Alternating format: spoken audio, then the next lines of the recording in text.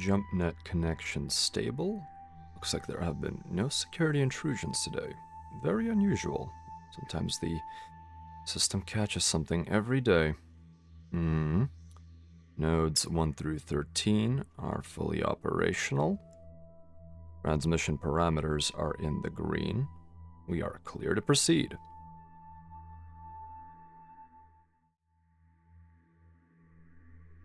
Greetings, wingmates. I hope that you are doing well in whatever temporal situation you may find yourself in. It is good to see that Niwa and Ringo are here. Early birds indeed. How are you doing, wingmates? How are you doing? I have enjoyed my hibernation since our last session together, where we were drawing a battle mech for Claudia Elora. Oh, I'm glad to hear that you're doing quite well, Ringo. It is very important to hibernate because sometimes a human's nervous system is unable to comprehend things quite as properly as it would when fully rested. What are your techniques to work your way out of lock-on withdrawal symptoms? Well, I think, as with many withdrawals, oftentimes it would be helpful to get lots of rest and time to yourself. And also, if you're having issues with that, always talk to your friends or your family if they are available. And if you need further help, there may be agencies that can assist you with that. But personally, since I am a pilot used to lock-on consumption, at the very least in a professional capacity, I've sort of gotten used to it. There are chemical agents that, or pharmaceutical agents rather, that do help with lock-on withdrawal specifically. I wouldn't call it an antidote, but it does ease the symptoms of coming off of it. After all, lock-on is lethal to anyone not hooked onto a life support system, so it is very important that there is a counter-agent to it. But it's been quite some time since that last lock-on dose, and I hope to not use it anytime soon. Greetings, Bird Mouse. Welcome to the convoy. So, today we will be continuing our artistic endeavor with Claudia's battle mech. Her land air mech, that is. Oh, Alaric, thank you. I'm glad that is the case. I might as well say ahead of time for anyone currently with us, I will likely not be able to have a data transmission nearly as often during this particular week as it is in Terran time, as I am preparing for Yuri's night and also handling some other things related to my actual position as a courier. It is time to deal with some paperwork with the Far Suns Coalition, so hopefully wingmates, you can understand that. But I absolutely look forward to the Yuri's Night celebration. I will be doing a rather an all-day series of streams. Not all day as in 24 hours, but I will have different sessions with different activities, hopefully to demarcate the anniversary of manned spaceflight.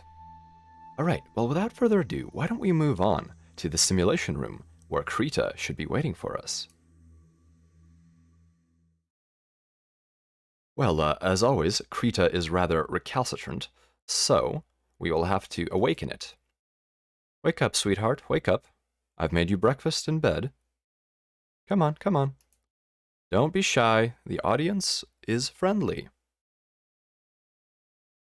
Oh, and wingmates, please let me know if my audio input is a little bit different. I have been playing around with that particular simulation, so perhaps it is a little more clear now. Come on, Krita.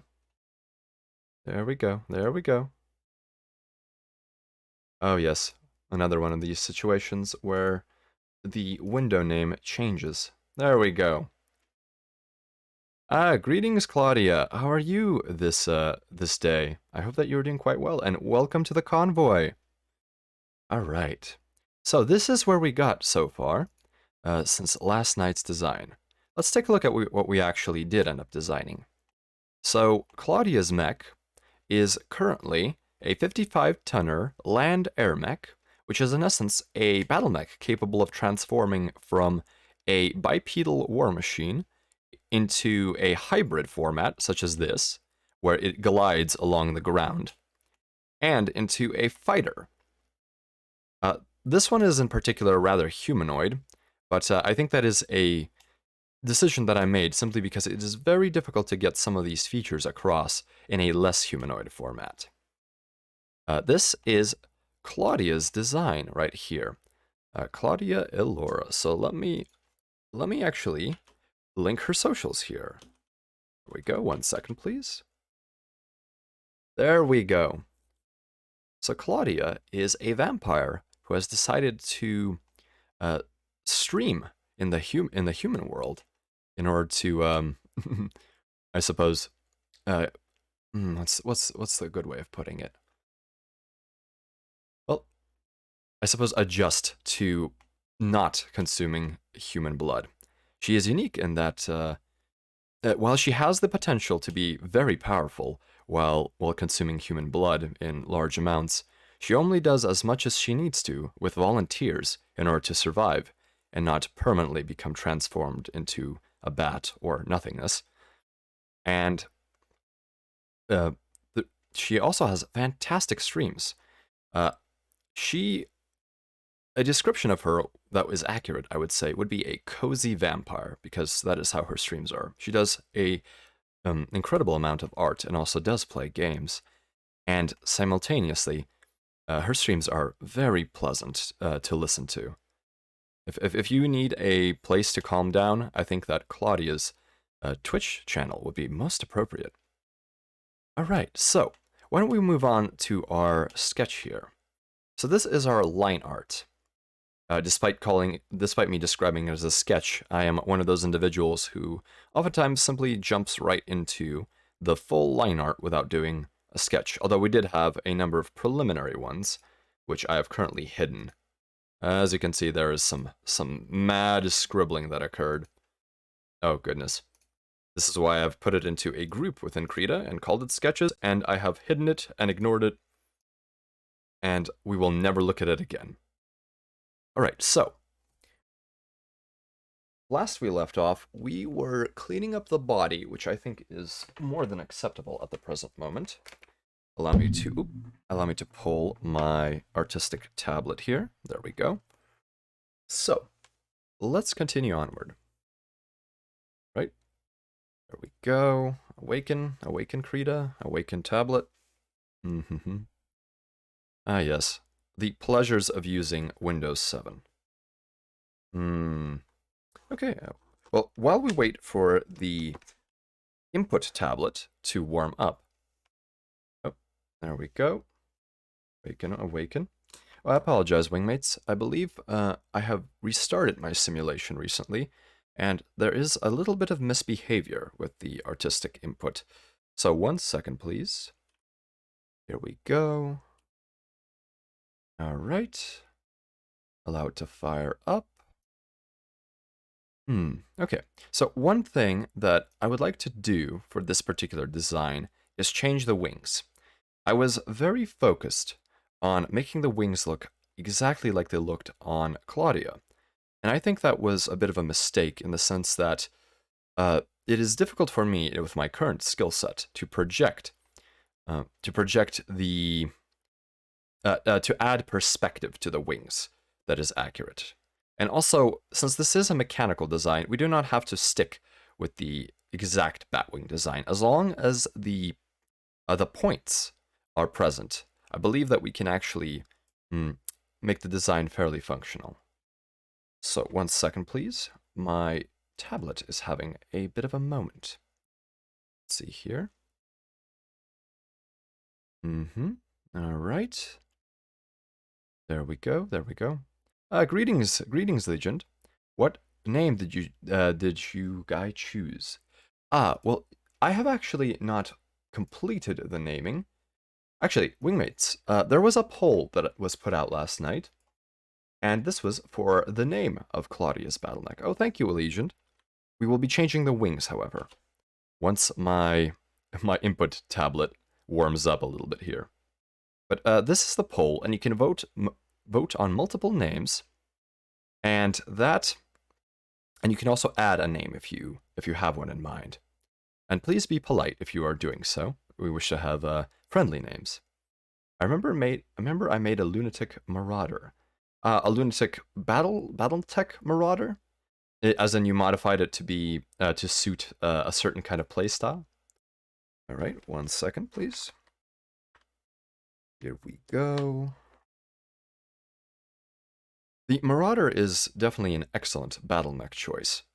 It has a balance of firepower, armor, and mobility, on a heavier chassis. You guessed that sanguine one. Well, this is why I'm putting the poll out right now, in case there are any other choices. I will personally not vote, simply because I don't think that would be appropriate, since I do have since I am the one currently asking for the poll. Let's see here. Come on, come on. Wakey, wakey. Apologies, I have to nurse this tablet back into health. Sometimes software does not behave despite your best intentions. Let's see. And, oh, are we having... Yes, there we go. We are back in business. Apologies for that, wingmates. Oh, there we go. Krita, are you okay?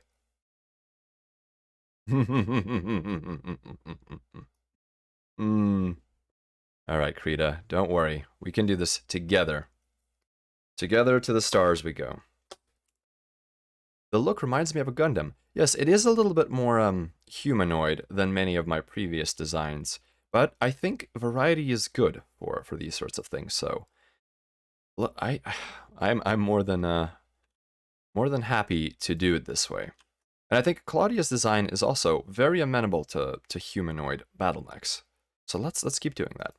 Well, clearly Krita has not appreciated that the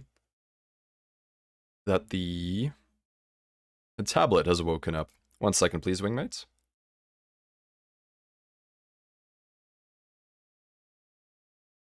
Alright, let's try that again.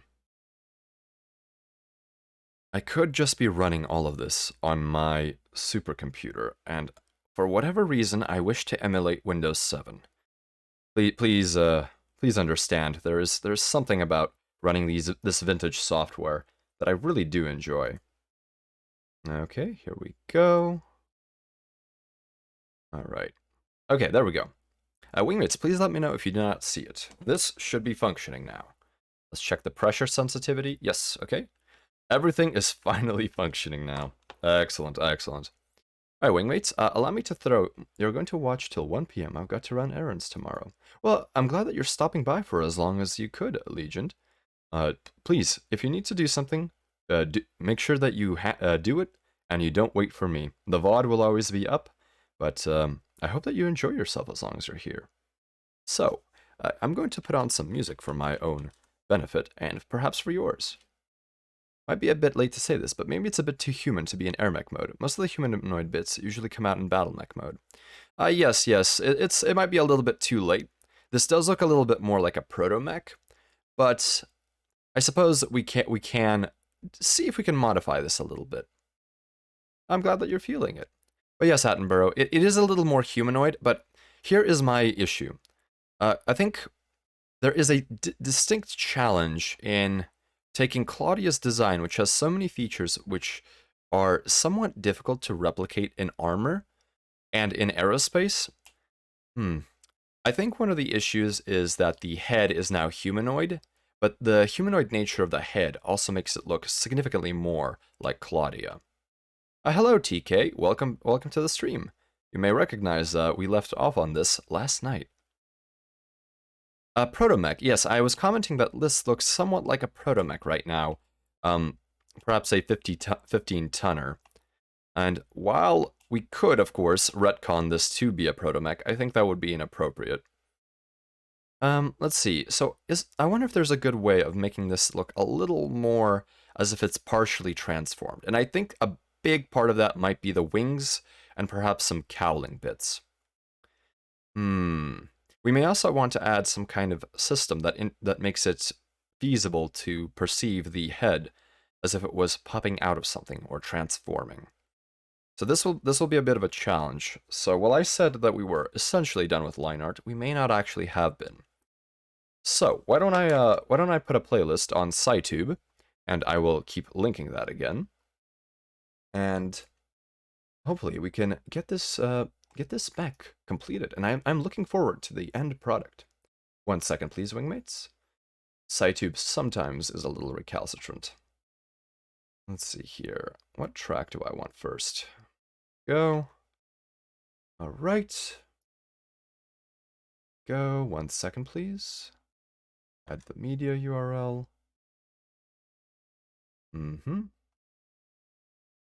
And shuffle. There we go. Now, hopefully nothing is playing over OBS right now. Let me just double check that. Excellent. Looks like we are in the clear. And here is the SciTube link again, wingmates. There you go. All right. Allow me 1 second to make some final adjustments on my environment here. There we go. Fantastic. So, let's continue onward. So, these wings, while they were a decent first attempt, and we do have sort of an understanding of what perspective we will use. This was my x-axis on my perspective, my roll axis on my perspective, and the z-axis. Of course, this is not how many do it, but in this given situation, with my skill level of manual artistry, I have resorted to these methods. So, I'm going to chop the wings off and put them on different layers, because we may wish to reuse them. There we go. Let's use our lasso tool in order to do so. And I will use the right-click command to cut selection to new layer. And now this should be on its own layer, which is right here. Protomech's Smoked Jaguar.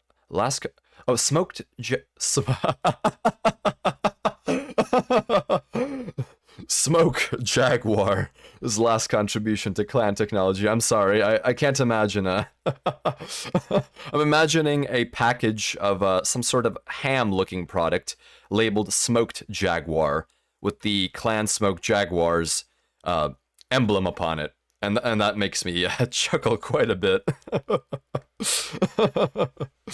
To anyone not aware with BattleTech lore. Oh, that cut didn't go correctly. Let's see, what went wrong here? Let me cut to new layer. There we go. Oh, I see, and we have to delete from this layer. Okay, there we go. Now the wings are safe, and we can try this again. But to anyone not aware of what Clan Smoke Jaguar is there is typically humanity is called the Inner Sphere in BattleTech, and there is a faction of humans who left on exile, in essence, and came back as a completely different civilization known as the clans. And one of these clans was Clan Smoke Jaguar, and they were known for their aggressiveness in combat. And during the conflict between the Inner Sphere and the clans, Clan Smoke Jaguar was singled out for absolute destruction by the Inner Sphere as a lesson to the other clans that the power of united humanity is not to be trifled with. Of course, the clanners are humans, although many of them are genetically engineered and birthed from tubes, in essence. Okay, there we go. We're functioning. Okay, let's see here. Let's make the brush a little bit smaller. So, what I think... Star League in Exile. Yes. In the history of the Inner Sphere, in essence, after human colonization, the space around Terra, or Earth, was controlled by an entity known as first the Terran Alliance, and then as the Terran Hegemony. And the Terran Hegemony formed the core of what became known as the Star League, which is an alliance of the Terran Hegemony and the other great houses, which were, I suppose, the remainder of human expansion.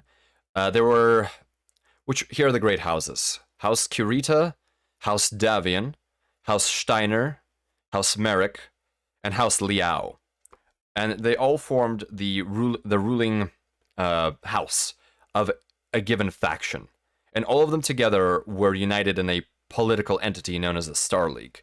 And after a civil war, the details of which demand an entire lecture of their own, which Tex of the Black Pants Legion has done on YouTube much better than I could deliver it. At least that's what I will say about Tex's talents. After that civil war, the Star League military exiled itself for the protection of humanity. And that is how the clans came to be, from these exiles. It is a massive lecture indeed, TK. TK, if you would like, could you please, or anyone, link the Black Pants Black Pants Legion, or perhaps Tex? I think many users would find, even if they are not interested in the lore of BattleTech, just the demeanor and the way that Tex presents the material to be quite interesting. All right, so thank you, much appreciated.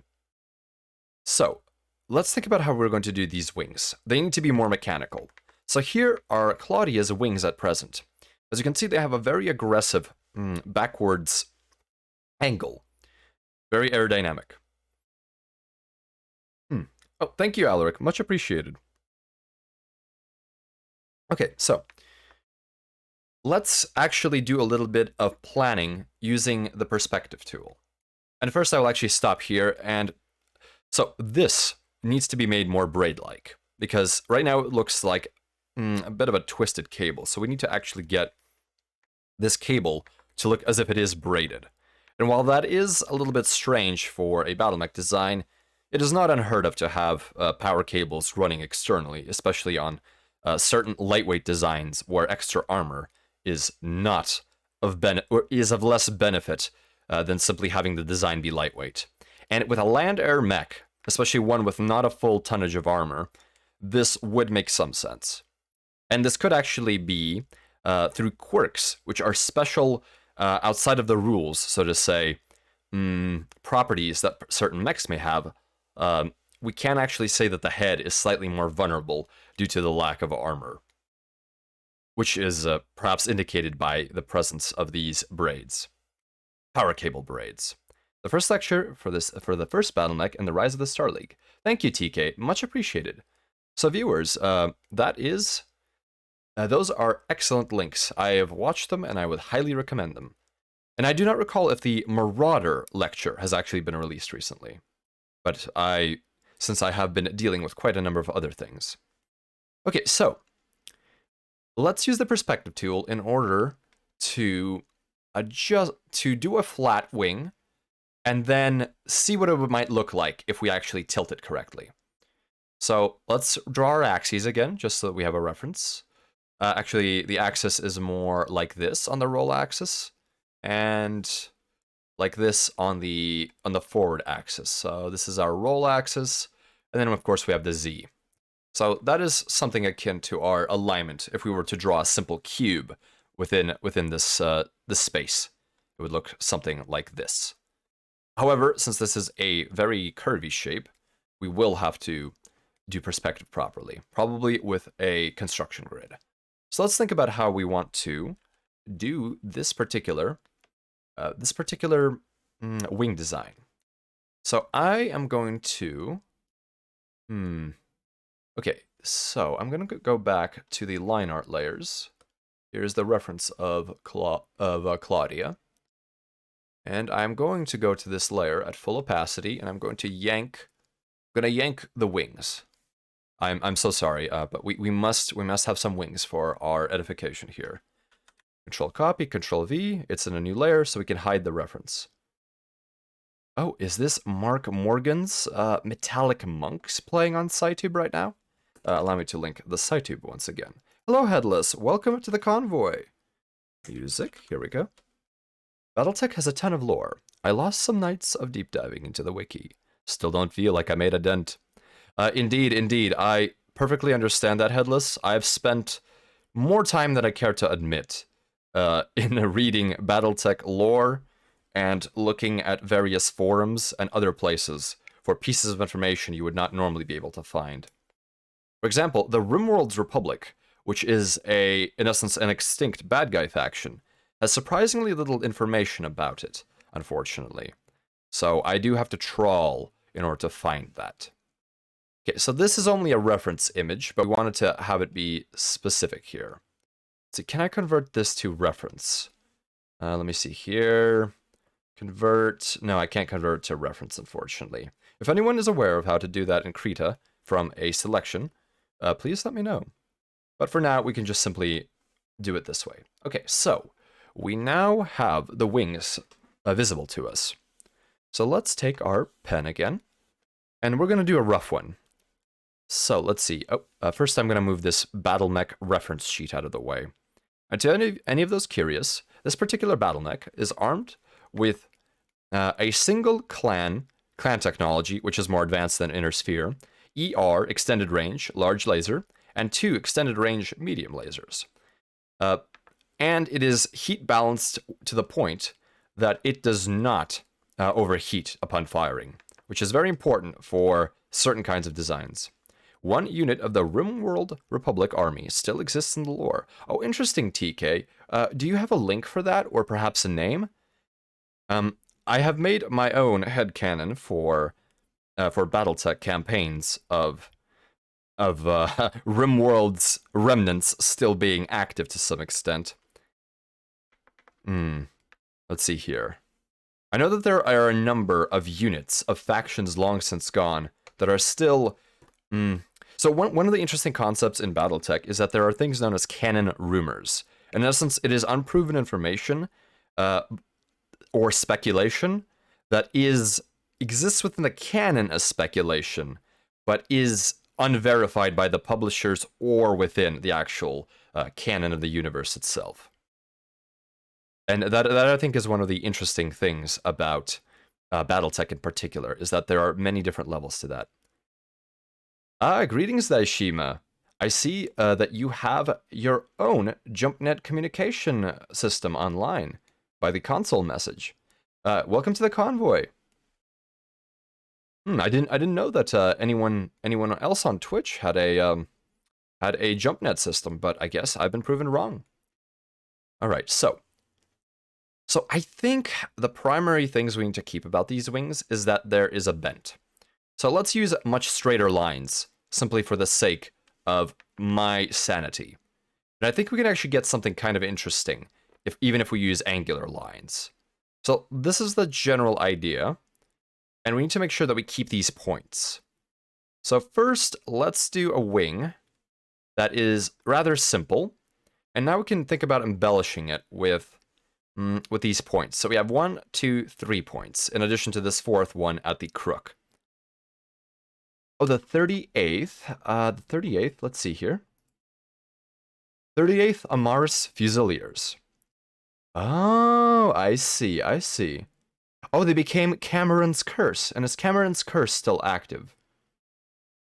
And they were suspected to become the Raymond's Redcoats. And the Raymond's Redcoats is still... Oh wow, they went and became heroes. Wow, this is fascinating. Thank you very much. I'm going to look into that. Thank you, TK. Wow. Okay, that is a revelation. As you can see, wingmates, even if you've done quite a bit of BattleTech, there's always something you do not know about.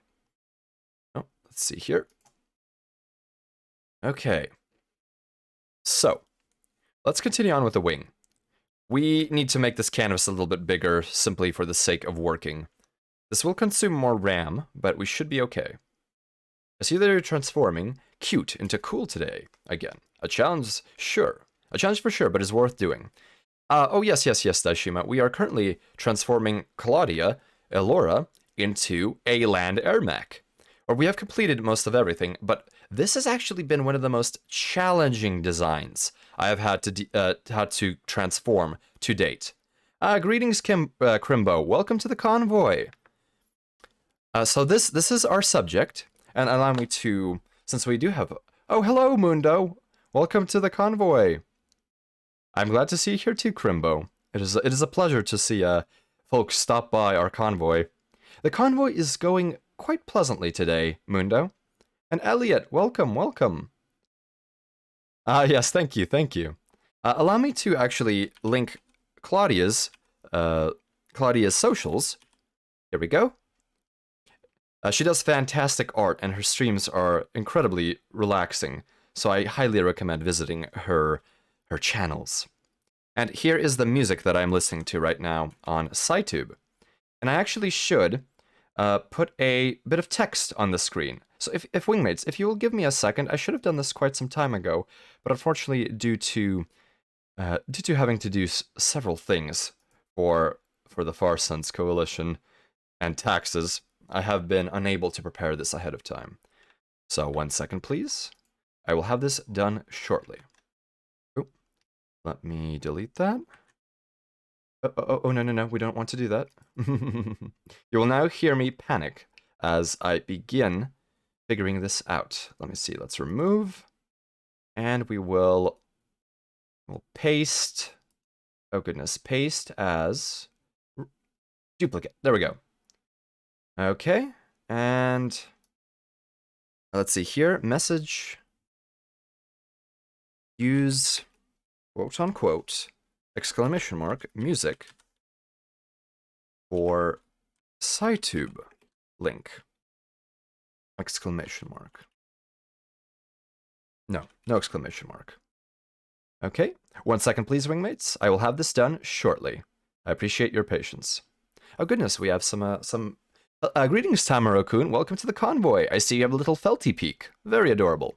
And a couple of merc units working under contract with Amaris survived the war, with one, I think, still active in the Jihad era. Oh, that is... Yes, I would imagine that not everyone was caught and purged after the end of the Amaris civil war. TK, if you remember any one of those units, please feel free to let me know. I'm very curious about anything related to Amaris. Let's see here. Let me select the font correctly here. Let's see. Let's make the size much more amenable. There we go. All right. Oh, no. Oh, goodness. 1 second, Wingmates. Let's see here. There we go. That should be much better. And we will want a background for it. There we go. And 1 second. Let me center that. You are getting the full experience of me utilizing my scuff coupon in order to handle some of this. Center horizontally. Oh, no, I didn't want to do that. Okay, well, that is acceptable to me. Wingmates, do you see the link for the music now? Or at least the explanation of the command? I certainly hope that it is readable from this situation. There we go. There we go. A little bit better. Hey, no prob, dude. Panic. Oh, excellent, excellent. Thank you for the confirmation. Ah, Ray, welcome to the convoy. Well, if have I missed anyone else? My goodness. Yes, the command. Okay, so let's continue on with working on Claudia's wings. Okay, so because I've proven incapable of doing these sweeping designs, and I think that the lander mech needs something a little bit more mechanical, then let's try to translate the essence of these wings into something that is more appropriate. Apologies. Oh, no, let's expand the canvas. Let's actually delete these wings here, because I don't think they're as proficient as I would like them to be. And let us actually use another layer for sketching. So let's go with cyan. Let's go back to our brush. Greetings, Lecanoscopy. Welcome to the convoy. More wing pain indeed. Sometimes you must suffer for your art. And I will not say it's suffering. It's enjoyable, but it is a challenge right now. You picked ahead and saw a song from your favorite band of all time. Oh goodness, Mundo, that is fascinating. Well, if it's very far ahead and you're not sure if we'll get to it, feel free to punch it in the chat and let me know. No peeking. Oh my goodness. Okay, so let's use our sketch layer to allow us to brainstorm what this wing will look like. This is one thing I neglected during my initial assessment of Claudia's design. So let's see here. Also, I think this tail should be a little shorter. And maybe even curved. Are we trying out different techniques to make the wings? Well, I'm going to do a flat drawing of it, then I will use the perspective tool to give myself an idea of how to draw the wing that we're going to do correctly angled for this particular perspective axis. Let's see here. So, once again, we have the key design of we have a downward angle here, followed by a bump up. And then once again, we go down to a tip. We need to move this BattleTech reference sheet away. We know what the design is. It's more straightforward than many of them. Let's see here. Can I pitch an idea on how to do her wing? Please, Niwa, that would be greatly appreciated. I am all ears. The backseating allowed tag is enabled. So I think that our junction here was a little too thin. So while we still will keep a relatively thin junction, I think that we should expand it a little bit. All right, so something like that. And we have 1, 2, and 3 points that we will need somewhere. And I think that we want to keep them level. Let's try that. Oh, I see, it's an image link. Here we go, let's take a look.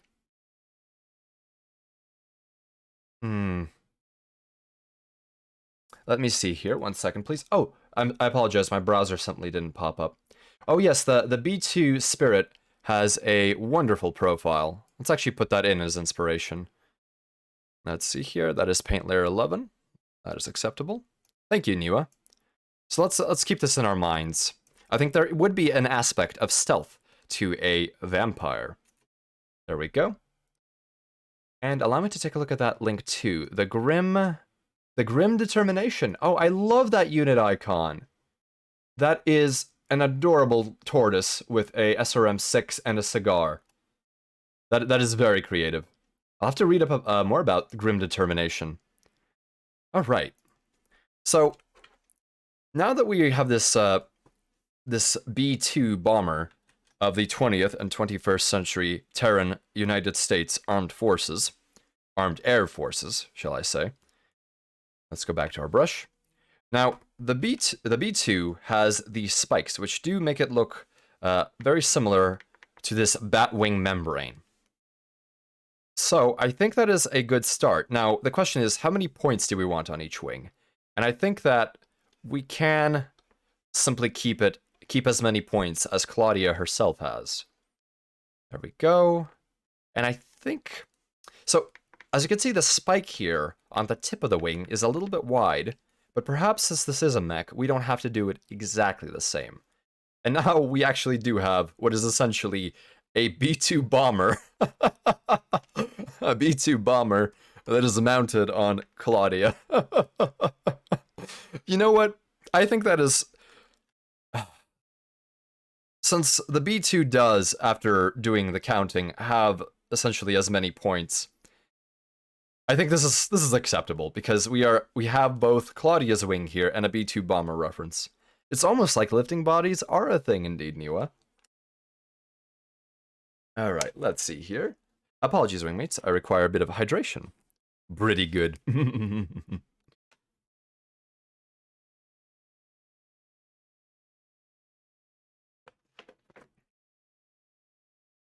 There we go, there we go. Okay. So, I think this idea for a wing is not too bad.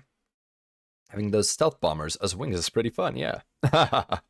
Okay, you know what? Let's do this. Now, let's just think about, do we want to do anything about the wing root itself?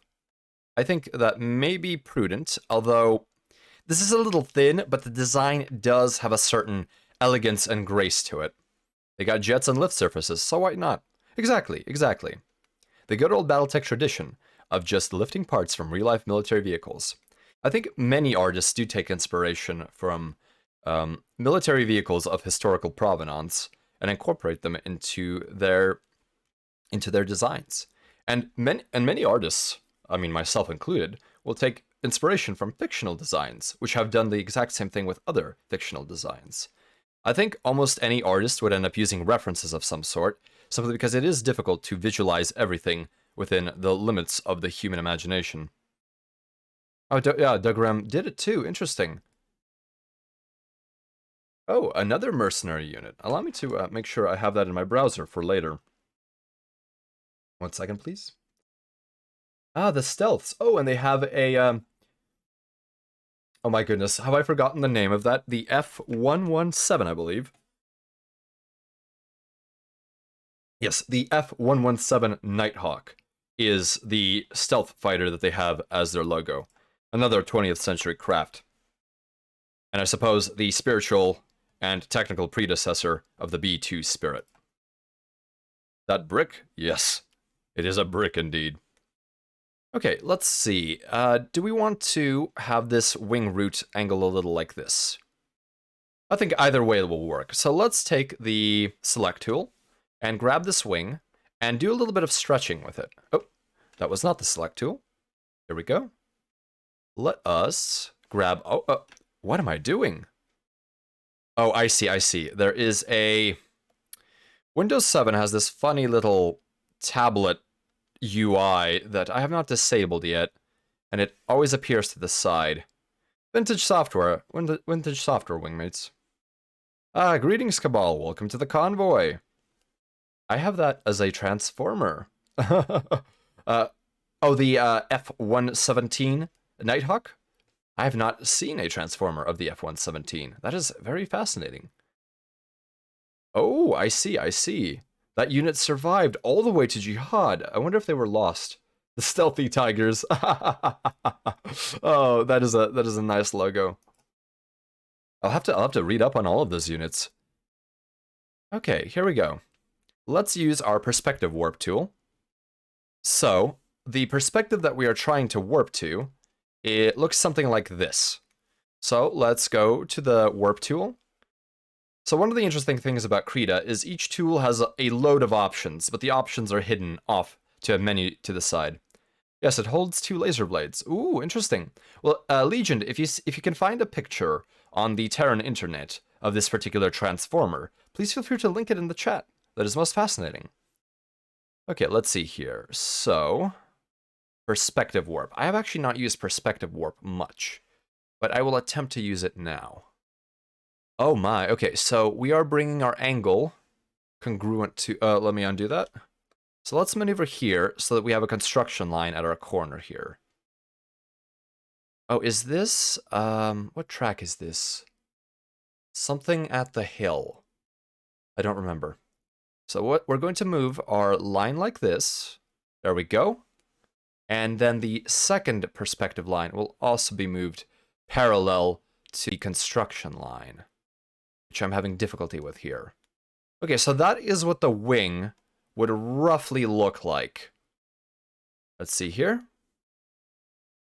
Okay, that is definitely looking a little bit different. Oh, and this is not steep enough by far. Let's be very careful. Let's make sure we have a proper parallelogram. Let's see if I can use shift as a snap. Apparently I cannot. Let's see here. You may be able to simply skew the selection tool. Yes, I could also use the selection, the skew tool. Let me get the angles right here for between the construction lines, because we are not perfectly level. There we go. Okay, that gives me a much better idea of how I should be drawing this. In fact, I think we will mirror the wing and slap it on as a sketch layer. It is a fantastic function. Krita has a variety of these tools. Movieverse Wind Wipe from Revenge of the Fallen. Birdmoz, I'm not exactly remembering about those references. If you could throw a link down, that would be very, very interesting. Or perhaps explain it briefly. Might be able to simply... Oh, yes. Some of Mars personnel also joined Star League and went into exile, with them becoming members of the clans. Oh, yes. That was a something difficult to learn about, but I have heard about that indeed, TK. Thank you for that, for pulling out those wonderful bits of lore about Battletech. Notions at the hill. Thank you, Attenborough. The line you have there doesn't quite line up with the shoulders. It does not, but I'm simply having a sketch. This is not the final product. I'm simply getting a bit of a guidance. So I'm unfortunately not good enough to do perspective warp by hand yet, so we're going to use this tool in order to save time. Oh, thank you, Birdmoz, and no apologies necessary, because we are, it is difficult to... Oh, you see, I'm not very well aware of the Transformers universe as much. Oh, that is a very cool That is a very cool transformation. Thank you. Thank you. Oh, hello, Josabel. Welcome to the convoy. And Attenborough, I forget if I've said hello to you, but welcome to the convoy. I think, I don't, my goodness, my memory is failing me today. But yes, welcome, welcome. Perfect. All right, so let's actually... Oh, I've already warped it. Okay, we're gonna have to undo the warp and mirror it. So let's go Control Z and go back to, there we go. Control copy, Control V. Let's see. Yes, we have 2 layers now. And I'm going to take this layer, the top one, and I'm going to once again apply the same tool, and I will go back to this particular mode, and I will flip it. There we go.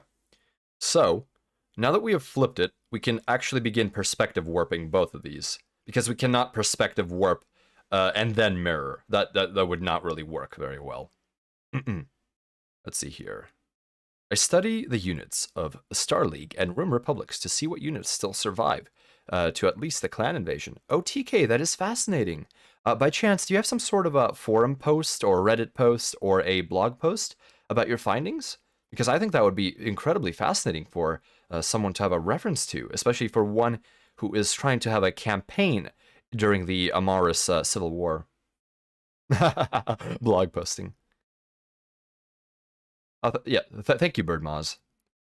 I'm glad that you're enjoying the mech designs, Josabel.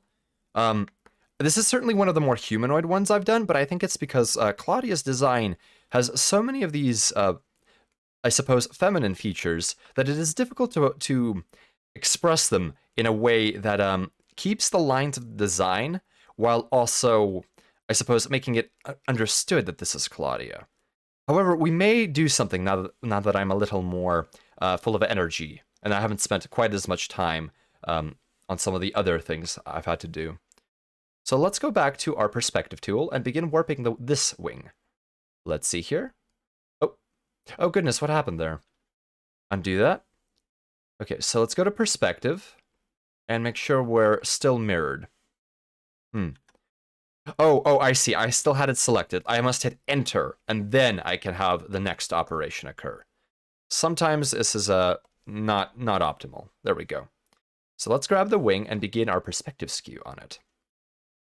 Integrated with feminine features wonderfully. Oh, thank you, thank you. I still think that there's quite a ways to go, and I can still, of course, learn more. And I think there are certain secrets to designing Mecha and Mecha Musume with feminine features, but I absolutely did not want to resort to simply having oh my goodness, how do you pronounce it?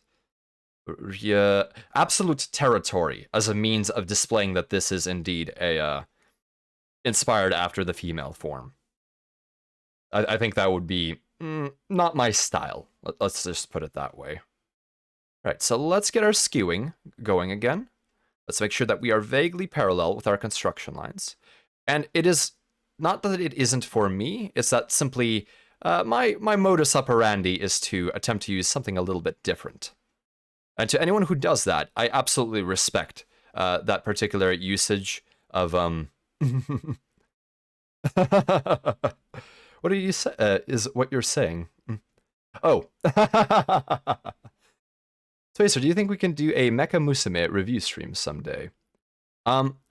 Well, if there is interest in that, I suppose we could do a Mecha Musume design stream. Although, unfortunately, I think many of my statements would be rather tame.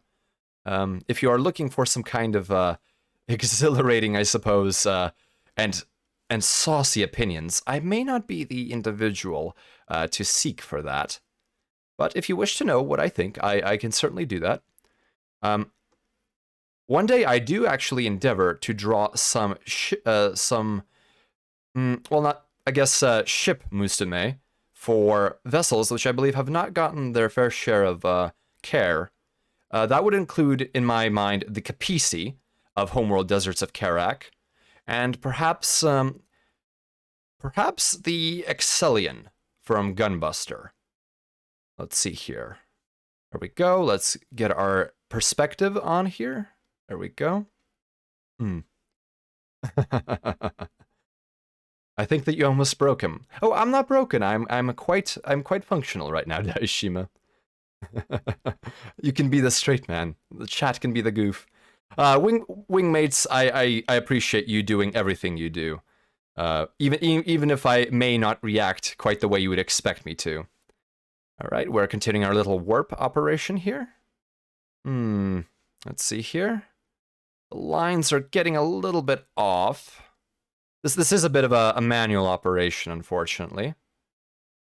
Okay, well, for now, I think I can leave it. Maybe not. A collab with Picky. I've heard from a little birdie that she also likes Mecha Musume. Oh, Attenborough. You have quite a few little birdies. Well, if Picky wishes it, and you know, we are agreeable, then I would certainly be open to a discussion with her of the design features of Mecha Musume. The third party Arky toy is saucy. Oh goodness, Legion. Non-saucy lecture would be excellent, no matter the subject. Oh, hello, Velik. Welcome to the convoy. I'm glad you think so.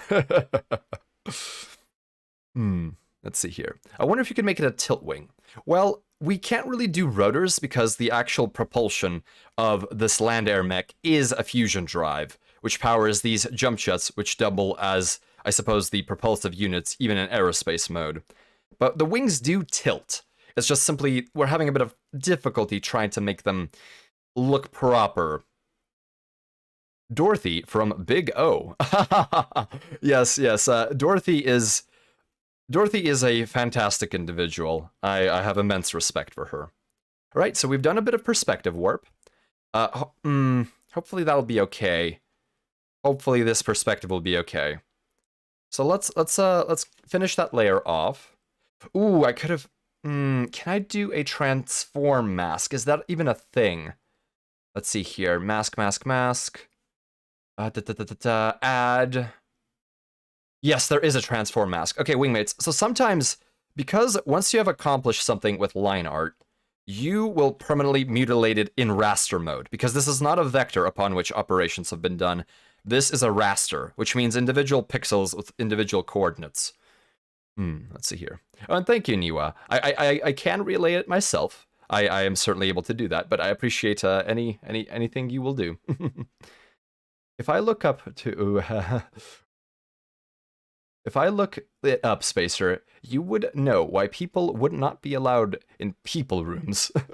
Well, let's... yes, perhaps if that particular saucy figurine is not appropriate for this, let's keep it out. I thought the wings, like the B2, contained lift jets. Oh, as in the where the turbines are on the B2. Well, in this particular design, the wings are simply wings, and the engines are somewhere else. We're taking inspiration from the B2. But Rory, I think that is a interesting way of thinking about it. Although we could move a jump jet there, but I don't know if it would fit very well. So wingmates, let's do a transform layer. It is a female robot indeed. Let's see here. Will the wings be completely level with each other, completely straight? We're going to try them be in the same perspective. Let's see. Okay, let's see here. So, I apologize. This is something new to me too, but let's do a transform mask. And masks are very handy because they allow you to do something without destroying the original. Let's begin our transform once again. And here we go. Let's make sure that we have our warp. We warp back. Oh, is this Feel Good Inc. by the Gorillas? I very much enjoy this track. All right, let's get our warp. Okay, level out the wing. There we go. There we go. Okay. Getting that perspective correct within the construction lines of our perspective. All right, let's see here. That is looking a little bit better, although not... I see the lines are not exactly correct, but I think this will be acceptable. So let's hit enter, and now we have our transform saved. And let's see what happens if we actually attempt to move our selection after the transformation. There we go. Okay, what did the transform mask do? Let's select the transform tool again. As you can see, moving it actually skewed the transformation quite a bit. So we must correct it. We must get our lines parallel again. So we need to be very cautious with the way we use masks and movement operations. And as you can see, we are actually a little bit... we'll have to move the wing again. Let's see here. Oh yes, there's the side tube. Welcome to the convoy, Warhammer Dadem. Apologies, that took a second to pronounce. Alright, let's see here. Oh, clipped. Thank you. Thank you. Thank you, Cabal. Thank you for the clip. Feel free to pass it along if you would like. That is, I am more than open to that, and I have no secrets about it.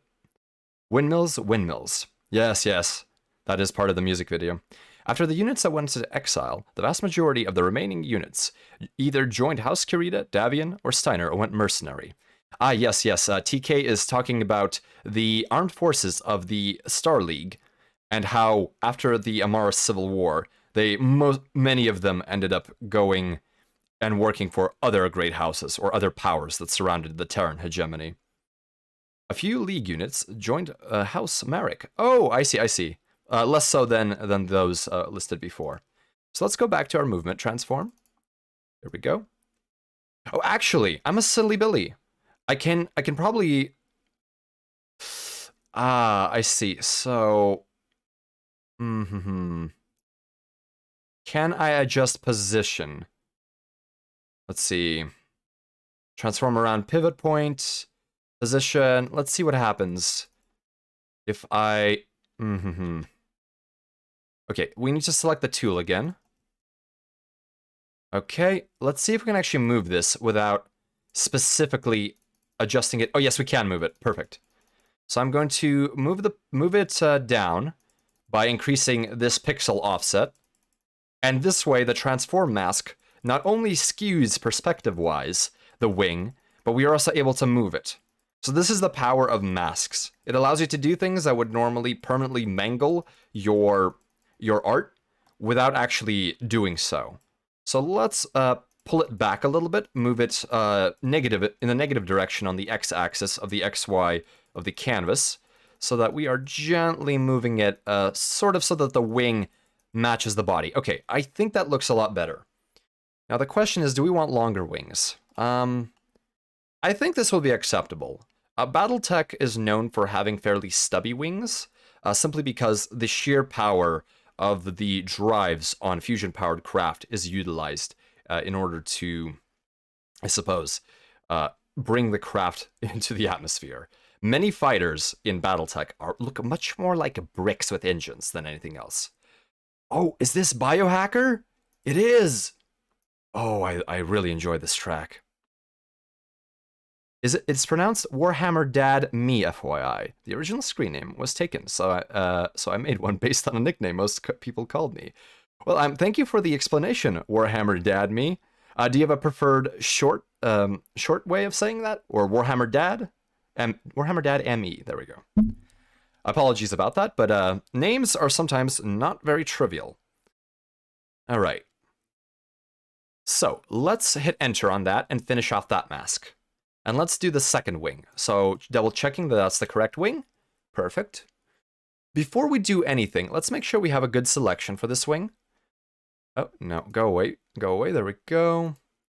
So let's select the wing. 1 second, please, wingmates. And here we go. No worries, just ME is fine. Okay, I will endeavor to remember that. ME. Thank you.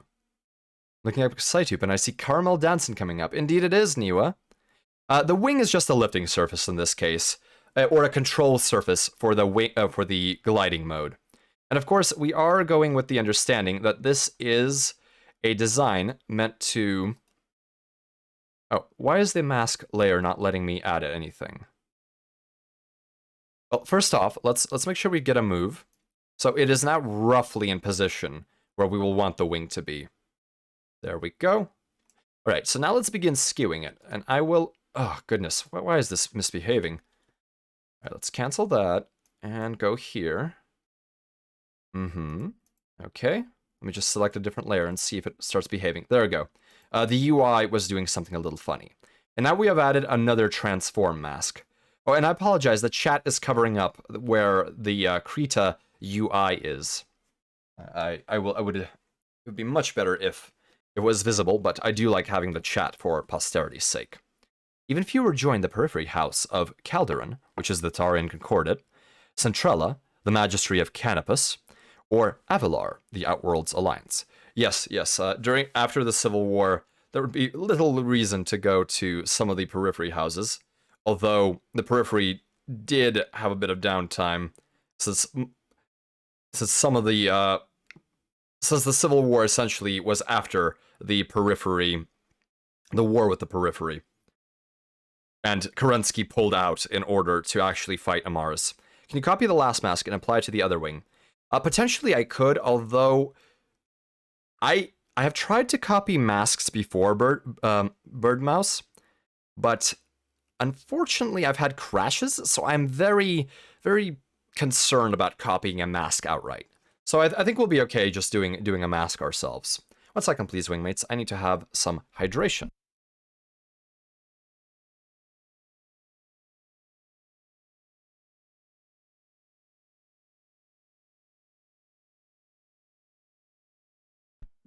Speaking of crashes, it's a good time to save as any. We have made our save. 1/3 of a gigabyte with all of the crazy layers that I have done. At least in terms of RAM. On disk, it is most certainly compressed. With lossless formats for the raster layers, at least. And you can actually get pretty good compression even with a PNG. Let's see here. Let's stay safe indeed. Is that due to a lack of memory? These art programs require a lot of stuff. The crashing for copying masks. I'm not sure. It may actually just be a bug. It could be a bug or it could be something else. So let's go back to our perspective warp and get ourselves adjusted to the construction lines. There we go. Let's do that. Let's do that. Okay. All right, getting that level. Okay, so let's try to keep the scale of the wings remotely similar. And we're going to have to eyeball it because I'm not doing this in a very professional way. All right, let's see here. Get this a little bit lower so that the tips sort of match with that particular construction line. There we go, there we go. Okay, so now that actually looks pretty good. We can see that there is a spot in the spine where the two wings would meet, although I think the offset is not exactly what I would want it to be. Right, we're getting that warp incorrect. There we go. Let's adjust this corner so the lines are vaguely parallel. I do wish that there was a parallelism indicator, but this is not a CAD software. Okay, that is looking vaguely acceptable to me. So now let's do a movement transform. Let's see here, so let's adjust the move so that the wing is a little bit further out, and perhaps we'll make it a little bit lower. Oh, this is the Grey Army theme. I absolutely love this particular track. I apologize, wingmates. I will have to turn it up a little bit on my own end here. Excellent, so we have used the transform masks in order to move these wings into position. Now let me crank this up a little bit. There we are. Bugs are always possible as well. Indeed, I need to do some experimentation to see if it's an issue with, I suppose, memory allocation or something like that. But I doubt that is the case. Especially when you write code that doesn't have any kind of optimized memory allocation. Generally, if this is written in C++, you will... The compiler knows what to do in terms of that. And anyways, the operating system is in charge of memory allocation. You simply give it a request for new memory using a system call, and it will allocate as it sees fit. CAD is for nerds, rich nerds. Headless, there are, of course, open source CAD programs, both parametric and with a proper user UI. So They are very difficult to use because they don't have nearly as much UI development, but it is fully possible to utilize computer-assisted design, at the very least for something mechanical. All right, so we have completed that. Excellent. So let's have our selection for everything and go back to our line art. So now we can actually begin drawing the wing properly. Let's remove the construction lines on layer 8. Let's see here. What was it? A Google program that lets Google Sketch, a 3D program that's free. I forget what that particular program is. I think it was SketchUp or something like that. It's been some time since I've looked into it. I want to CAD. It's kind of easier for me than Blender since you can constraint. Yes, Niwa, I very much understand your thinking there. Since Blender is not necessarily a procedural thing, whereas modeling, especially parametric modeling, or CAD modeling, parametric CAD modeling, is very much procedural. As long as you follow the exact same steps and sketches, the extrusions, rotations, cuts, unions, joins, etc., should be able to reproduce the design exactly. Without some of the things, although you can't use things like brushes. Oh, thank you, Rory. So yes, C++ and the Qt libraries for C++. C++ is one of my favorite languages to program in, although it is a little bit obsolete in my particular line of work. Although it's obsolete in the sense that I like to use a historic version of it. But C++ has surprisingly survived, heavily altered, throughout the thousands of years of human history since its creation. Yes, it was quite nightmarish, professional marksman, to use FreeCAD sometimes. And welcome to the convoy. And Rory, welcome to the convoy. Cabal, you're heading out. Oh, of course. I'm glad that you're getting some rest and that you're keeping track of your time. I hope that you have a good sleep. The units remain loyal to the Star League and choose neither Exile or Comstar and were destroyed in the First Succession War for their choice. Yes, that is the unfortunate part about not siding with a major power. You may be troubled with it. Okay. You may be troubled with your decision if it does not fit the powers that be. Is this speed of light? I think it is. Alright. I can turn the music down on my end. 1 second, please, wingmates. This is a little bit louder. There we go. Okay, so now that we have our wing sketches, let's actually go back to the line art and begin drawing the wing itself. Okay, here we go. So we are using green, or this cyan color. So let's do the wing. And let's move both of these let's move our line art above both of those layers. All of those layers, in fact. Okay. Let's see here. All right.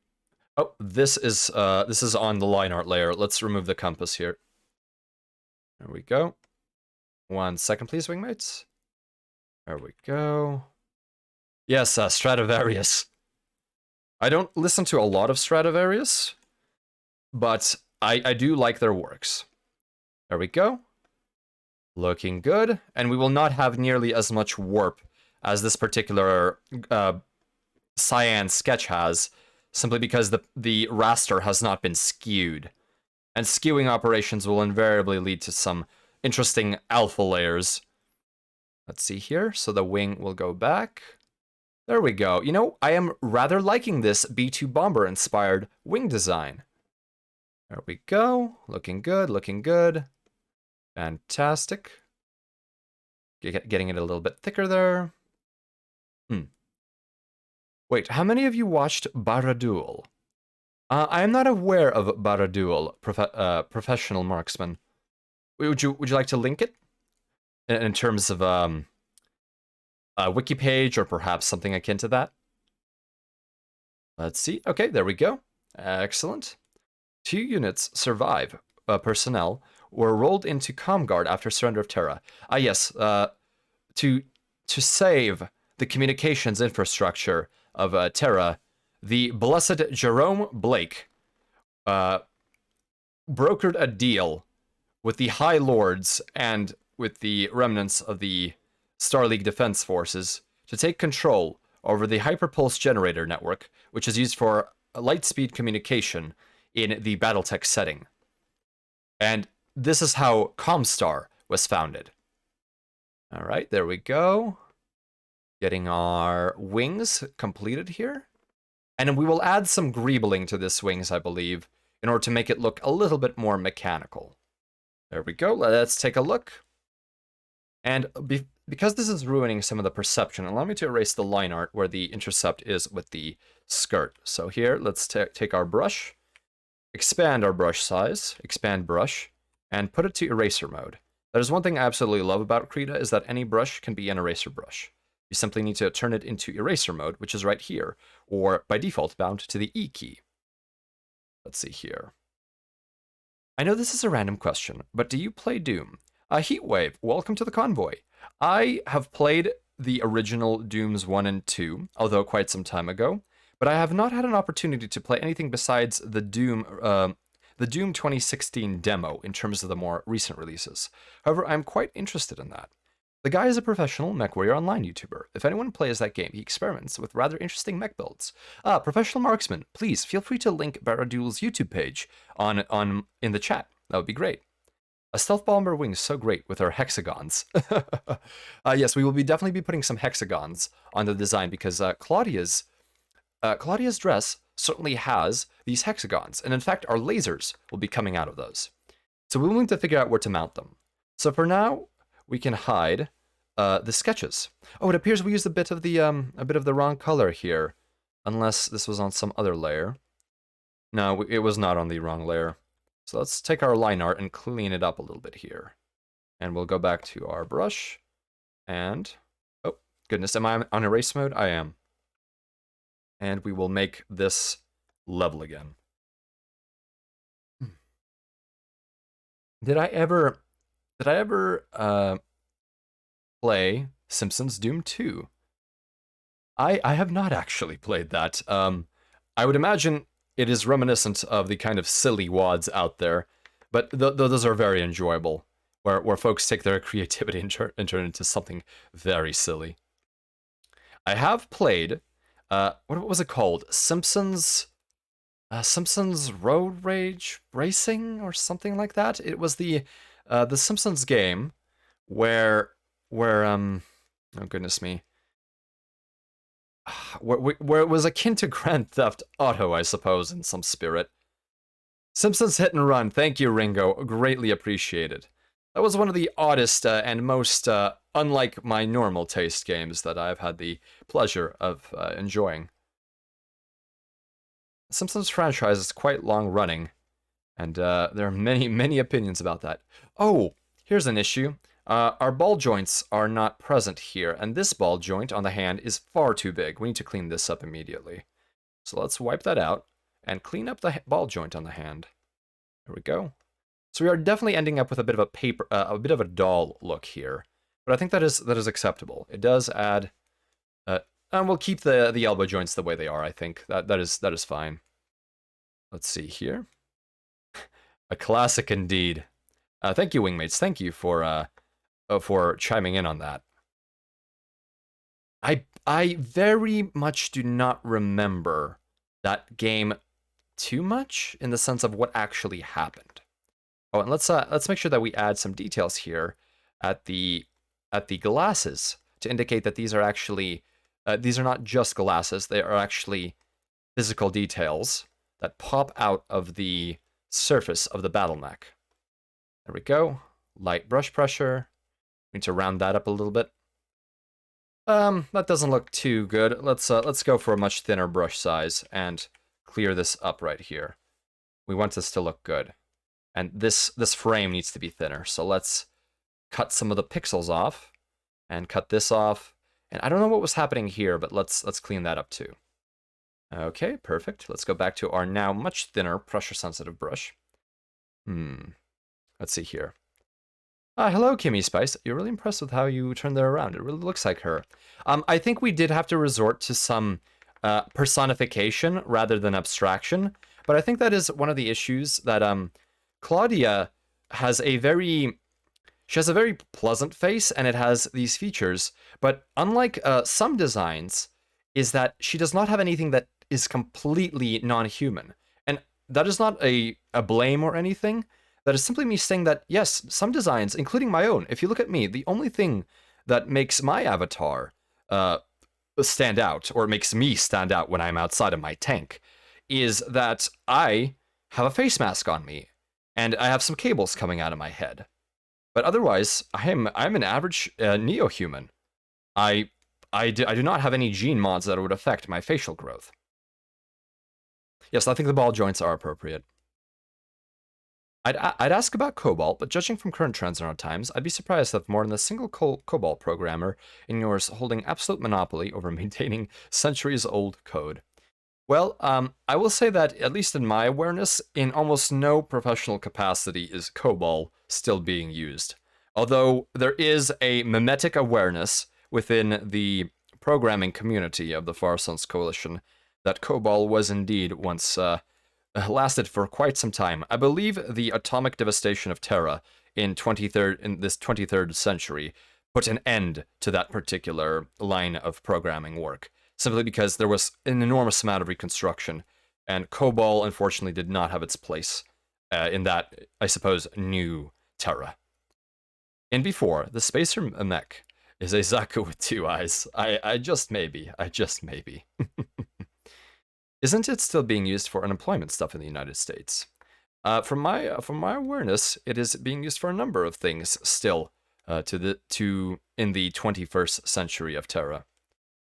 All right, let's see here. Okay, so we've done the wings, but we haven't added any details. Now we're gonna finish cleaning up the face because this was what I was thinking about before I got a little bit distracted. So because the face is a curve, closer to the mid-eye, there will be less of this this component here. So let's draw this little, I suppose, indication that this is a design element and not simply a piece of glass that is tacked onto the surface of the mech. And we will need the same sort of treatment here. So we have a curve, and then we have a line indicating that there is a drop. Not perhaps the best rendition, but I think it is adequate. We'll have to come back to this, and for the nose bridge, we need to indicate that it is three-dimensional also. So we will add a little bit of a line here, I think. Perfect.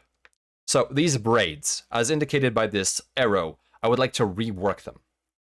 I can't believe how much stuff still uses that crusty code. Daishima, the ancient phrase is, if it is not broken, do not fix it. And I also abide by that sort of thing. As long as the code is not crashing and is reliably written, it doesn't matter, in my opinion. Oh, wow. Wingmates, I must admit to an embarrassing fact. I have forgotten if COBOL is compiled or interpreted. COBOL. Let me quickly look this up. Let's see here. It is the common business-oriented language. It's a compiled language.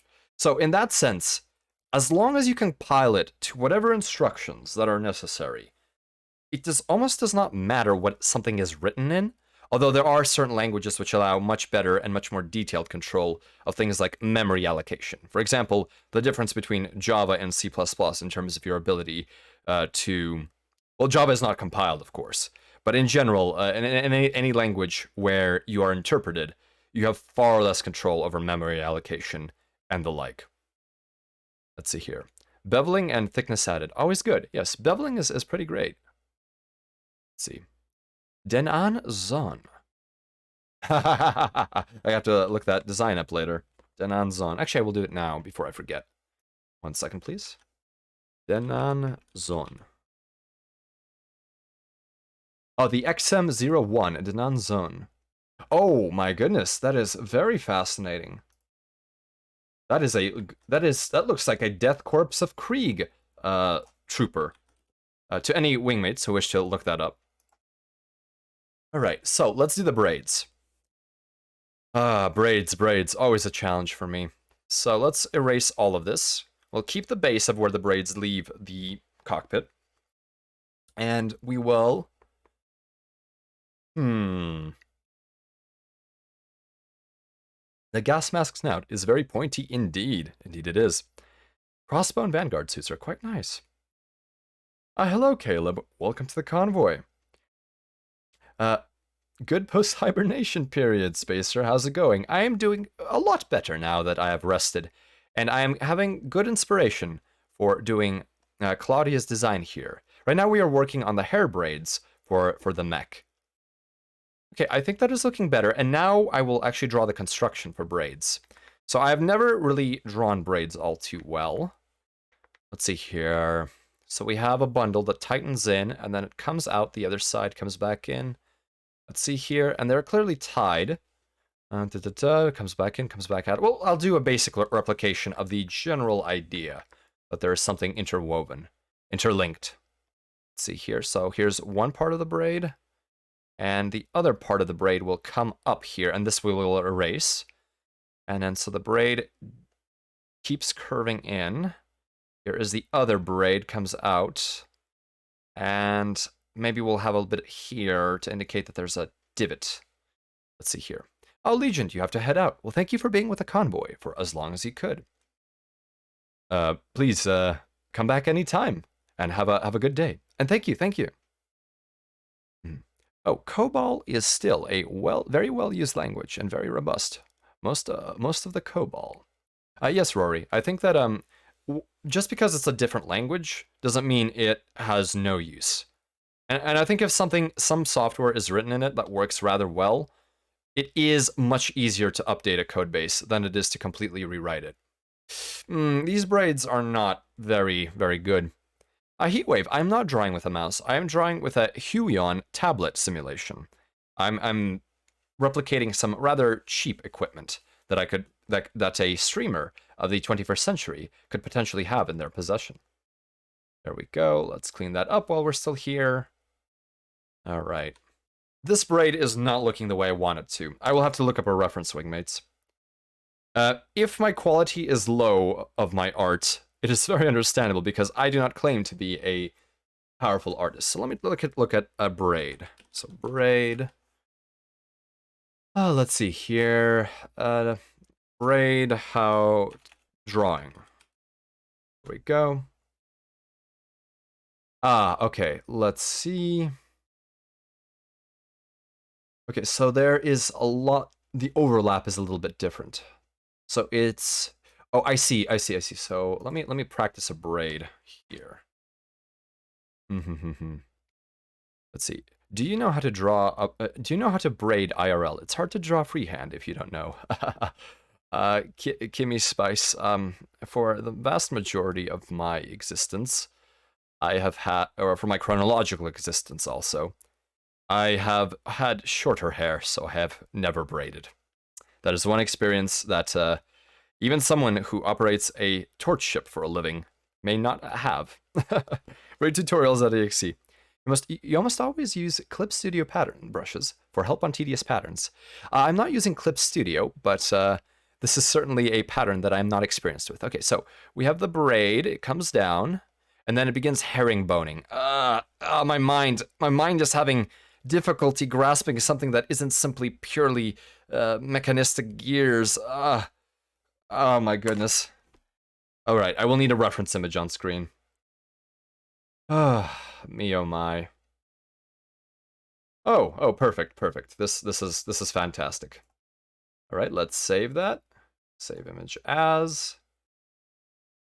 Reference images, fantastic. Let's go to the correct folder where that is located. 1 second, please, wingmates. I will be functioning shortly. Oh my, why is that not?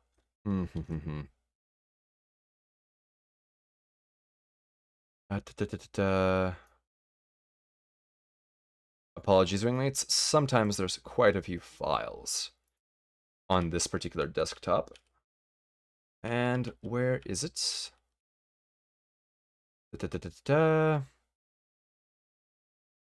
I have found an image of a meme image of Leonid Brezhnev, but I have not found the reference image. This is most distressing.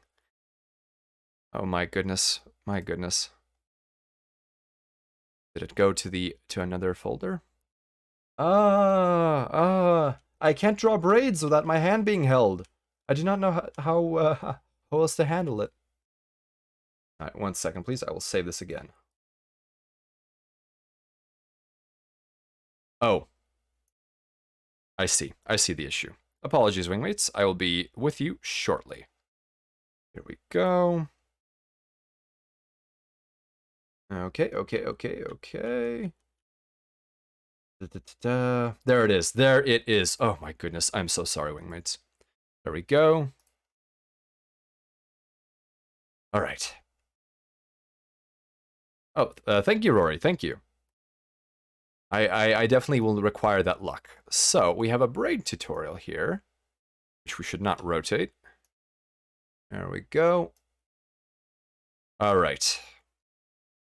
Spacer draws his first proper braid.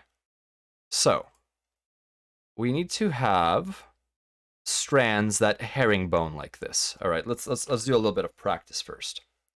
All right, going back to our line art layer, go to brush.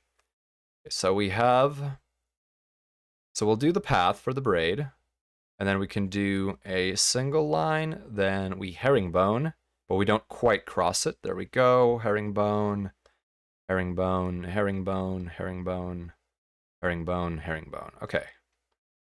Perfect, perfect.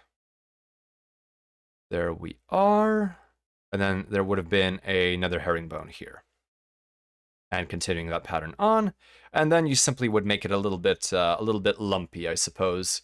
And then draw the details if this was actual hair and not Mech power cables that were braided for an interesting design reason. Let's see here. And I suppose these would also bulge a little bit because they are cables after all.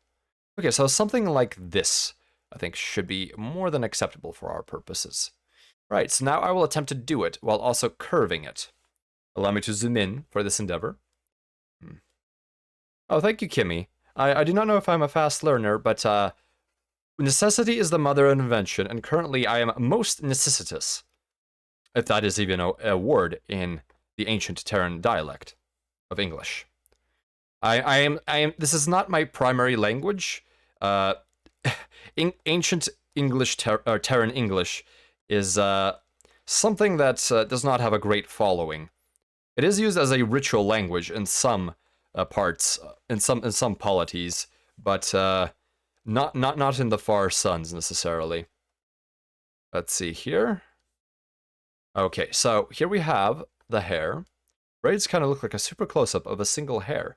To some extent, yes. Although I suppose the I would, at least from my remembrance, it would be more like these little protein shelves that are kind of forming layers, and perhaps even, I suppose, coming out, since there is this discrete growth of pattern to the protein.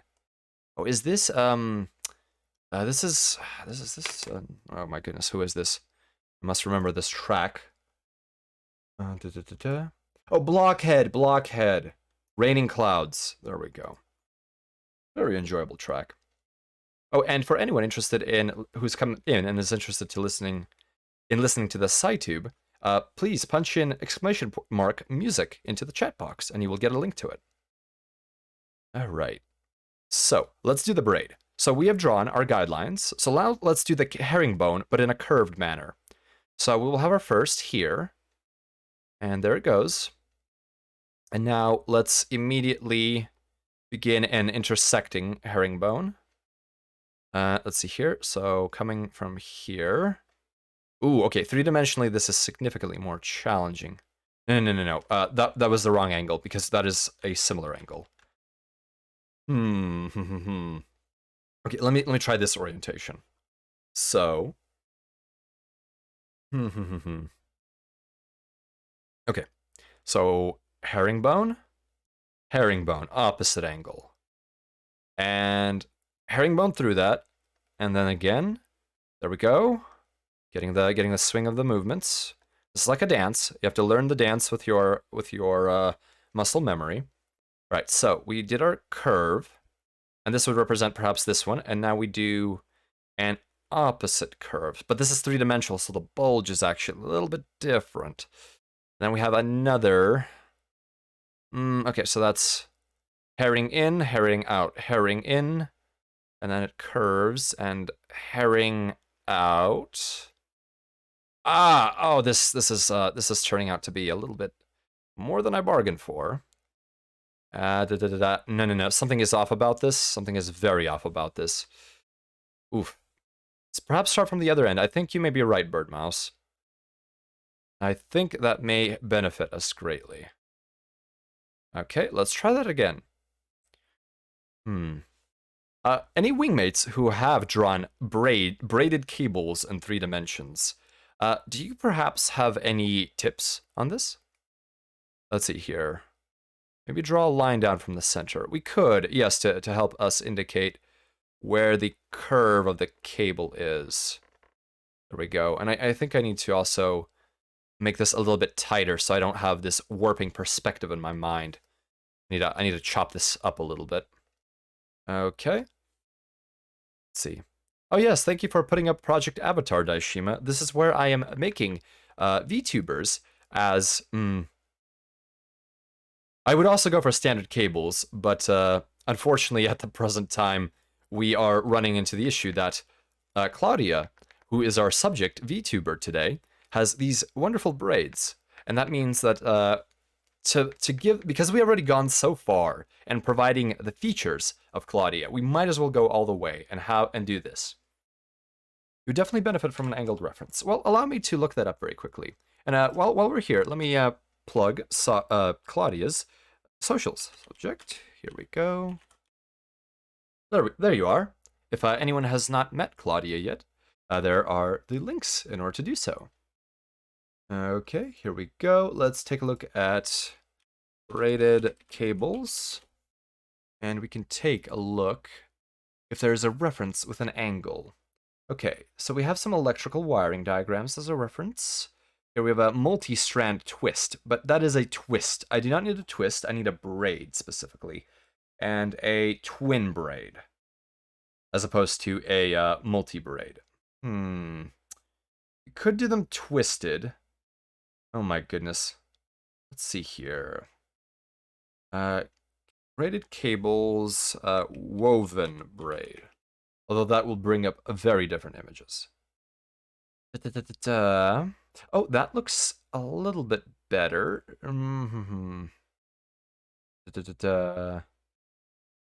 No, it seems like... Will I have to simulate a piece of paracord, cut it in 2, and actually braid right now in order to get a 3-dimensional reference? Is it that difficult to find a 3-dimensional reference of a braid? I'll have to look up hair, as opposed to grasping straws for a good reference.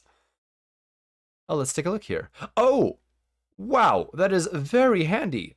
Oh my goodness. Oh my goodness. Kimmy Spice, thank you so much. This is fantastic. All right, let's save this image.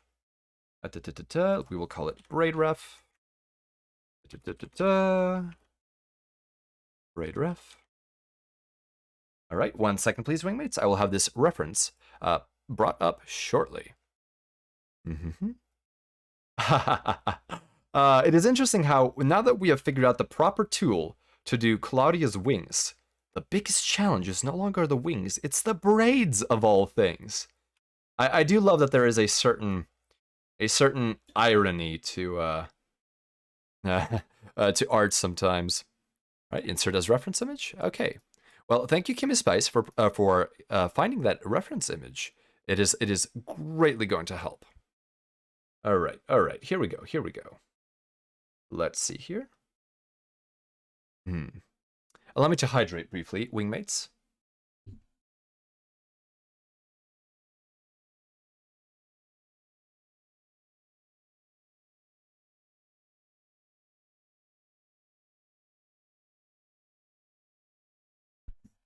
There we go. I am my own hydrate redeem. It is always difficult. The thing you never expect to be difficult, that ends up difficult. Yes. Very much so. I was not expecting this one little part of the design to be the most challenging for me. All right, let's see here. So, okay. It might help if we sort of lay out where the cables that are twisted together would begin. So they sort of look like this. Because the cylinder is a conceit that I'm using for guidance. It is not actually what they will look like together as by this reference image here. So we have one cable going in, going over. Yes, yes. For some reason, this does remind me of chainmail. In my youth, when I had somewhat more time and I was very into medieval ancient Terran history, I did actually end up producing a significant quantity of my own personal chainmail, although with a very basic 4-in-1 ring pattern. Wingmates, I don't know if any of you have tried that, but it is a very soothing activity if you are simply watching holo videos or something like that during, and you need something to, you want something to pass the time. Chainmail may be a good choice for that. Let's see, so we have it going in, and then here, so there it is. And here it would be going over, but also twisting. Okay, so it's twisting and going over. All right, there we go. And then we get this bulge here. And then it is now popping up from the bottom. Coming up, coming up, coming up. And here there would be a cylindrical cross section, but then it twists over and then starts rolling. No, no, no. Okay, so under, over. I'm doing a basic twist. We may have to resort to a basic twist because it does look sort of like a braid if I can't get the actual braid itself. My mind simply jumped to the twist rather than the braid. My goodness, my goodness. I will have to endeavor to learn how to braid hair at some point. All this braid talk has made me crave babka. Ah, yes, yes. Haven't had good bread in a while. When I think of braided bread, I tend to think of, this may be a mispronunciation, but challah bread or challah bread? I do not know which is the proper pronunciation. Okay, so we have it going over. It's twisting, going over, and through it goes this cable. And then, so it continues onward. And then the other cable. What if we start at the other end? So this cable is going like this. And out of it comes another one. And that one crosses over? Wow. And then under it, crosses over, then dives, while this one is, ah, my goodness. All right, let's draw. We need more lessons here. Okay, so at least referencing this particular reference image. So we have another cable. So we have one cable coming in. This one dives under it, pops out from under it, and then simultaneously let's see here. So no, let me try that again. We'll go on to a sketch layer. I do think I need a little bit of practice here, wingmates. I apologize. This is surprisingly difficult. Okay. Now I wish to visit a bakery. Oh yes, yes. I'm sure that any of that has brought it on. Velik and any wingmates, what is your preferred type of I suppose bread or pastry product? Birdmoz, is yours pretzels by any chance? Reminds me of one part. Oh, hello, Nell Pretzel. The irony. Welcome to the convoy, Nell Pretzel. Reminds me of one part of a fantasy novel I read where, if I recall correctly, a certain smith was able to make chainmail by simply linking the rings so quickly that each ring was still hot enough to weld itself shut. My goodness, Nell Pretzel, that is fascinating. I believe we can do some basic mathematics using the specific heat and the heat capacity of iron, and we can calculate what kind of velocities that a certain bending moment would have to impart, would have to be done at, in order to create so much heat that the very tips of the iron ring are still hot enough to experience fusion when connected together. Pan de sal. Headless, is pan, what is pan de sal? I'm assuming that pan is bread and sal might be salt. Caleb enjoys a French bread. even though you know whole wheat is better for you. Ah, yes, that is most understandable. Let's see here. I enjoy many types of bread. Perhaps what makes the bigger difference is if it's fresh. Ah, yes, yes. I think that is a reasonable way to deal with bread.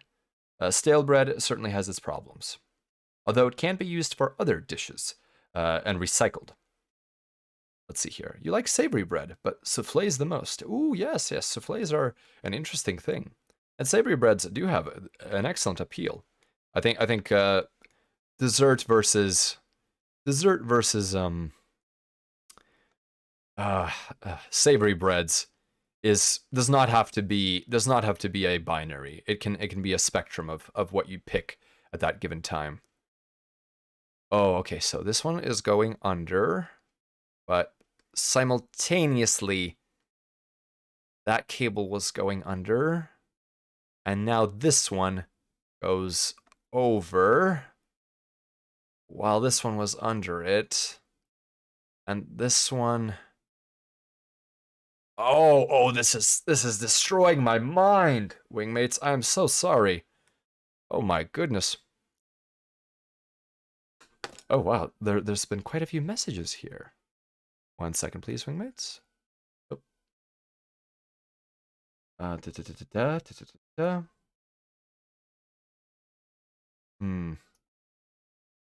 Okay, I apologize. Here we go. All right. Pandial is a Filipino Swedish bread and is very tasty. Greetings, welcome to the convoy, Big Juicy Dad. I have pandesal. I see. So it is not salty as I suspected, but it is Swedish. Interesting. I have not heard of that. Hawaiian sweetbread is similar to pandesal. Oh, I have heard of Hawaiian sweetbread though. What is this track? Oh, this is Caramel Dancing. I see. I heard pastry, so I'm going to lame out and say madeleines instead of trying to actually debate breads in my head. that is a perfect way of resolving the issue, like anoscopy, I think. Is brioche considered bread? I think it is, or is it already in the realm of pastries?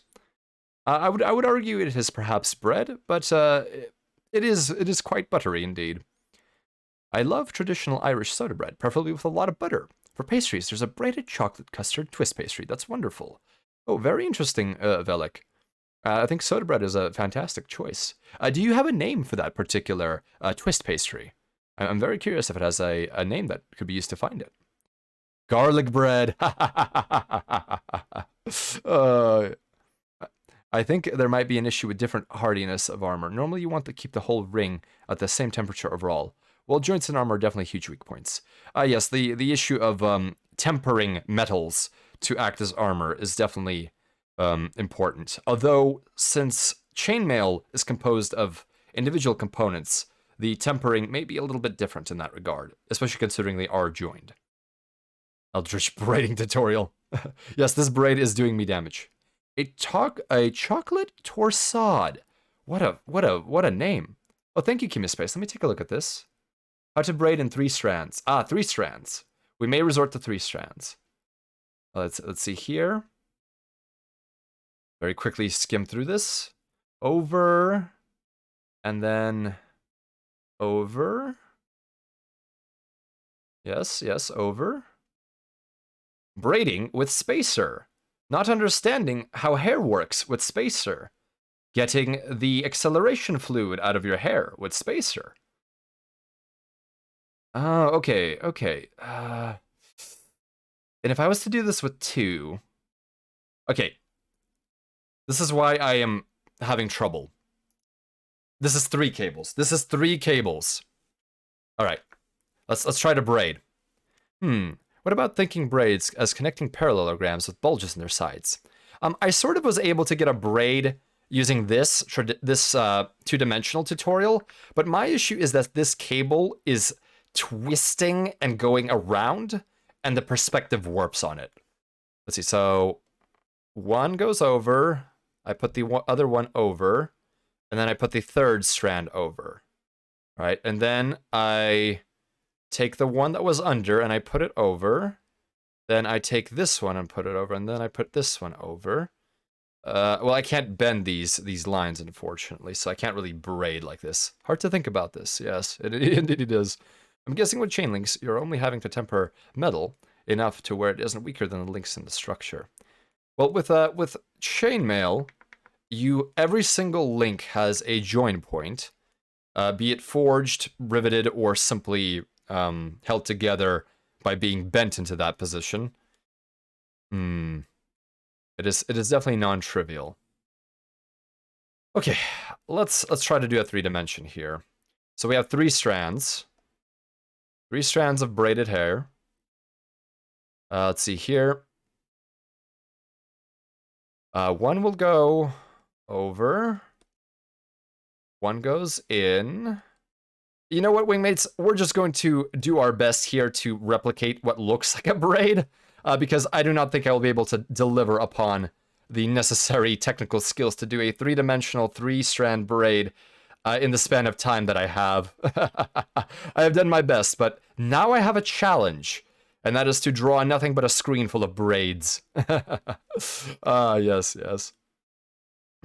Ooh, what about having a third show a little bit above and below to, in an alternating fashion to simulate braids? I'm having a bit of trouble visualizing that. Let me do something here. So, there's the braid. There's the second one dipping under it. It's coming up. The other one is here, but then it pops out. Well, this one does that. No, this one can actually come out of here, braid over, twist over. We have a. Oh, this looks mangled, but that's okay. Mangled still works. So this one is under, but this one is coming out. Oh, I have immense respect for anyone drawing a braid now. Fake it till you make it. Yes, we are going to fake it. Let's erase that. Let's try one more time before we do the final task, which will just be a best fit attempt. All right, let's try that again, and we'll make the pen a little bit thinner. Let's see here. Yes, that is a good philosophy. Fake it till you make it. All right, let's try another braid. Okay, so just looking at this reference image, this is 1. 1 is doing that. This is 2. 2 is doing that. And where is... So 1, 2, and 3. Okay. So, wingmates, terrible admission here. I thought you could braid with 2 strands. I forgot that's simply a twist. That is simply a twist. As you can see, I have rather short hair. Greetings, Mio. Welcome to the convoy. We are currently listening to some SciTube and attempting to do a braid. I promised I would not emit tears upon the data transmission, but I may reach that point with this braid. I may reach it. Okay, 3 strands. 3 strands. There are 3 strands. Perhaps make one direction of the braids first, and then fill the other after. So a braid is simply a wiggly spiral. So wiggle, wiggle, wiggle, wiggle. And then the other one would wiggle, go under, wiggle, go under, wiggle, go over, wiggle, go under, and wiggle, go over. And then the underlying strand, which I will do in dashes, would be under, and then it would... Oh my goodness. Sand check. There are 4 lights!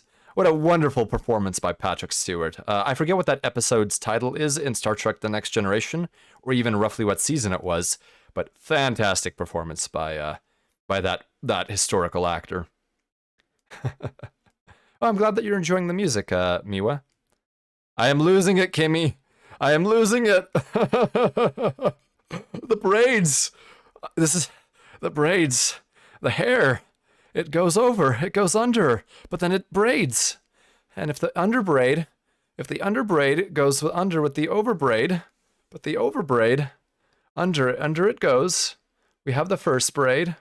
But then we go, let's do this one with a, yes. But then no, the third braid. But where's the third braid? Oh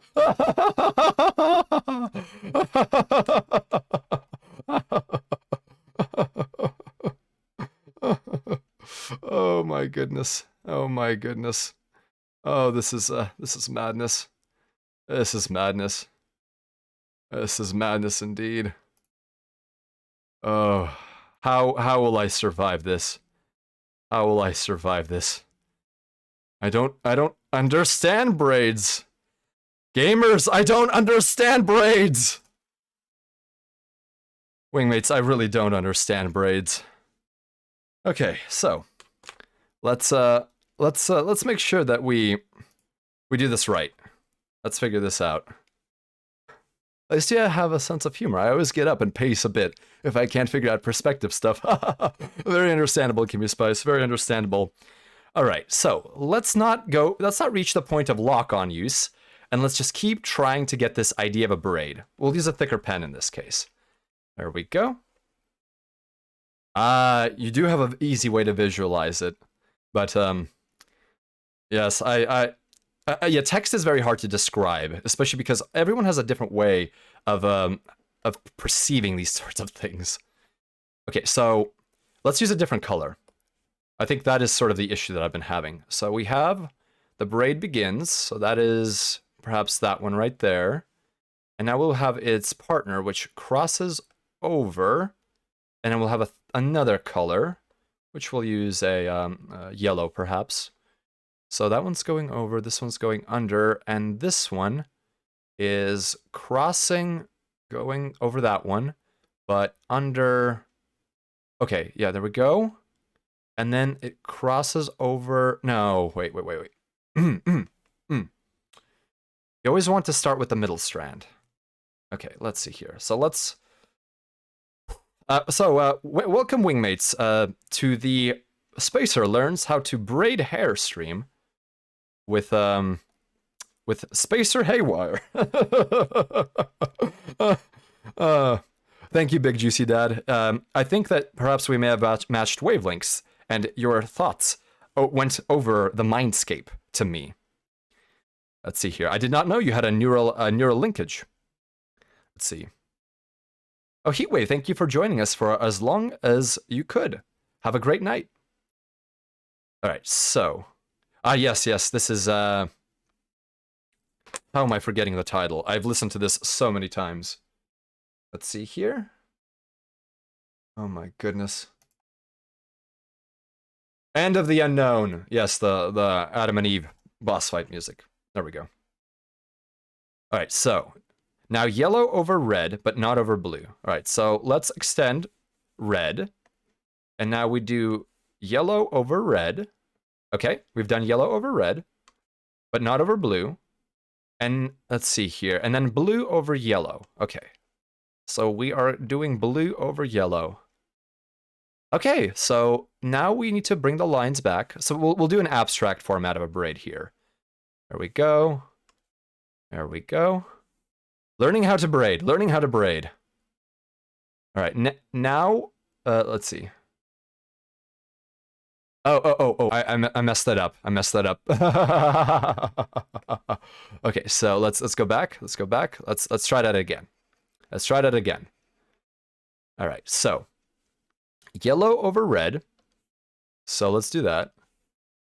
Yellow over red. And now we do, and blue over yellow, but not over red. Let's see, how does that work in a two-dimensional? Not over red. So that means, well, we do have to start drawing the curve, I guess. So that would look like something like, what was that? What was that? Undo that. We did not mean to do that. Okay, so that means, oh my goodness. Let's see. In my simulation, do I have any available cordage? Wingmates, if you will give me 1 second, I believe that I am in absolute dire need of some cordage. To do this within my simulation physically with my digits. If you will allow me 1 second, I will be right back. Oh, do not want that. BRB getting bored. There we go. Be right back, wingmates.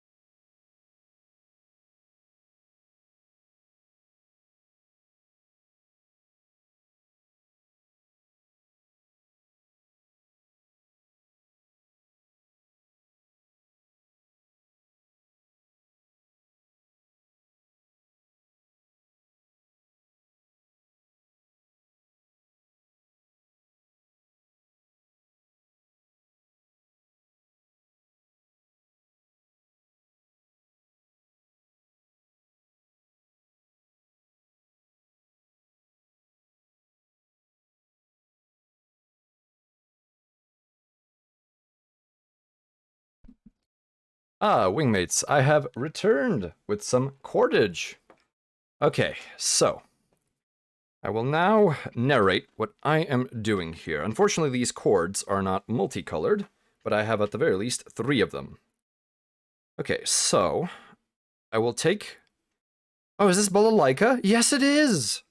Oh, I love Watame's cover of this. Let's see here. Okay, so I'm going to take yellow, the yellow over red, relatively speaking. Okay, so yellow over red, and then blue over yellow, but not red. I see, I see. Okay, so I've reached that point. Okay, and then it would be, okay. So I can actually draw this, I think, to a certain extent. 1 second, please, wingmates. Okay.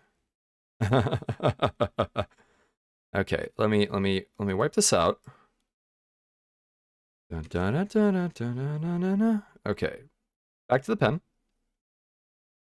So we have the 3 strands. We went one over the other, but not the other. Okay. And then we go... All right, so we've done that. And now we need to make sure that we cross... Oh my goodness, here. Let's see here, let's see here. The proudest moment of your life. Well, I'm glad to be here, Miwa. BJD, that's not right. Let's see what... Oh my goodness, that is a strange braid. That is wires going all over the place. I can see that the individual who drew that had similar issues to me. Must be because the green is on top. Because that's how I was drawing it, and I still think I will have to draw it something like that. Your brain is going to short circuit with these braids. Indeed, indeed, indeed. Okay, so I'm going to do the yellow over red and blue over yellow. There we go. Where do I go from here? Repeat. So now we go to... Oh, I see, I see. So now we are here. So this one over that, and this one over that. Okay. That over that, that over that, that over that. Oh my goodness. Is that how you braid? Why did I never grow long hair, wingmates? Well, I know why, because having long hair is difficult when you have a neural uplink that you need to constantly plug in. Even if you are not not working in a acceleration tank. Okay, there we go. I think we're getting this braid. I apologize, I do not have a visual feed for you wingmates, but that would be quite difficult for me to do so. Let's see here. Okay. Oh, is this what people do with their hair? This is very enjoyable.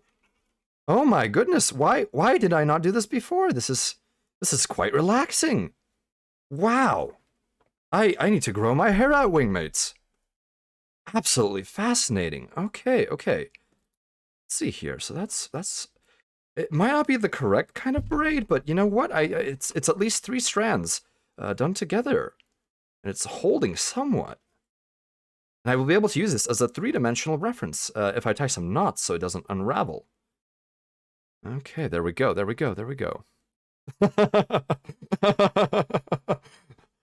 Oh yes, you have quite the ponytails, Miwa. Although I still think I could not draw them braided right now. Okay, so I'm gonna tie. Since I do not have any hair bands, as I have no need for them, so I didn't even simulate them. Oh, did I mess up the braid here?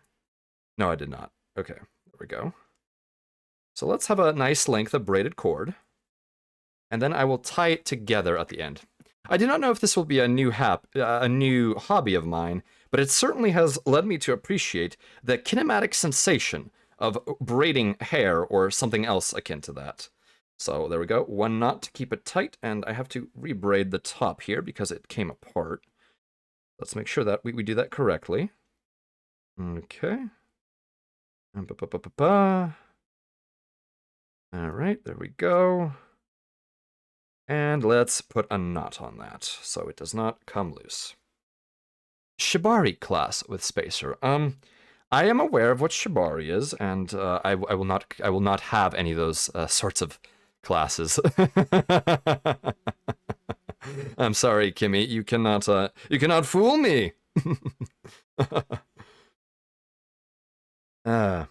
Okay, now we have a braid. Excellent. Now I can manipulate it within my simulation here, and actually have a bit of a visual. You see, what absolutely unnerves me about braids is that they are 3 strands, but my mental faculties tell me it is only 2 strands. And it is very damaging to my psyche. I'm having a very hard time wrapping my perception around this. My goodness. I should get rid of this BRB getting cord. I actually got the cord, and I have already completed the operation with the cord. Wingmates, thank you very much for your patience. I have been, this has been very enjoyable, learning a very new thing to me. After doing it to shoelaces from my universal fabricator, I understand more as well. I see I'm not the only one in this particular stream learning the power of the braid. Oh, thank you for the clip, Miwa. Much appreciated.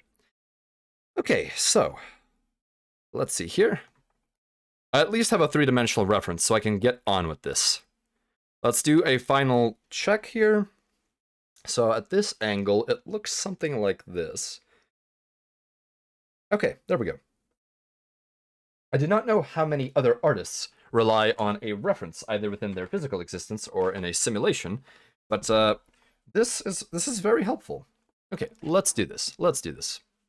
So back to our brush, pressure sensitive. We're still in our sketch layer. So, you're ironically brave for approaching something that is so unknown to you and doing it on stream. Oh, thank you, Miwa. Well, I mean, I would like to do it for Claudia's sake here, because I said I will draw a Battle Mech Claudia, and the braids are an important part. And it still may not turn out very good, but I will do my best. So I actually did get a cord for you to braid, and to get a real ref for a braid. Yes, in my simulation I had a little bit of cord lying around, and luckily within reach. I could have, of course, spawned it in, but that would be... that would miss some of the fun. Okay, so I'm holding the cord in my simulation in such a way that it is curved in the way I want to see it, so it will look something... let's see here. Let's pretend it has a start. So we have one, oh, well, we'll use red. We have a start here, and a start here. And this one goes in, while this one is dominant and on top. And let's see here. So this one takes, this front one will take an immediate dive. No. So with the two frontal ones, the back one is actually already coming. Okay. We need to have a thinner brush here. Thinner brush. Let's see here. Yes, a thin brush. That is much better. A braid is both aesthetic and structurally sound. A wonderful idea. Yes. We could have, of course, done a triple cable with cable clamps around it, but that would be boring. So let's try this again. So it starts here. Here we have, and this is facing this way, the plane of reference here. So here we have it. Okay.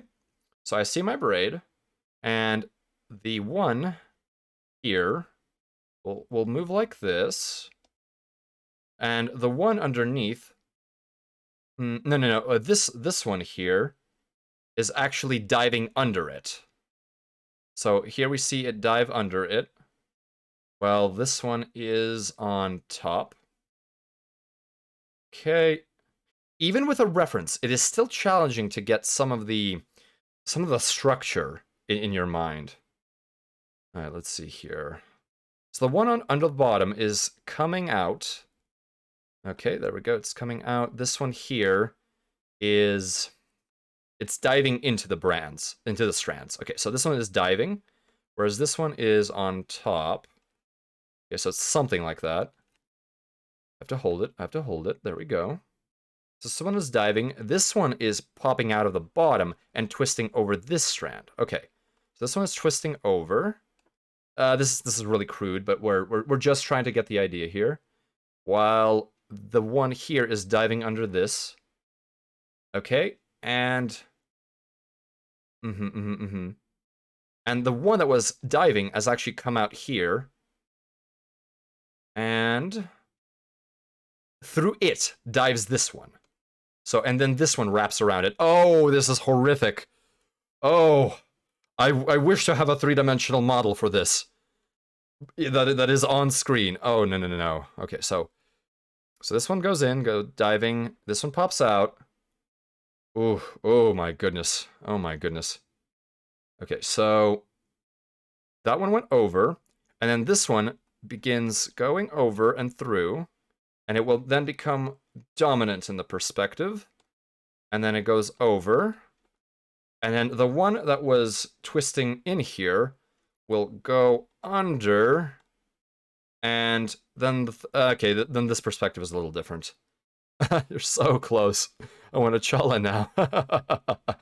I apologize. I've made several individuals be interested in twisted breads. I apologize for that. Okay. So, I think we are ready to do the final. We're not very ready, if we can be honest here, but we will try the final. Alright, so let's go back to line art layer and erase. Oh, go to our brush, go to erase mode, and erase the pre-existing braid. Whew, my goodness me. What a challenge indeed. Okay, there we go. Oh, I really should have entitled this braiding lessons. Okay, so let's try this again. Let's use our references with these circles on the base of the skull, for lack of a better term. So here we have the bases. What a challenge! Oh, Miwa. Okay. So, let's do this again. I will hold in my appendages the braid where I want it to be, and I will angle it in a perspective that appears to be correct. Okay, so this one bulges out. There we go. We have a little bulge. While this one is actually diving under it. So that one is fine. It's doing a dive.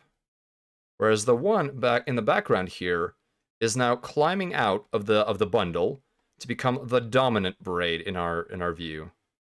And this one is actually diving under this upcoming dominant braid. All right, and we do oh, we need to curve. Let's see here. We're curving vaguely this way. Oh my, this is sloppy. This is very sloppy.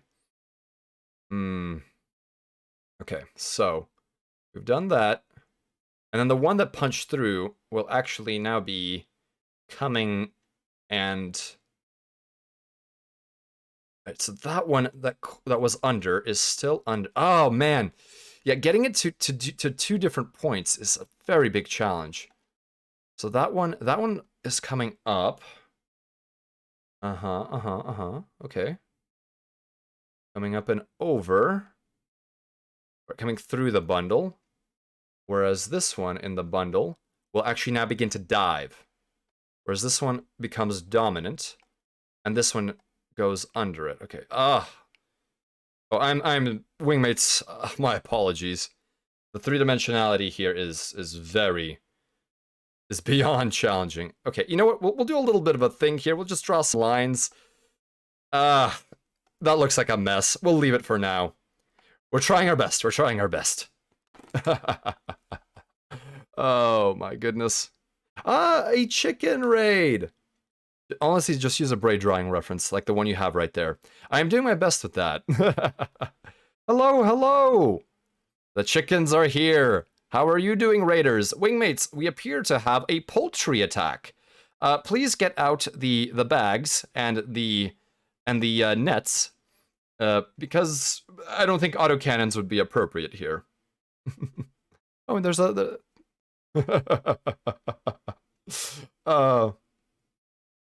Oh my goodness.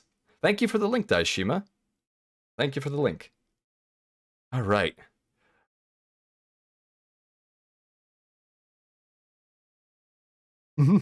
Oh, fantastic. Hello, hello, hello. Good to see you here. Apologies. My brain is somewhat shattered by attempting to draw braids.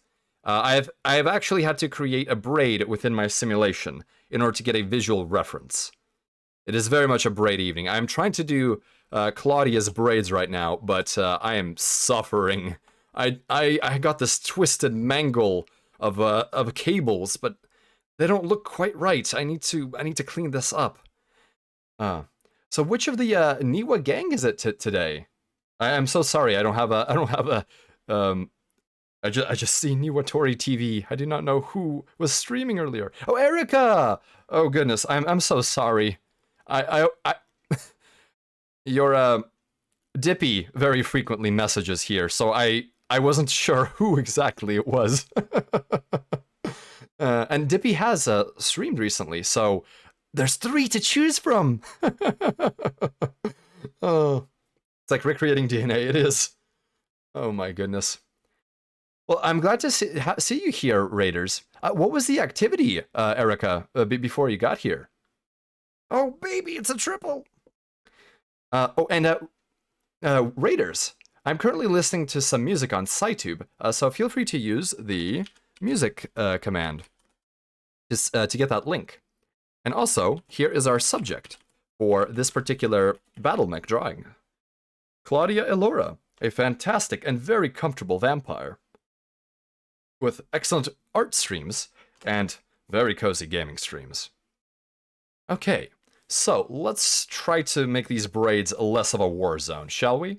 I think we should endeavor to do so. Okay, so there is something missing from the bottom. There's a lot missing. There's a lot that's gone wrong. Okay, let's wipe that out. So we're getting the idea here. I think there's maybe a way of salvaging this. We are adept at salvaging. So let's make sure that curve actually looks like a curve and not like something exploding. Let's make sure we have a clear indicator that it's this braid coming through, and then the one in the background should actually be hidden for now. And I think that was one of the issues. It was the perspective was completely knackered. So there we go.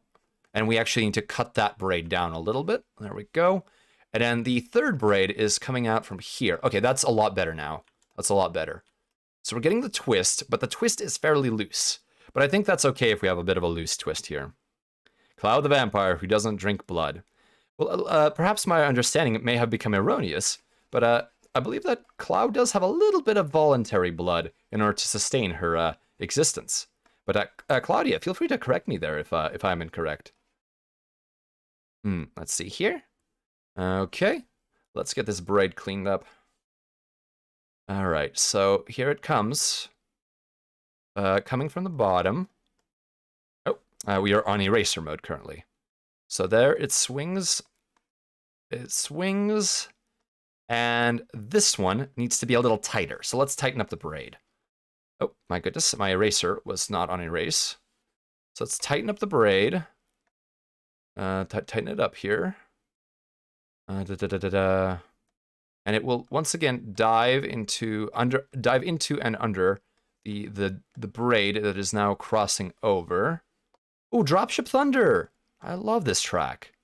This was done, I believe, for, or perhaps in an analogous manner. Dropships peel off thunder, coming down for clothing skies. All right, let's see here.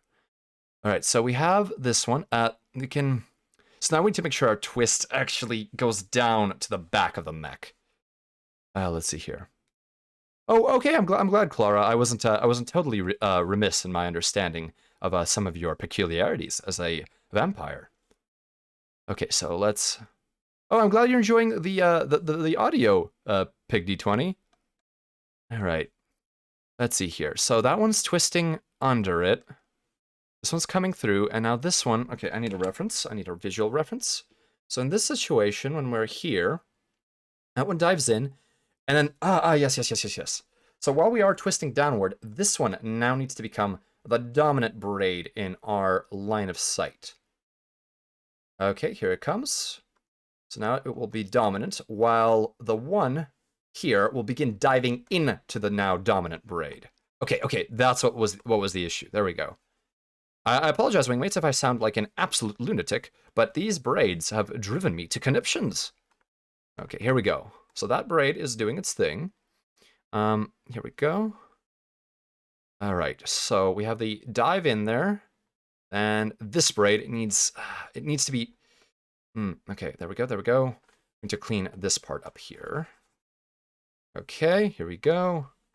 Braids, how do they even work? I did not know till very recently, Carvebide. I will zoom out and show you how absolutely insane I felt. Okay, so that's that braid. Then this one once again becomes dominant. But we are curving, so we actually need to put it a little lower. And then it will loop around like this. There we go. Okay. And then that one is diving into it. And the one will come out from under the dominant braid. And when I say dominant, I mean dominant in our field of view, not that any braid is actually the most important braid, because they all just twist around each other. So this one comes out, and we'll need to keep curving it, and you know what? That's for now. It'll have to do. We're missing some braid components here. I'm really hoping the other one will be a little bit easier because the perspective will be different. I'm glad that you do, Carvebide.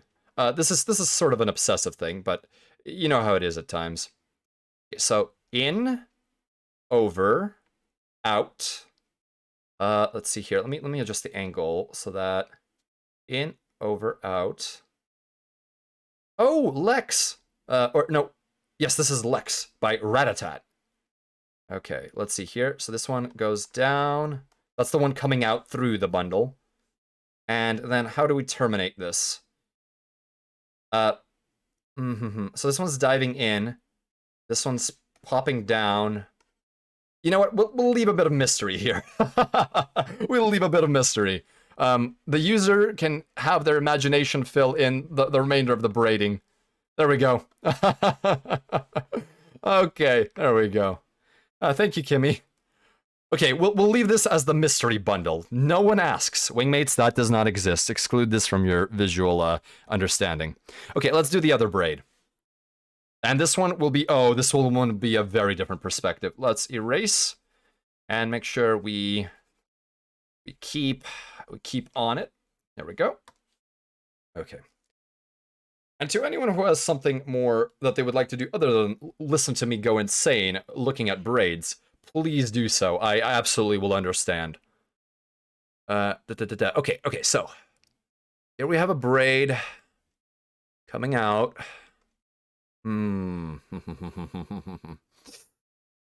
Okay. It's the braid.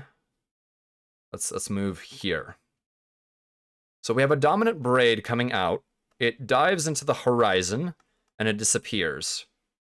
Then the other braid was actually going under it, whereas coming up underneath this submissive blade or braid or tendril, we have the other one coming out from the bottom and wrapping itself over this one right here.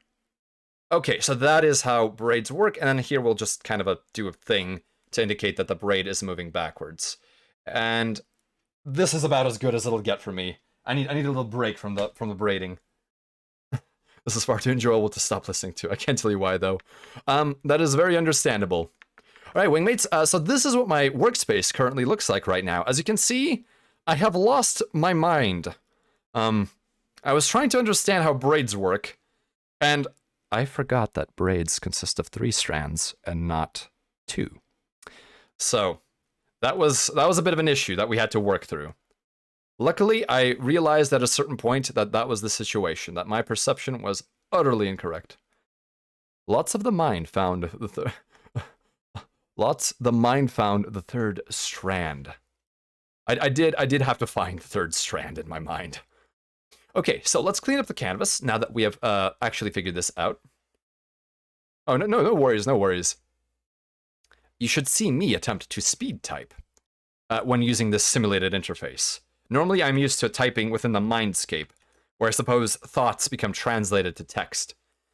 Okay, so Claudia, our wonderful vampire, is now becoming a land-air mech. We have given her B2 bomber wings because they are very bat-like. It might be easier to draw braided steel wire. That is essentially what we tried to do, Congo.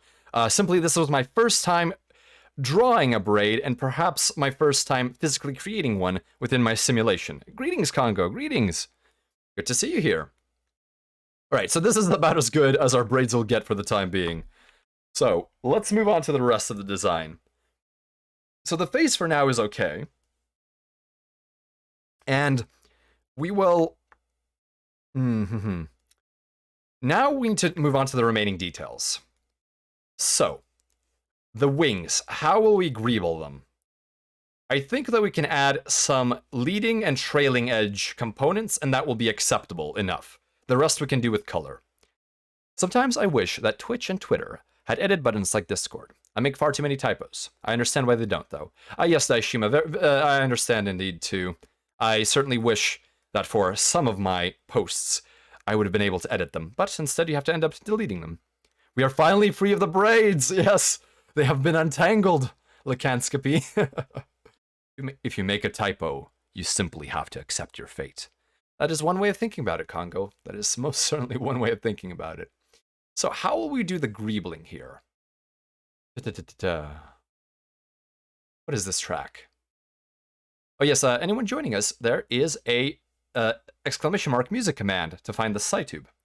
This is Polygon by Oxymoron. Okay, so let's do the greebling. We'll do leading edge surface here. There we go. Just to give it a bit of detail, that makes no sense, but we'll add it anyways. This is reinforcement to the leading wing edge. Oh, nope, we got a little off track. There we go.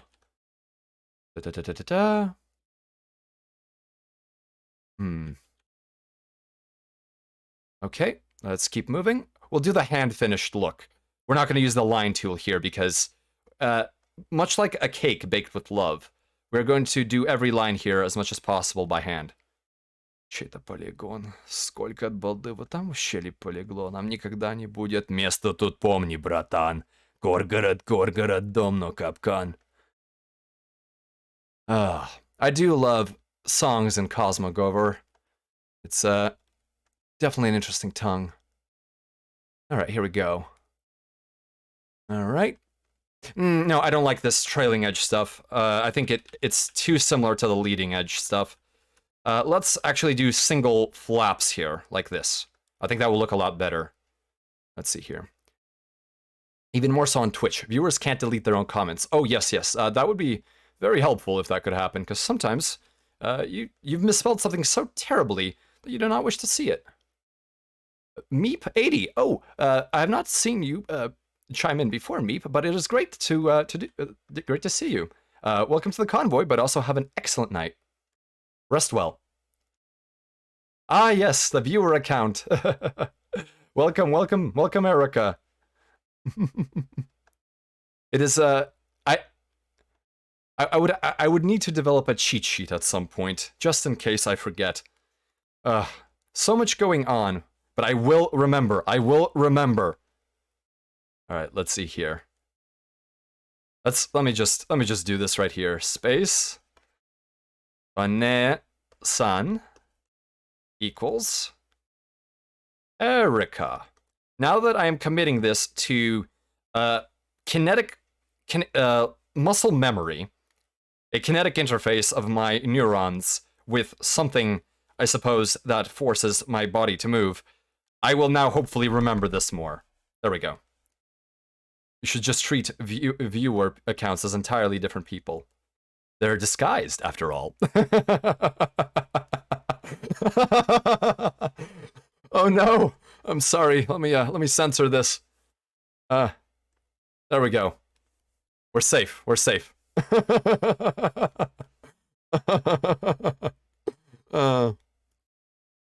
Dippy.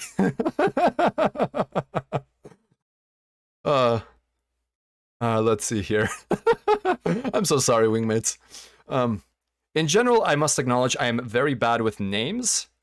And in general, that is one thing my particular nervous system is not most accustomed to. All right, we're doing our trailing edge flaps here. There we go. They're looking acceptable. Now let's do the leading edge flaps again. This is the perimeter Harkback Hood Psychosphere theme, to anyone interested. Oh goodness, Rocco! Oh, we have an interesting raid message here. Wingmates, prepare the autocannons. We are defending this bridge from the raiders. Women fear me, fish fear me. Men turn their eyes away from me as I walk. No beast dare make a sound in my presence. I am alone on this barren earth. Hello, Master. Thank you for the raid. Thank you. And Charlie, Captain Charlie Foxtrot, thank you for the raid. Oh my goodness, there's so much going on. Welcome, raiders. Welcome to the convoy. Oh my goodness, wingmates. It appears that we have quite a few inbound. Bogies inbound. Looks like we may not be able to hold them off. Can you get me some readings on your autocannon ammunition count? My magazine is currently reading about 500 out of 1,000, but that is expended very rapidly, and I've been controlling my bursts with great precision. Oh my goodness! So many people coming in. Rocco, and Captain, what were you doing? What were you doing? And Mastur, what were you doing? I'm quite overwhelmed now. Thank you. Your presence in the convoy is greatly appreciated. We are currently, well, once things calm down, I will explain what we are doing. Let's see here, back to the brush. Oh my goodness. Raiding some seas for the hot booty. I got footage! Oh, thank you, Daishima. Thank you for putting up all of those links. I did not have a shout-out command prepared. Oh, I see, Master, and Captain and you were playing together. Oh, on Sea of Thieves. You know, I have not had an opportunity to play a Sea of Thieves. What would you say about that particular game? Is it worthwhile, at least in a cooperative mode? All right, we're continuing our leading edge flap here. We are drifting, though. We need to pull this back to the actual leading edge itself. And Rocco, you were doing some Bunzel pixel art. Fantastic. I will have to see the end result when you post it. Beautiful. I really enjoy your pixel art, Rocco. Did Rocco get linked on Twit on the chat? I would say it's worthwhile if you have mateys to play with. Oh, yes, yes, yes. And I will get a shout out eventually. Yeah, it seems like a lot of games you definitely require some comrades in order to experience them fully. Let's see here. IDK, I've only spent like 5,000 hours. Can't give a good review yet. Oh, Master. One of those Steam reviewers, I see. Congo, Spacer, I'm curious. How do you feel about space pirates? I have a very negative emotion about them, as they have caused a significant number of losses in shipping within the Far Suns Coalition. One of the most notorious groups is the Spine Cartel, and allow me to spell it for you here. They really like their fancy spellings. Here you go. That is how you spell spine. There we go. But I have had only a few run-ins with them, and luckily none of them ended up with any significant amount of gunfire. I was able to use my maximum possible burn of approximately 50 standard Terran gravities in order to accelerate away.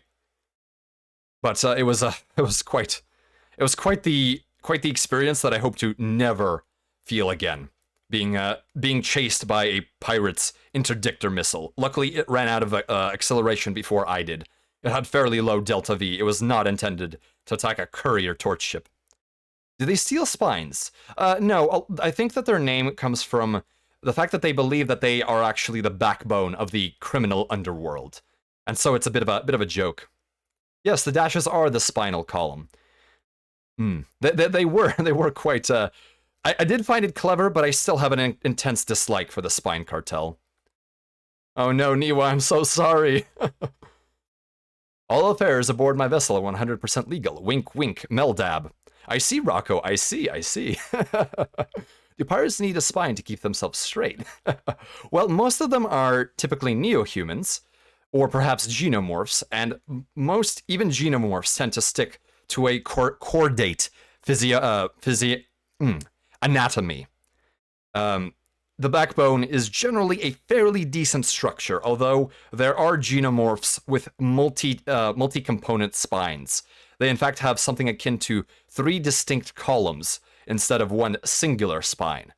And it is also wrapped with this incredible layer of muscle. However, the actual mental component of those particular xenomorphs are still derived from Homo sapiens. The neo-human phenotype, of course. Genotype. Physiologically, yes. I'm a little bit flustered with all of this art, Congo. I appreciate the dictionary help here. Okay, so to anyone who has joined us now that things have calmed down a little bit, allow me to throw up our subject of this particular Project Avatar mech. This, I hope that goes through. Yes, there it is. This is Claudia Elora, a streamer vampire with a very cozy nature. She does art and game streams. And here she is. A very pleasant individual. And we are currently trying to get the details for this mech. It has taken quite some time, but it is one of the most challenging designs I've had to work with. Because one, it is a land-air mech, which just means a battle mech that can transform from a fighter to a battle mech, for lack of a better term. But it also has an intermediate mode called an air mech, and this is currently Claudia in air mech mode. Now, I think this tail is a little too straight. Let me see what it would look like if the tail was actually bent a little bit. Let's see if we can give it a curve up and do that. I think curved up and pointing more backwards would look better. I think that's what I will do. So let me erase the existing tail. Let's see here. Break out the AA guns!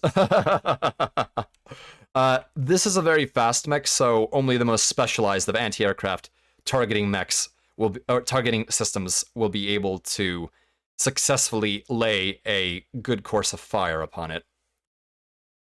Oh yes, and there's the side tube. I have been listening to a playlist of mine for quite some time while drawing this. So let's do a nice curved tail. And let's actually give it some thickness, because I think that the previous line work was just a little bit, it looked wimpy. There we go. And then we will do a little bit of a conical shape here. I do not know what this actually would represent in the machinery, other than some kind of an antenna, perhaps an inductor lengthening bit. Let's see here. Which layer am I on? What layer did I end up on? What is this layer? Oh, this is the bomber layer. I see, I see. So what we will do, because we have drawn on the wrong layer, is we will select this component here.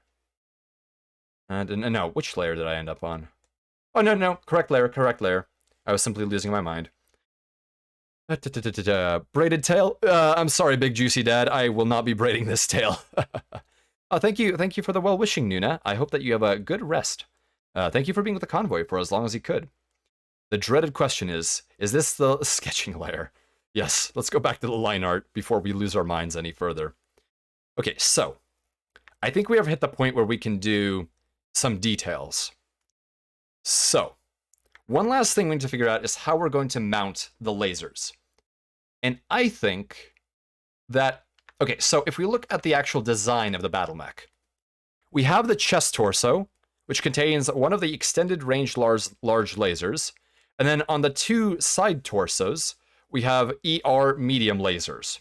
So we have a total of 3 lasers, and one of them is larger than the other 2, which represents this particular hexagonal pattern on Claudia's apron.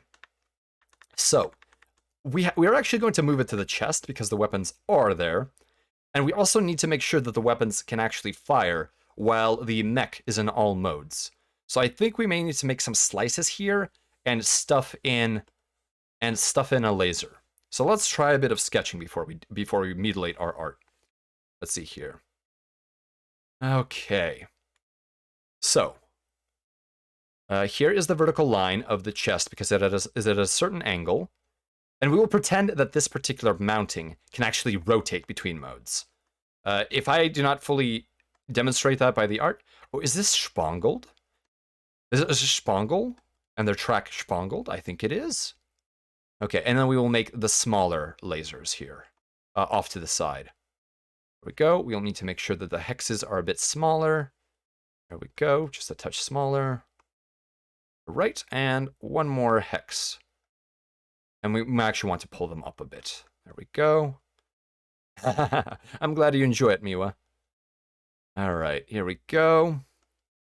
We're going to continue up. The distance here is a bit different, but we can assume that because these project, this one is overlapping.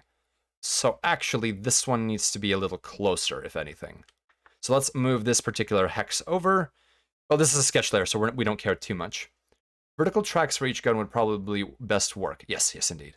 Hello, Spotify Byte. Thank you for the update. Oh my goodness. Okay, so we have to angle this because it actually intersects with the chest, and we'll make an indication of a vertical track for each of these guns. We're gonna rely a lot on abstract assumptions because sometimes doing the proper mechanical detail is very difficult. Let's see here, and we can make the little indication here.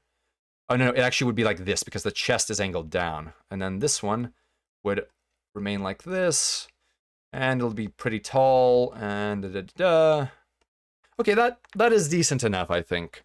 We'll go with this. So let's go back to our line art and actually do this with the proper pen. Okay. Okay, so let's make this line art opaque so that it does not go and interfere with our brains a little bit too much. All right, here we are. So, hexagons. Hexagon's my favorite anagon. Favorite shape. Wingmates, I keep saying how much I love hexagons, but what is your favorite shape? I'm also particularly fond of triangles. There we go. Ooh, that is a composition no-no, having the lines parallel to each other. We'll clear that up by simply erasing. There we go. There, it's no longer parallel to each other because it still is, but I don't care. And actually, that was a little bit off because the vertical line of the hexagon is here. So unfortunately, it will be actually parallel, and my perspective may be off. Let's try this again. Let's try this again. Clean that up, clean that up. All right, let's try this again. Gotta watch out for tangents, yes. Tangents and parallels. They are not your friend. Although I have a couple already. Generally, the pentagon, but the squircle, because people never believe it's real. I have heard of that before, but I think that my brain has removed it from my understanding. The squircle. Squircle. Squircle. An intermediate shape. Oh, it's a rounded square with a particular formula. Oh, and that area formula is horrific. It's simple, but horrific. I would not want to calculate that manually. There's a legendary video called Jam Project Triangles, and that's crucial to history. Let me see here. I'm going to copy that and paste it within my search box of my data terminal. 1 second, please. Let's see here. Interesting. Jam Project. Can Jam Project make anything awesome? Triangles AMV. I will have to watch that at a certain point. I have so many things that I need to look up after this stream. Squircles, chamfered squares. Oh, that's a good way of putting it. Circles and cylinders, as, if I recall correctly, both of them can make different figures. Oh, that's a good choice. Circles and cylinders are definitely excellent shapes. Although we may have some circle antis here, so do be careful, Carvebide. Let's see here. Yes, if I saw it in the wild, I would also call it a chamfered square. Simply because that is what I would do in a CAD program in order to make that design. Okay, you know what? We'll go with parallelism, and we will live with it. We will accept it. We will accept this particular junction in our existence. All right, let's move on to the next one. So we'll move this a little bit closer. Okay, here we go. Extend the hex tip.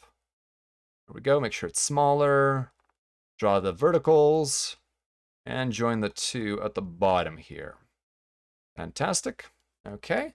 And this is a bit of a squished hexagon because in the perspective we are rotated over. Although I should also have squished it vertically, but my current faculties are not providing for that as much. Let's see here. And then we will clear out the inside once we have made the outline of our hexagons here. There we go. Mine is an icosahedron. Oh, excellent choice. Oh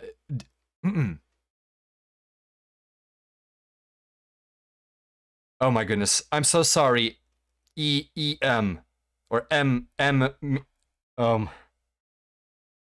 Warhammer Dad, could you please say the order of the two names that you wish to be referred as? Again, I am so sorry. My mind is currently scrambling between the two positions of those letters. Wait, I dumb. It's spheres.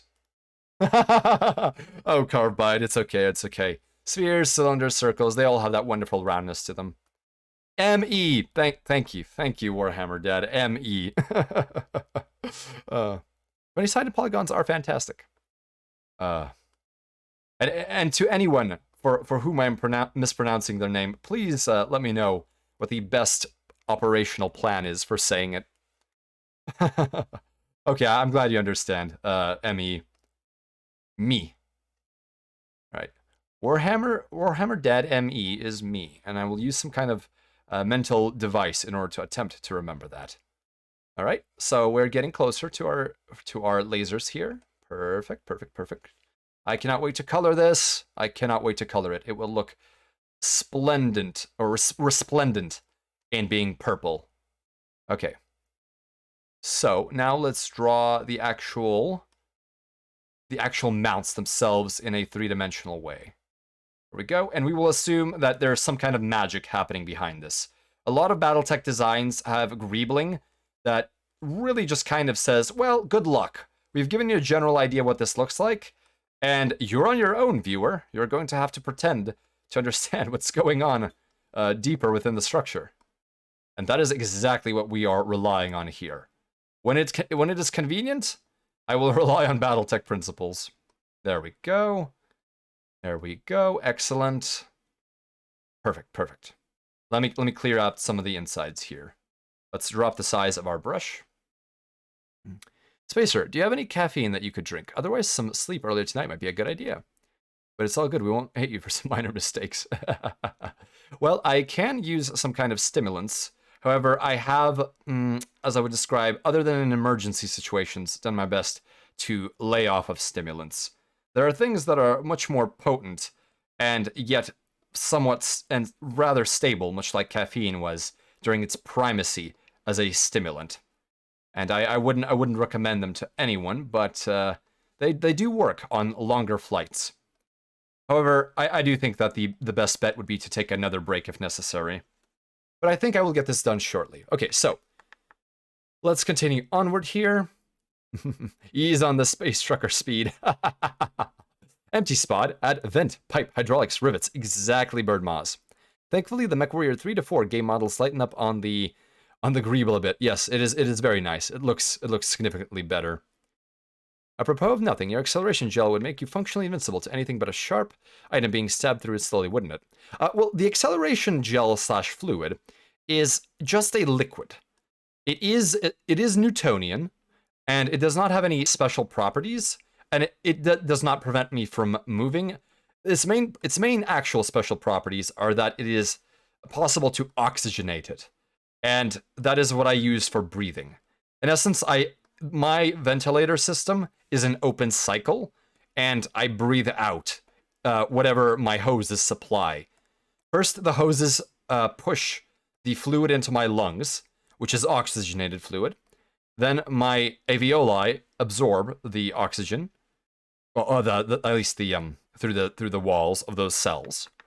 And then I push the now slightly deoxygenated fluid back out through a vent within the bottom of the mask. There are closed system masks, but my particular life support chamber is much more amenable to this open loop system. Explosions, bullets, and shrapnel and bullets would be slowed down by it. Yes, they would. So if you fired a bullet at me, let's just say a solid lead slug, for sake of argument, that particular slug would behave as if it were hitting essentially water. And that means, generally speaking, it would slow down very quickly, and likely not impact me with any significant lethal velocity. Of course, depending on the size, shape, and other elements of this particular slug in question. But overall, the liquid does protect me, but it is a one-time protection. For if the tank is damaged, which, although the composite that forms the transparent surface of the tank is very strong, it will begin to leak. And once the reserves of extra fluid that will immediately begin to pump in are expended, I will, of course, begin draining fluid to whatever level it was punctured at. Although, I will say this, while my tank appears to be vertical in the space station and in this particular portraiture, it is actually mounted flat to the ground, so to speak. My vessel is laid out in a vertical pattern, with the decks akin to the layers of a cake. Hello, Yukis. Welcome to the convoy. Here we go. So, we are currently drawing the lasers for Claudia Elora. Alright, here we go. Can you... How's the flotilla going? Well, I think we have quite a flotilla assembled, and I'm very glad, because we are currently working on Claudia's land-air mech. And we are doing the details right now. Hopefully we will be doing coloring very shortly. Okay, so there are some emblems here, which I do not think we will be able to include, practically speaking, simply because they're a little bit fine detailed. But I think we have done well enough with the lasers being like that. Let's see, so we have some lace on the arms. Let's see if we can add some lace to the arms of this particular mech. I think what we can do is we can add a perfectly... some kind of round wire component here. It will not, and this will essentially emulate the lace. And there it wraps around the arm right there. And we can add little indicators that this is some sort of aerodynamic, aerodynamic surface, perhaps. Let's see here. How should we do this best? You can travel through my craft. Yes, there is a very small personnel chamber attached to one end of a... What's the best term for it? Not a centrifuge, necessarily, because it isn't circular. Well, it is a centrifuge. It's a centrifuge for artificial gravity when I am not actually accelerating. Because normally, if you wish to walk around, you would simply set the vessel to accelerate at 1 Terran gravity, and you would be able to walk around as if you were on a planet with 1 G. And if you are not accelerating, you will then use the centrifuge in order to spin the crew pod around an axis fast enough that you can get at least some kind of low gravity. If you're normally breathing fluid and the tank's shattered, would you have difficulty breathing as your lungs are half fluid, half air? Well, what would probably happen is if the fluid levels were to disappear immediately, all of the fluid in my lungs would slowly become deoxygenated, and as my lungs pushed it in and out, I would lose it out of my mouth, and I would probably have to do the typical emergency procedure where you flip yourself over and you retch it out of yourself. It's not very pleasant, and it feels wrong every time, but it is one of the realities. Do you have any training with firearms or other personal defense? I am certified for using power suits or power armor, since my extravehicular activity suit and my environmental suit for planet-side work is definitively powered. I much prefer having that sort of assistance, even if I turn it off most of the time. In terms of firearms, I have an assortment of electrothermochemical sidearms. The primary one I use with my power suit for any kind of risky planetary excursion is what I refer to my autocannon as, because it isn't so much a personal arm as it is a rather heavy piece of equipment. Although that is because many pirates are equipped with very heavy personal arms of their own, personal arms and armor, and you tend to end up needing a heavy projectile weapon to punch through it. I do not have any personal energy sidearms, simply because the reactor pack or energy pack to run those is rather heavy, and I do not have enough need for something akin to a compact particle beam accelerator, if I could afford such a thing. If I could afford a compact particle beam accelerator, I would have mounted it to the surface of my craft, rather than using it as a personal sidearm. Okay, so I think we can add that, and maybe we can add holes to this. Let's have this have holes in it to represent the delicacy of lace. There we go. And there we go. Actually, I want it all the way down. Let me undo all of that. That was not a good way of doing it. Okay, so I think what I want these holes to be is essentially just cutouts. And this might be some kind of... oh goodness, I do not know what this could be. But, again, Battletech philosophy. If the viewer does not understand it, that means it's technological wizardry. Let's see here. There we go. Something like that, something like that. And we'll do the other arm the same way. We'll give it a little bit of a lace. That's not the best perspective work, but it'll have to pass. Let's see here.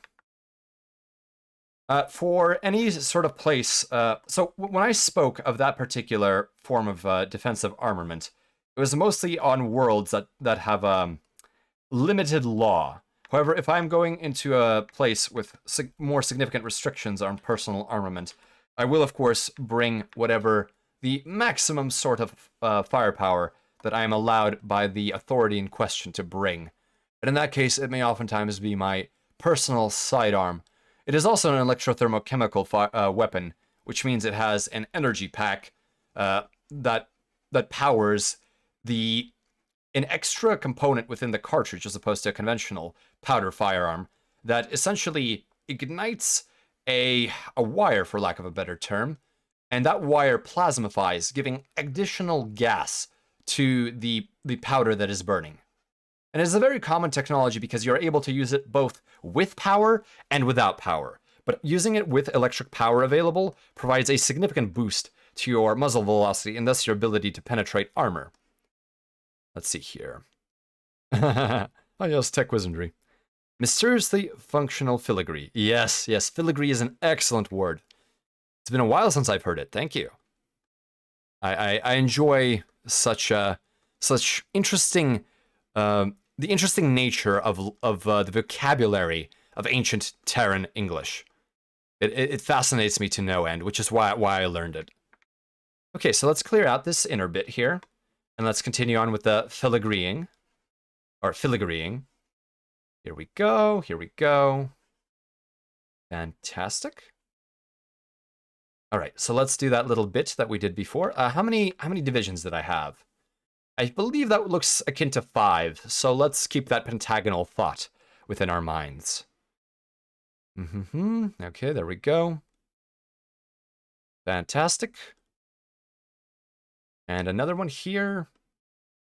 And another one here.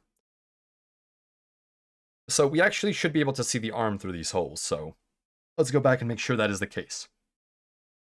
Okay, here it is not the case, so let's make sure we re-add the line that we so unceremoniously erased. And there we go. That is our little decorative element. So let's take a look at what else we can add. So we have this these skirts here, but the lines are already essentially constructed by the armor plates, so we do not need to add these lines that may be present. Let's see here. So the lacing on the apron. I think we may be able to do this with some kind of decal work. So let's see here. Okay, let's attempt to do some curved perspective decal work. And luckily, there's very little of it that we have to do. So we're just giving it a taste. And then we will cover this back part black in order to simulate the apron. Now, what else does the apron have? It has these creases that go to the points. And I think they're important enough line work that we can actually give them a bit of detail here. This is non-functional. This is simply for the look. And this is why I'm not doing a solid line. I'm simply doing these hints of a line. And we will actually probably have some paint there. Let's see. Birdmaws, you're heading out. I'm glad that you got to see the braids at the very least, and I'm looking forward to this piece myself. I hope that you rest well. Thank you for being with the convoy. Okay, so we're doing that. What other little details would we want? Let's see, we have this. There is a purple and black lines on the pencil skirt and on the inside there. So with Clau, she has a central line on her pencil skirt. So if we look at our equivalent of the pencil skirt, that would be this plate. And so we will do a line around the central part of the pencil skirt. And then on the other parts of the plates which represent the pencil skirt, we will simply do lines as they are possible. All right, so let's just do a line here. Nice. You know, I think we won't do it simply haphazardly. Since we have this theme of one of these pieces being colored and being on the point, let's also make sure this other point has the same thematics so that the point is colored. And this point right here should also be colored. So we will do something like that. Oh, no, we have a parallelism. I don't like that. Let's just simply make the colored bits one color wider than the other. There we go. And we will do the same thing here where the skirt peeks out. There we go. Excellent, excellent, excellent. All right, so we've done the lines on the pencil skirt. The cut we sort of emulated by having the inverse of the cut. So there is a sharpness, but the eye constructs it out of something else entirely. Let's see here. So Clau is coming along. Let's take a look at her blouse. So she has these little lines here, central lines here, and a V pattern around the neck with the ruffles. So I don't know if we can do the ruffles, but we can certainly give this little bit here, which emulates these side ruffles, although I'm sure there's a particular fashion term for this style of ruffling. I have not sewn. I've only requested that clothing be constructed for me, so I'm not quite sure. TK, I'm glad that you could join the convoy for as long as you could. Thank you for being here. All right, there we go. So we have the ruffling. Now, do we want the bow? The bow could be a decal, or the bow could be an abstraction. I think we'll do the bow. Let's see here. So let's draw a dome shape. And then we will do a very abstract bow without the ribbons. Let's see here. And it will look something like this. And there we go. Just a very simple, abstract component bow. But since we've gone this far in making this a very personalized, personified mech, we're gonna just go with some of these sorts of solutions. Okay, there we go. So we have the bow, and maybe we can even add these little indicators of the remaining part of it. Now what could we make it? How can we greeble it so that it is more fitting to our purposes? Okay, let's wipe that out. There we go. Perfect. Getting that cleaned up. There we are, there we are, there we are. Excellent. Okay, let's make that brush smaller, clean this up. All right, so we want to thicken this at the very least to give it some volume so that it's not just a simple flat shape, because nothing here is a simple flat shape. So let's do that and give it a bit of thickness. Perfect. And we'll give these ribbons a bit of thickness too, but we'll have them taper. All right, let's use our thin eraser to clear up some of these lines in the middle so that we can actually see the thickness of the bow. Okay, let's see here. Let's clear this up. Perfect. Let's clear this little bit. And we have right under the chin one last component that we need to clear up. Okay. Oh, one more. We shouldn't rush ahead. There we go. Perfect. So this is coming together quite nicely, and I think once the colors are added, this will be even better. Ah, this is the track from Guitaroo Man with the dancing skeletons. Ah, Big Juicy Dad, you're having some issues with your optics. Of course, very understandable. It is getting quite late by Terran time, so I wish you good rest. Thank you for being with the convoy. Okay, so I think we have definitely modeled Claudia's disappointed look here. All right.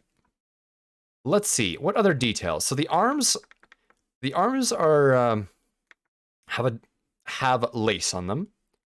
This upper arm is skin, so we'll have to use a lighter paint color. This is obviously white. The one thing that we might add is this corset lacing, but it is very difficult to see the corset. However, we will add it anyways. So the joint is here. So we will add a line that goes down here and a line here that is indicative of corsetry. Oh, Carbide, yes, it is a great name. Not to say that any particular wingmate's name is better than another, because I enjoy any name I see in the chat.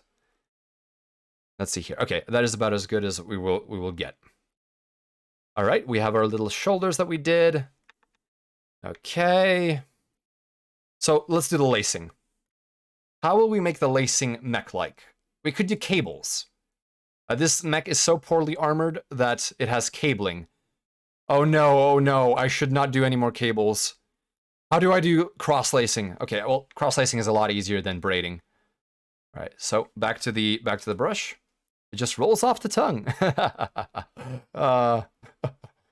BJD, yes, indeed. Okay, so we have a cable, and we have one coming back from the other side, and then we have another. I need to look at this. I need to look at this reference sheet. Back to braids. Oh my. Okay, so the top ones are independent, and then they loop through an attachment, or they're sewn in. I'm guessing they loop through a hardware component here, and then they come back. Okay, so that is what we will do. We'll do something like that. All right, so let's erase our current mistake. All right, there we go. And then we will come back here, and we will have a cable that then, you know what? Let's be fancy here. This one now goes through a loop, and then it curves around and goes back. And then we give it some volume here, and then it loops around back and comes back down here, and we give it some more volume, and then it once again will go back down along the torso. We give it some volume, Perfect, perfect. Yes, yes, this is what I want. This is what I want. H Thartley. Thartley, how do I pronounce your name? I have asked several viewers about this, so I will ask you too. How do I pronounce your name properly? And no worries, of course, thank you. You're getting good rest, and that is all that matters. We are doing better than we were before. We are wrapping up the details, and we will soon be doing coloring. There we go. So now we have one of the cables running through, and now we have to do the opposite cable. So the opposite cable would have started here. Let's see here. So it would cross around here, would loop through, and then would cross over. Ah, some milli. I do enjoy milli. And then here we'll go under. Cable goes under. Let's make sure that this is an over and not an under. There we go. And clear some of that detail out so that we have an illusion of volume to these corset cables. There we go. Oh, that looks a little silly, but we'll add some of the necessary details back. You can just skip the H and T. They're my initials. Oh, okay, Hartley. There we go. I was wondering if it was sometimes names are written so that when pronouncing them, it sounds like something interesting, and sometimes even initials work out that way, right? So we have the braid coming, or the corset coming back here. There we go. That is about an approximation. Okay, there we go. We have done it. We have a mech with a corset. I don't think that's been done for BattleTech yet. Not that I'm aware of it. But we have a corseted mech. Fantastic, fantastic. Do you have as much sanity loss as you do on braids as coloring plaid? You know, plaid, unless it's on a very curved surface, seems to have a logical pattern to me. The braids are so three-dimensionally insane that I have trouble with them. Obviously, the corset is to allow the armor plating to shift during transformation. Exactly, Congo. Now you're thinking like an engineer, or like a mech tech. There we go. All right, so the bodice is able to stretch during the transformation of this particular land air mech. Okay, so what other details do we need to add? We have the bow. Do we want to add some bows to the skirt? How many bows does Claudia have? She has 3. That is a detail that I may skip simply because there's so many of them. But we'll see. Let's do the shoes first. So I think I will do a solid shoe, but this lacing might be an interesting detail. So let's make sure we add at least some kind of visual that this strap on the pumps is actually present, and let's give it some volume. So now we have an indicator that there is a strap around the ankle. And we absolutely need to clean up this leg. I didn't realize how atrocious it was previously. Very thick lines. I need to clean this up. There we go, there we go, there we go. All right. And this knee was also a little bit off. In fact, all of this leg line work needs some love. All right.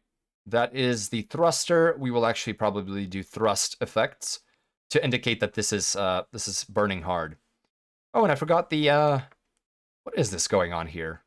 Oh yes, this is the other thruster on the leg. A little bit abstract. So let's make sure the volume is visible here. There we go. And we will color the entire mech foot black, I think. Simply because we do not necessarily wish to emulate the stocking completely. That is, I think, acceptable. We can keep the shape, but not necessarily the colors therein. Okay, let's see here. Let's do this here, a bit of volume. Could you maybe color the corset with some kind of bright or luminous color during the coloring phase? Pass it off as coolant tubes or something. Yes, sort of like the ventilator tubes, in the way I have drawn my particular representation of myself. Oh, is this the battle hymn of the Republic for Wasteland 3? This is my favorite rendition of the battle hymn of the ancient Terran United States. Miwa, I see you're writing in Hebrew script. Time for another glass of wine. But yes, we could do them as tubes, perhaps. That might be an interesting idea. Yes, give them a vehemently purple color. Although the actual model does have a darker purple. But going off model, is important, because if you look at this particular fan art, the skirt and the apron are very different. And so it is more than acceptable as long as the spirit is there. Then again, we've gone off model by making Claudia into a battle mech, so we have no leg to stand on there. I think this is fitting. I'm glad. All right, so. Okay, so the pumps are about as done as they'll ever get. I'm not very good at drawing fashion shoes. Let's see here. Let's clean some of this up. Don't worry, that feeling is still there. That is what matters. That is what matters. Okay, what other details would we like to have? So the corset does not have many other details. We don't see the back, so this doesn't matter too much. We've done the ruffles here. Let's actually make the ruffles three-dimensional. I think this is a bit of a cop-out on my end. So let's give them a bit of volume here by indicating that this is some kind of special plating. Fashion plating. There we go. So we've given the ruffles some volume. And what else are we missing? On the posterior end, I think nothing. We have the tail. We have the divisions for different colors. I think the apron is maybe the most we're missing. So let's add some triple bows. And I think that'll be it for details. So let's add a triple bow set here on this particular edge. So let's add this here. We can assume these are some kind of sensor. All right, there we go. This one must be smaller, and the last one is the smallest of the bunch. Much as in the Goldilocks and the Three Bears fairy tale. There we go. Yes, I'm liking that. You know what? That is a decal. That is painted on. We'll paint it on. No, let's make it physical, because the other one that we drew is physical. And so I think it would be remiss of us to... we would be remiss to leave it simply a decal. I do not know what these are, but they are something. But I think the detail is important. Goldilocks and the three wires. Oh, don't remind me of the braiding. Please don't remind me of the braiding. But on the subject of braiding, the creation of cordage is a very important skill that very few know, especially because a lot of it is manufactured. And I've tried it some of my own, utilizing some of my homemade cordage, but alas, I'm not very good at it. But a very interesting thing, especially some of the more exotic patterns. Although oddly enough, I have not gotten very far, and so my skills are limited to twists rather than some of the more exotic braids. Let's see here. Bolted on fasteners. Yes, the skirt is bolted on with these wing nuts. Greetings, magical girl syrup. It is good to see you at the convoy. Oh, thank you, Kimmy. I'm certainly doing my best here. Maybe add something to the elbows that you haven't already.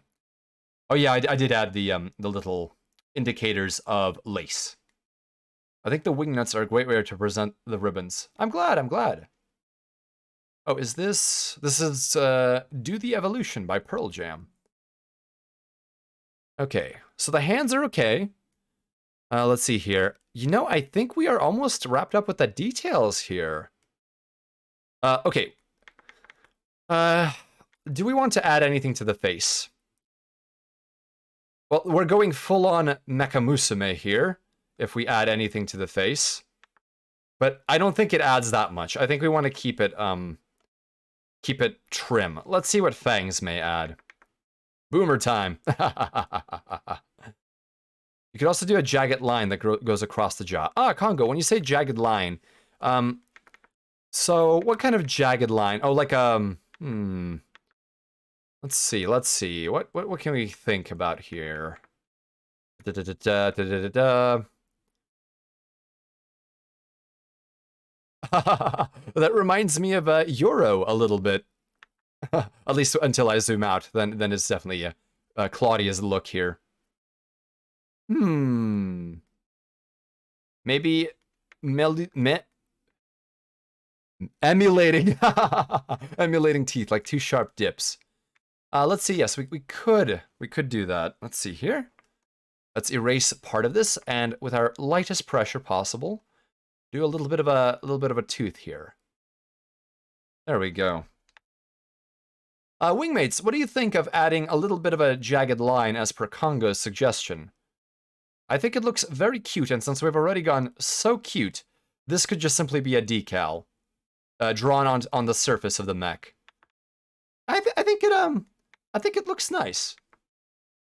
Do we want it smiling, or do we want it slightly upset the way the mech's eyebrows are? Little vampire teeth, yes. Because I drew these little eyebrows here at a slope forward to indicate that there is a bit of displeasure that this particular land air mech has. Although this is technically all cockpit glass that we're trying to emulate. Alright, I think the wings are fine if they're clean. Too much greebling also gets a little bit crazy. Either do it like a decal or maybe have it go all the way across the face. Oh, over here, let's add another layer and test out what it looks like if it goes all the way across the face. The edge of a layered metal is not also an option. Oh yes, this does look a little bit like a layered metal, so if we do that... okay, well, we could do something like that. So it's almost like a little overbite. I don't know if that's as cute. Maybe I need to change the angle of the overlay here. How's that? Or maybe a little bit more like that to indicate that the metal has a bit of shading here. And we could actually do a bit of shadow to indicate that this is a bit of an overhang. Or we could do, as was said, extend it all the way to the edge of the jaw. Or maybe not the chin, because that's the chin still. And maybe do that. And do that. So without and with. Although these are two different designs with the little tips here and the full extension to the jaw. Wingmates, what do you think? What do you think? I think that this is perfectly fine, but this also has its own interesting appeal. Although it does remind me of Salad Fingers a little bit, if any of you have seen that particular creation. Because Salad Fingers does have... I think the across face is ideal.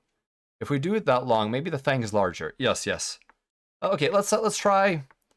let's try... Don't remind me. Yes, we need to make it larger if we're not going to make this look like Salad Fingers. So let's try a sketch before we do anything else.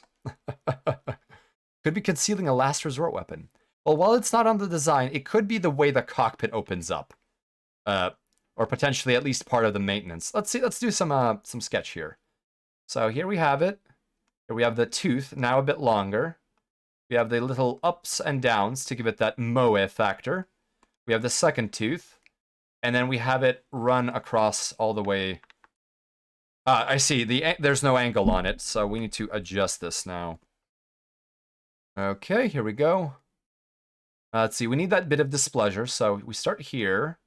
We do a tooth. We do the little moe dip, the moe M. We go straight into the fang. The fang is bigger now, and then we do our displeasure indication here. I kind of like how it currently has that crack looking thing. Bunzel, when you say currently, do you mean without the long line or with the long line? That is sort of the decision that is being made right now. I really like the feel of rusty spoons. Yes, Carbide, thank you for that memory. I think I like it, though it might be just me. So the long smile might be appropriate. Let's see here. Oh, I should post that poll. Where is it? Where did it go? Where did the poll go? There it is. Wingmates. We are currently deciding on the name for this mech, and you're allowed multiple votes and to add your own names, so feel free to contribute if you haven't already. Please be polite as long as you're posting a new name. I'm glad that you enjoyed that little quote.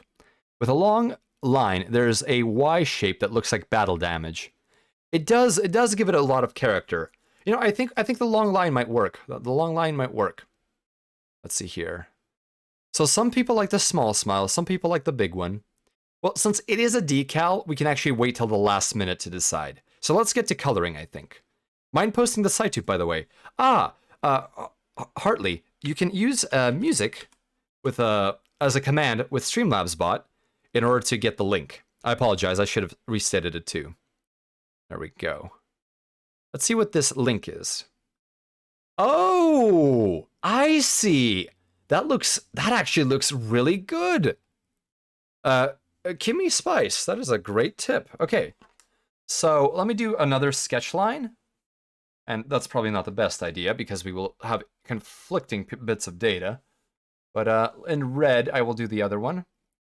So yes, that looks very good. So we can have fangs, maybe not the little moe dip, and then it goes all the way like that. I like that look, and I think that yes. Oh, that's no spam at all, Kimmy Spice. Thank you for helping out, Hartley. That is greatly appreciated. And no worries, Hartley. Sometimes these things are not obvious. I should have made the font a little bolder, especially because it is a little thin. Let's see here. I'm glad that you're enjoying the music, Carvebide. I have a rather eclectic taste sometimes. Okay, well, you know what? We'll leave all of this for last minute. We can mull it over. And in the meantime, we can move on to coloring. Because I think that we are ready for coloring. It feels like it fits with the hairline. I like that. Yes. Oh, so it seems like the Kimmy Spice's suggestion of the hairline mouth seems to be gaining favor now. Oh, you have not heard Ratatat in a while. Yes, it's not a very current group, I suppose. But I have been able to access the Terran internet since it was perhaps even ARPANET, although that was certainly not much interaction occurred there. I was only aware of it. Let's see here. So I think we're ready for coloring. How many layers do we have that are just simply insanity? Quite a few. All right, so we need to make sure that this layer is called something reasonable, like Mouth Ideas. So Mouth Ideas. That sounds like an independent band. Mouth Ideas. Hello, this is Jacquard de Longus and the Mouth Ideas. All right, let's see here. What was this layer? Oh, that was another mouth idea. That's Mouth Idea 2. Okay. Mouth Idea 2. There we go. And we have our line rat merged. Tangents can be bad in art, but also work in your favor. The hair around her face frames right at where her jaw would hinge. Yes, Kimmy Spice. I think you make an excellent point there, and I will make it even more tangential when I actually do the real thing. I think for now I'll still let it be mulled over a little bit. Okay, so let's go below line rat and begin our color base. So, to any artists watching this may not be the most sane way of coloring, but it is my current way of coloring. So, color base. And what is the primary color that I will spend most of my time in at least this current bit of art? So these will be gray or some kind of a metallic-looking stocking color, because that is what Claudia's stockings look like. And the arms will at least here be black due to or at least have a pattern on them, due to them being lace. And I think we may be able to use some of the patterning to provide that, because there are patterns available to pick in Krita. And you can't see the pop-out because of game capture, but there is a pop-out that shows various patterns that you can use. All right, let's see here. Oh, apologies, wingmates. All right, so. Okay. I remember back in 2001, went to a concert where Mouth Ideas opened up to the Spacers. It was really good. That mix of folk and rock was something. Oh yes, the Spacers are another independent group. Very much so. Oh yeah, how do we decide to go with the front skirt, by the way? I think I was simply trying to figure out a way of preventing any nudity and any kind of impropriety. So while the apron is being used as an aerodynamic fin in the back, we are using the pencil skirt in the front. Well, because the pencil skirt wraps around, so it would have been present no matter what. Let's see here. My favorite mecha hair belongs to Gensake Gao Gai Gar. That mech hair is long lines of instant energy batteries. Oh, that is interesting. Let me see here. Oh, did the music fail? Let's see what's going on with SciTube simultaneously. Let's see. Oh, did it pause? It paused on my end. Allow me to refresh it. Is the SciTube no longer working for other folks? I'm gonna have to skip this track. Something's broken about it. Let's move on to the next one. There we go. Apologies, wingmates. All right, let me look that up. Genesik Gao Gai Gar. Oh wow, that is quite a bit of hair. Interesting. Congo, is the hair consumed as a battery, or is it simply drained of its energy? For some reason, that particular coloration reminded me of the anime Scry Ed, I think it was called, where some individual had a powerful, I suppose, magic arm, but it only had a limited number of charges, which were expendable. And they formed these, they are drained, they lose color. I see. And they formed this, these nodes on the back. Oh, S-Cryed. Yes, Carbide. Thank you. But that one was, I do not remember anything about the plot. I simply remember that there was a power arm like that. Let's see here. Oh, we are currently in the red, literally, by using the red marker, or the red brush. There we go. I haven't watched it, TBH. I would imagine many have not watched it. I don't expect everyone to watch every single anime. It's simply impossible. I have not seen so many. And I don't think I ever will. Let's see here. Looks good, though. Should I? I don't know, Miwa. I can't actually judge Scryed because it's been so long since I've taken a look at it that I am completely unaware of whether it's good or bad. It's just two dudes fighting each other. Just two gentlemen engaged in a duel. All right, let's begin the coloring. So color base will be light purple. Light purple will be our base color, and we'll only color what we need. We may actually rename the layer something different. So let's color the entire corset. So we're going to switch to a different brush, the non-pressure sensitive one. And we are still in eraser mode. There we go. That's a little bit too dark, I think. I'm gonna lighten up that purple if I can, or brighten it up, saturate it a little bit. There we go. I like that slightly more saturated tone. There we go. I just remember that one guy's power was just balls. Carbide, when you say balls, do you mean spheres, or do you have some kind of other explanation for that? There we go. Going around the laser emitters, which I don't know if we will make purple, or we will make them a different shade of purple, so that they stand out. Okay.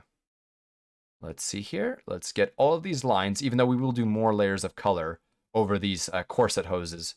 But I think for the time being, we can just fill that all in so that we at least have a basic idea of what this mech will look like.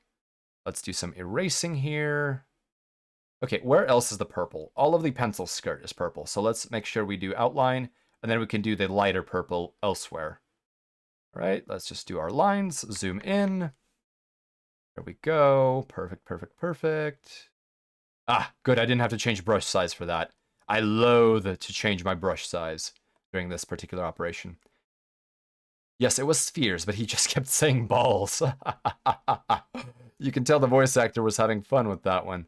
Very much. Sometimes you need to enjoy your work, and that may involve making double entendres and the like. All right, let's see here. What is going on? I'm just going to pretend that this is all okay, and we'll keep coloring. We'll keep coloring. The eye of the viewer will ignore many of our sins. Isn't that right, wingmates? Isn't that right, that you ignore many of my sins? Because that's the kind of thing that that my wingmates do. I'm kidding, of course. Let's see here. Oh, Basement Jack's Raindrops. I rather enjoy this track. Although don't, listening into the lyrics too much might be a little bit weird. All right, let's keep filling this in. There we go. All right, the color is making this come alive. I see nothing. Oh, goodness. And so... Well... goodness me. Okay, so it doesn't actually matter what shade of color we use here, what shade of purple. Simply because I need to erase that line. Line art... I don't know what that line was. We'll have to clear it. Simply because we can always use the fill tool. Oh no, I'm drawing on line art. Bad me, bad me. Control-Shift-Z, and we go back to color base. Simply because we will be able to use the fill tool in order to change this shade of purple at any time, as long as we keep the layers separated and we do not do any kind of blending. But for now, I do not think we'll be doing any sort of blending at all. All right, here we go. I'm very, very excited that this particular design is coming to its conclusion. I only ignore sin when the doom music hits because I'm too busy killing demons. I like that philosophy. All right, so the hexagons were purple, so we will make them purple. Let's just fill them in with purple. And we will sort out what other details we want on them later. Here we go. All right, perfect, perfect. There we go. Keeping that going. One of the most irritating things is if you thought you had actually filled in a line completely when doing the initial loop for line art, but you actually did not, and the line art has been hiding your issue. Let me see if I can demonstrate what happens sometimes. Well, this would be an egregious example of it, but oh, let's see here, like that. That is so annoying. Oh no. There we go. Perfect. Let's fill all of this blob in. Yes, we didn't have any skewed up lines. I think that little gap on the other side of the skirt of the arm is connected to the skirt curve, so you can put it in purple. Oh, yes, this little gap here does have skirt under it. Very much so. Thank you, thank you. I definitely missed that. I think this is related to the ball joint, so we'll just color it in, and then once it's colored, it'll be less noticeable too. All right, there we go. Coloring this in. So since I'm not going to leave I do not like pure white. I think I would prefer a different shade of white for Claudia's blouse. So we will endeavor to make it something that is not a pure white. There we go, clean that up a little bit. Okay, so I think most of the purple, except for the tail end here, is done. Let's do the tail end. And we'll not fill in where the darker part would be. That represents the lace of the apron. Maybe do brighter and brighter purple as you go in through the layers of the crystals. The crystals. Oh, yes, for the lasers, yes.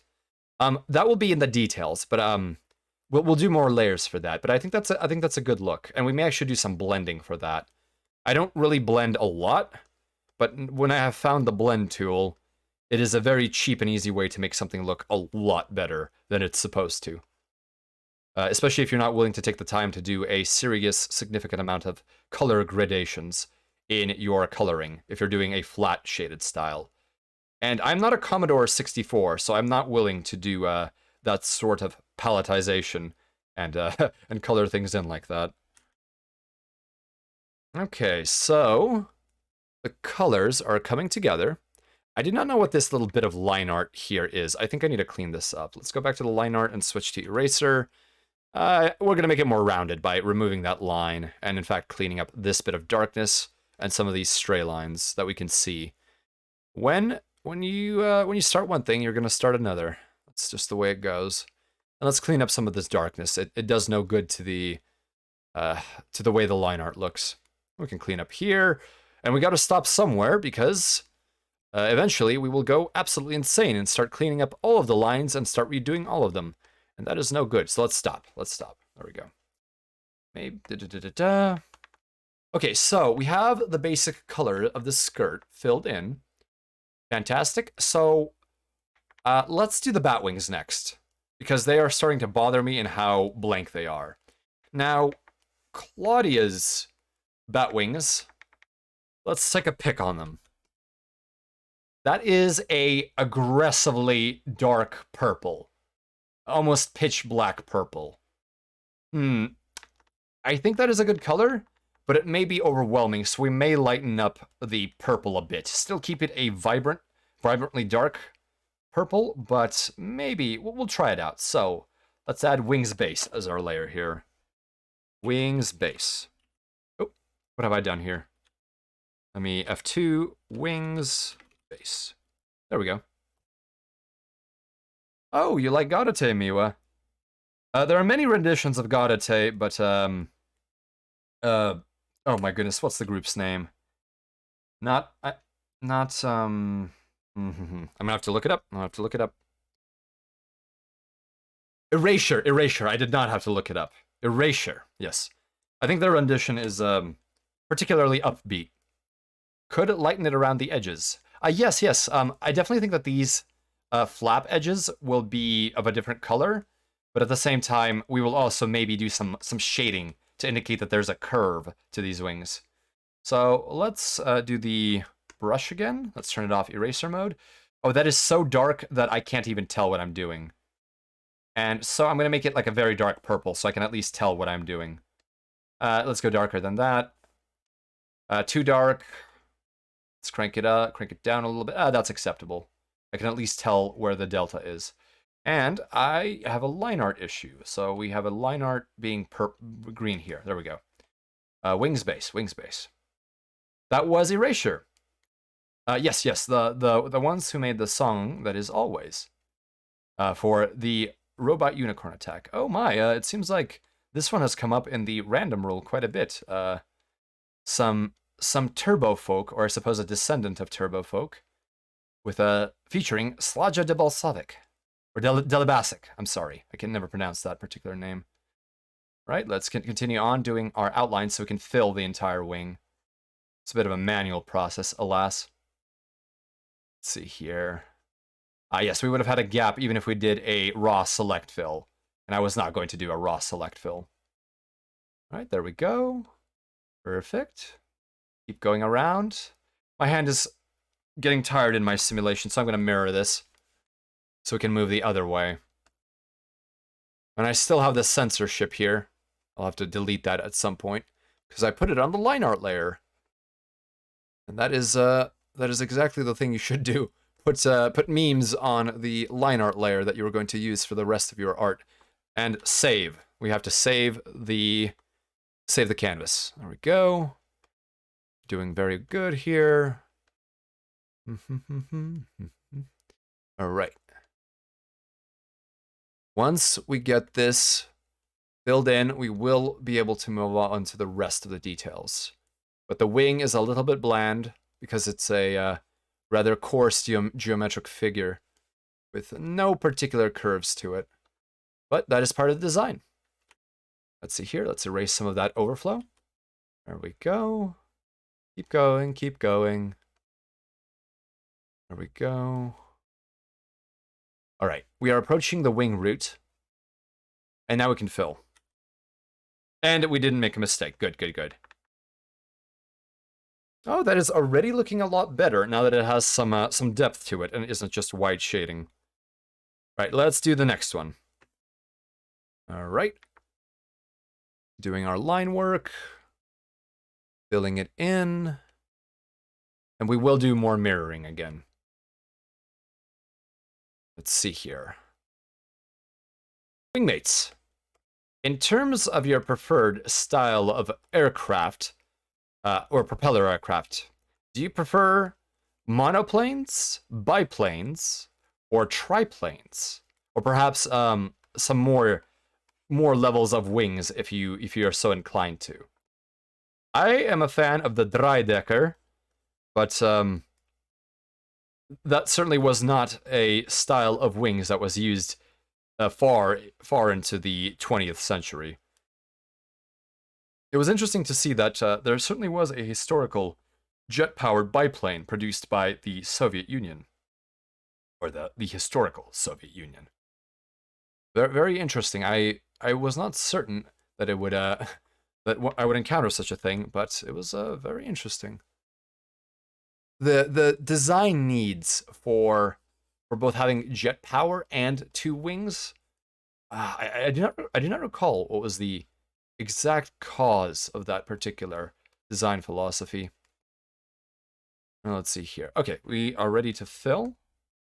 There we go. And we need to mirror back.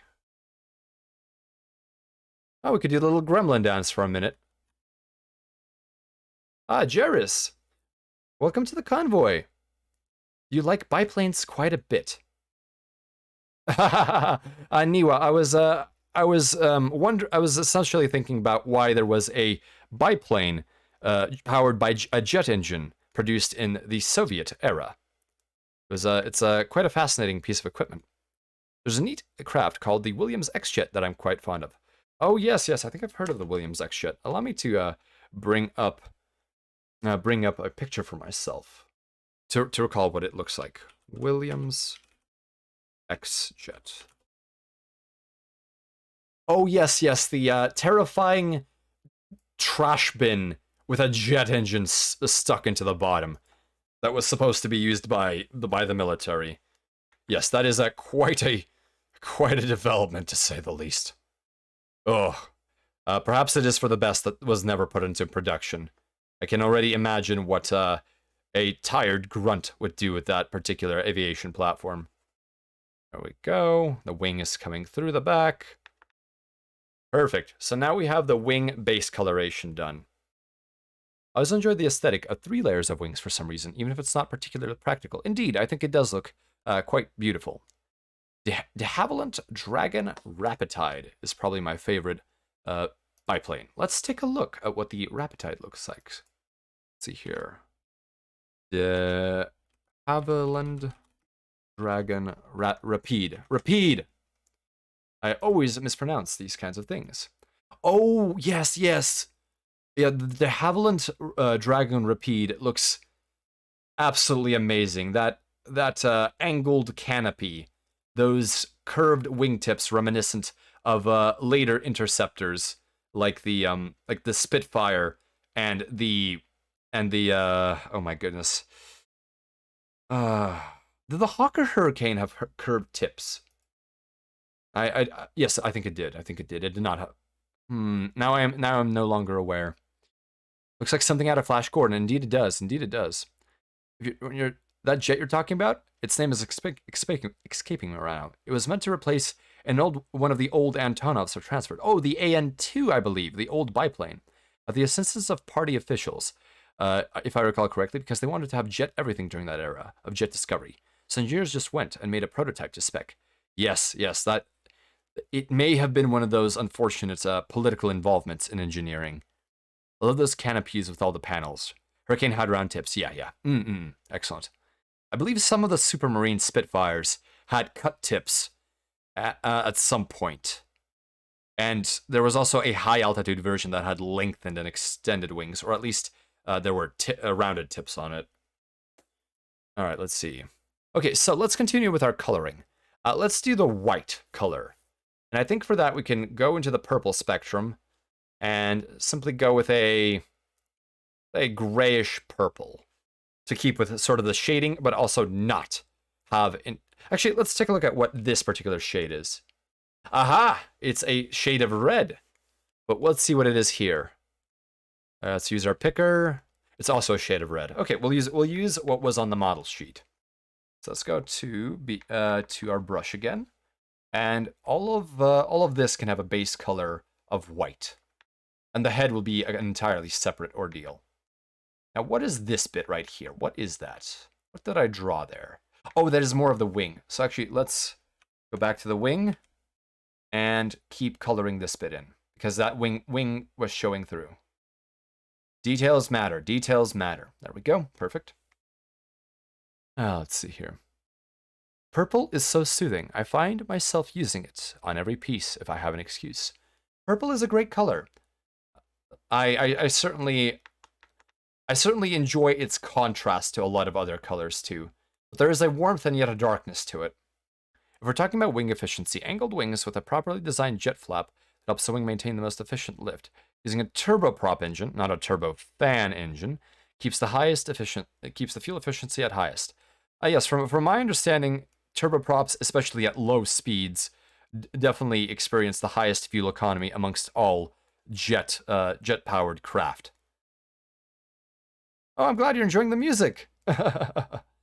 Yes, purple is nice on mechs, which is why House Merrick of the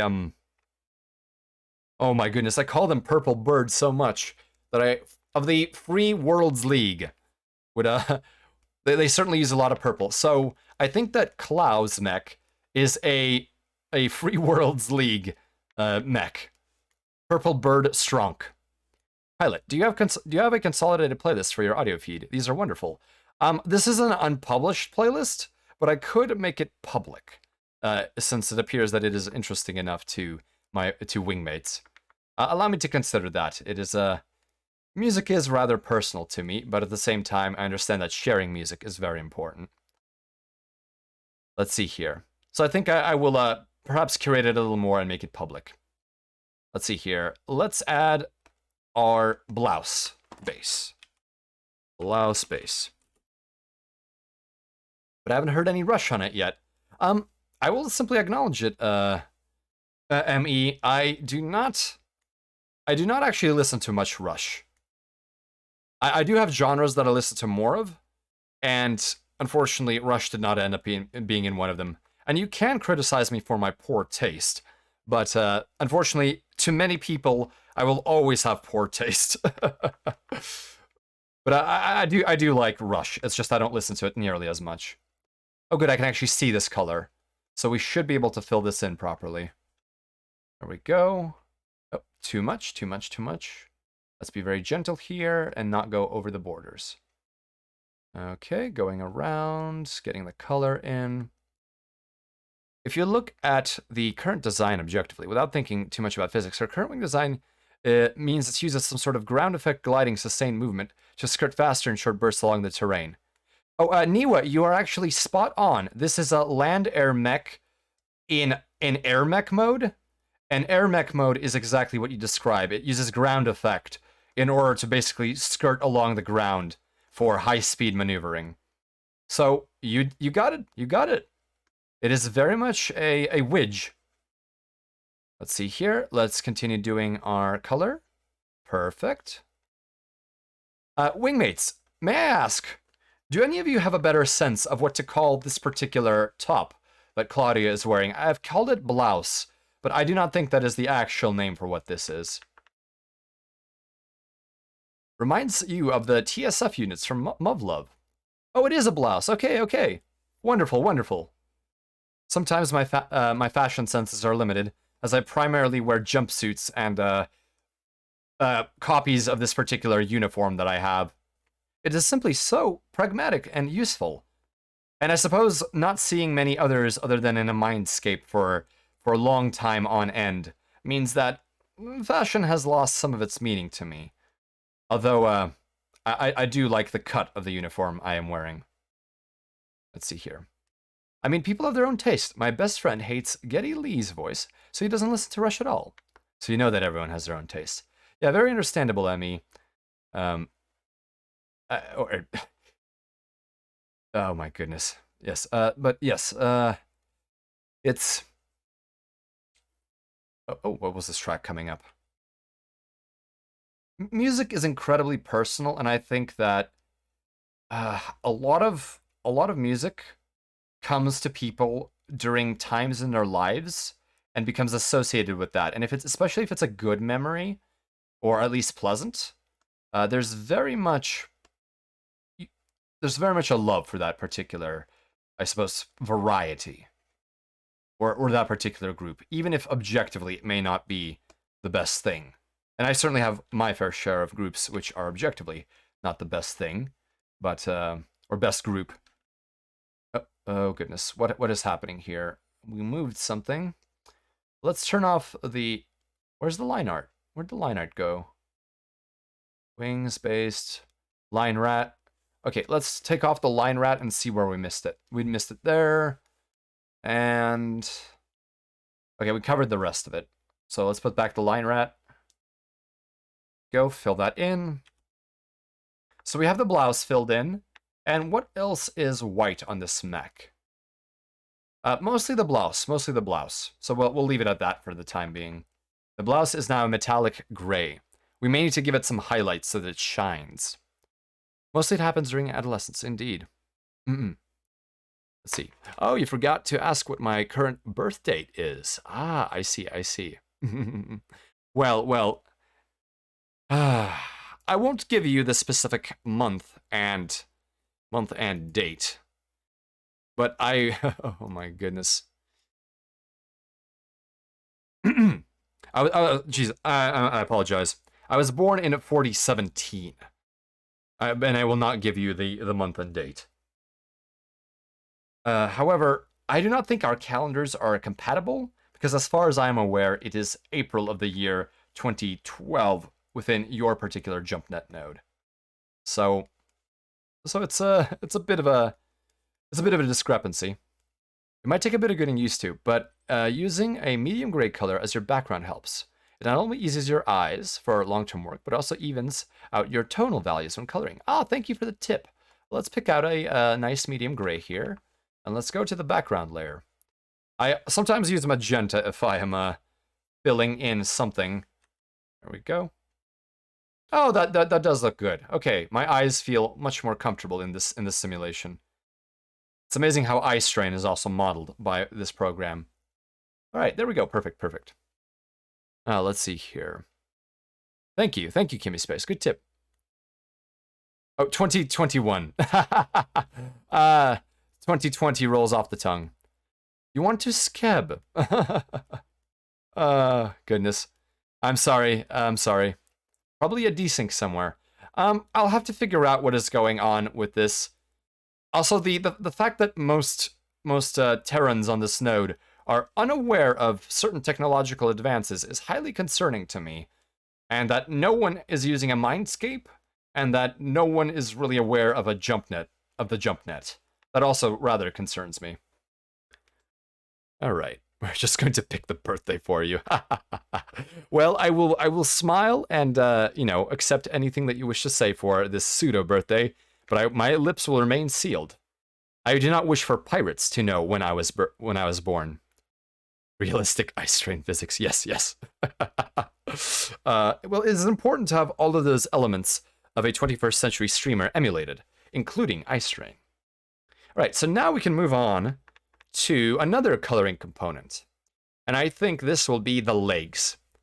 So the legs, do we want a direct color rip? However, there is a lot of tonality to this particular leg stocking. And I remember seeing a tutorial that was essentially using skin tone and then overlaying it with gray. However, I did not have the patience nor the time to literally create flesh tone legs and then put stockings on them. Give him 2 birthdays. Your birthday is now on Leap Day. Have fun. Together to the stars once again. How does May 1st work for you? It's a holiday in most countries. You work hard. I will not reveal my date. Oh no, corpse! Welcome to the convoy. Do not delve too deeply into the meaning of the 209.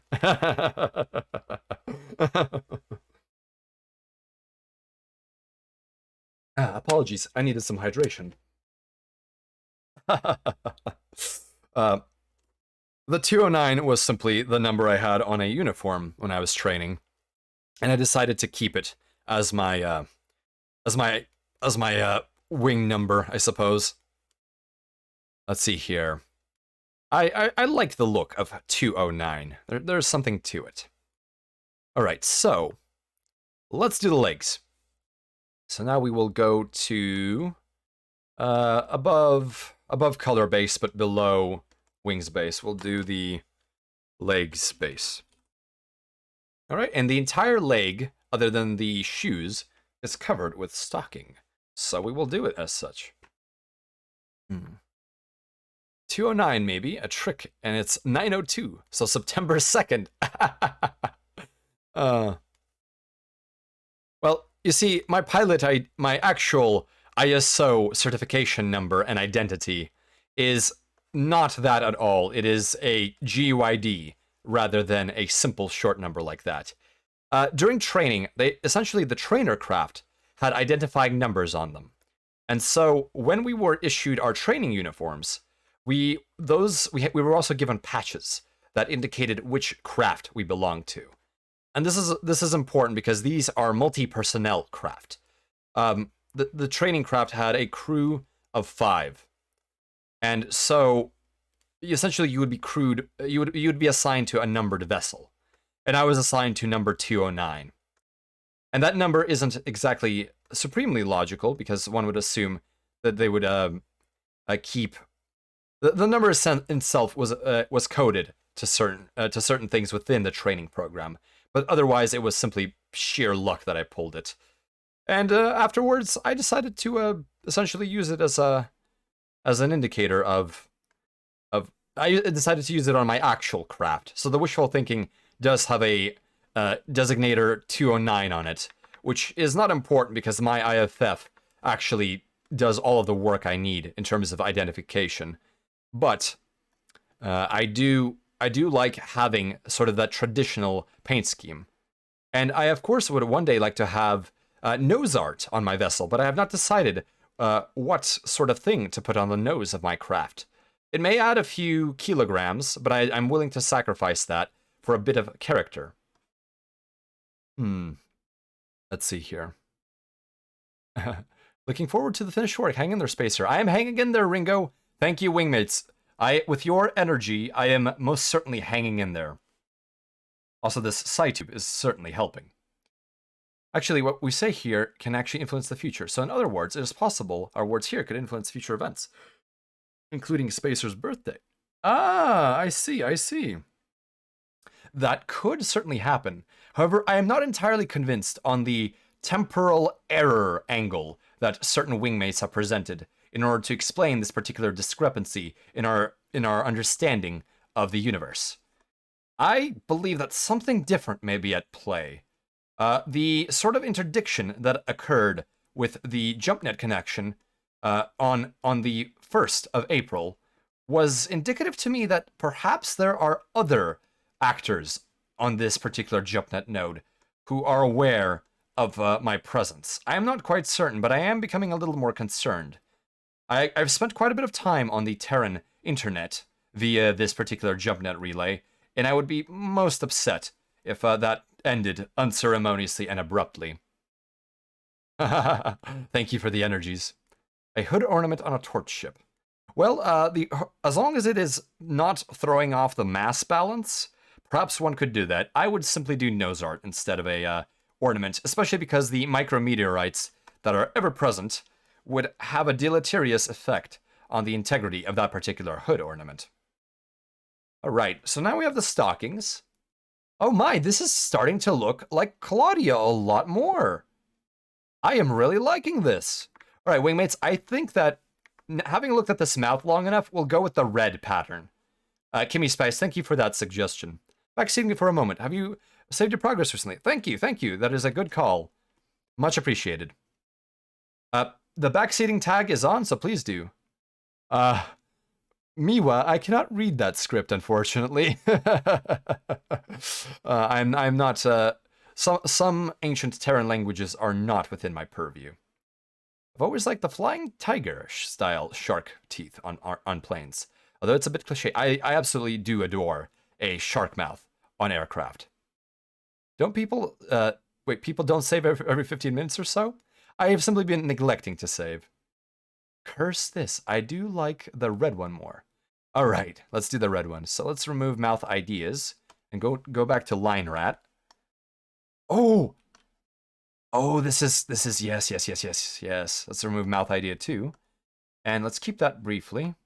This is the Mechanicus OST Noosphere, my absolute favorite track off of that OST.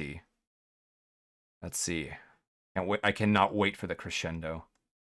There we go. There we go. There we go. Shark teeth on your spacecraft, please, like the World War II P-40s or Aerocobras. Yes, yes. Are sharks a known animal in space? As far as I'm aware, there are no sharks in space, unless someone has modified the poor creature to be able to withstand vacuum for long durations, and also given a means of propulsion within that vacuum, which means the shark would have to have reaction mass, which I no longer understand at all. But there are sharks in aquariums where historical Terran species are put on display. Most of them have been synthesized, in the sense that they're even the embryo was created on a universal a universal.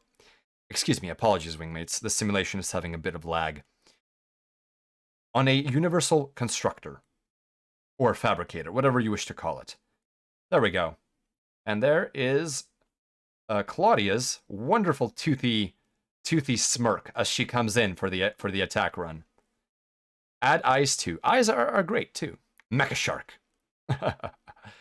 Let's see here. Jetpacks on sharks with fishbowls on their heads. Oh, that would be quite adorable. I think that would be a good look. Let's see. Maybe I could make this bit right here actually peek up a little bit. Let's see if this does anything. Oh, that does give it a little more of a toothy look. A little more predatory. Now, with this smile, this is very much a predatory look. But you know what? That's not too bad. All right, so why don't we move on to the shoes? Yes, let's do the shoes. So let's get a basic color off of the pumps. All right, there we go. We've picked our color, which is a dark purple, a very dark purple. Moose can dive several meters in water, which makes orca whales a regular predator of moose. Yes, I have heard of that. It is a very interesting thing. Always surprising to see how those almost just two completely species which would never meet intersect in such a way. That is a very interesting factoid of the former Terran biology. Biosphere, apologies. Could make it dip up into the upper fang curve in one line. Just wondering how it looks. So dip up in the inner fang curve. Dip up. Partly, I think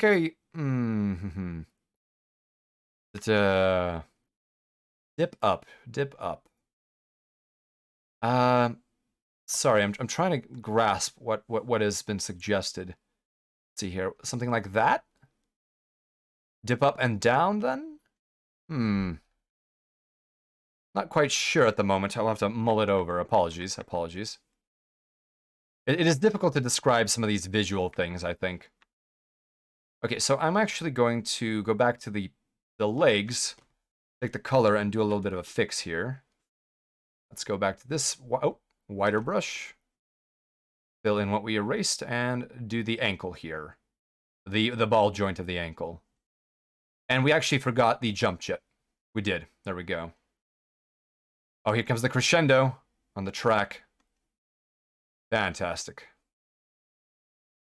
Excellent, there we go. All right, back to the brush. I need to clean up the nozzle here.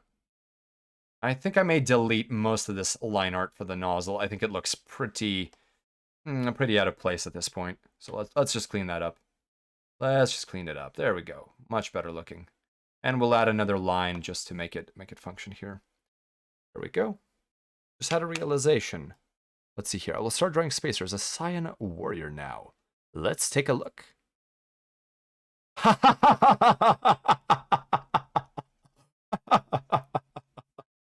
Oh my goodness.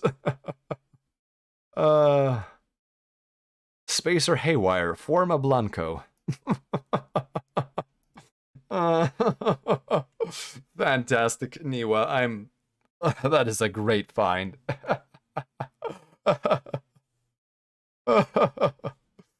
Oh my goodness. All right, let's add the shoes. So shoes base. Let's see, here we go. Shoes base. There we are. Fantastic.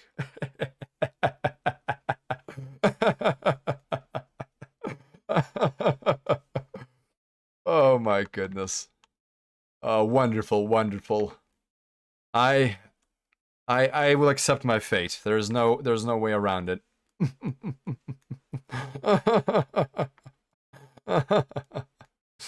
Oh, please. Oh, no.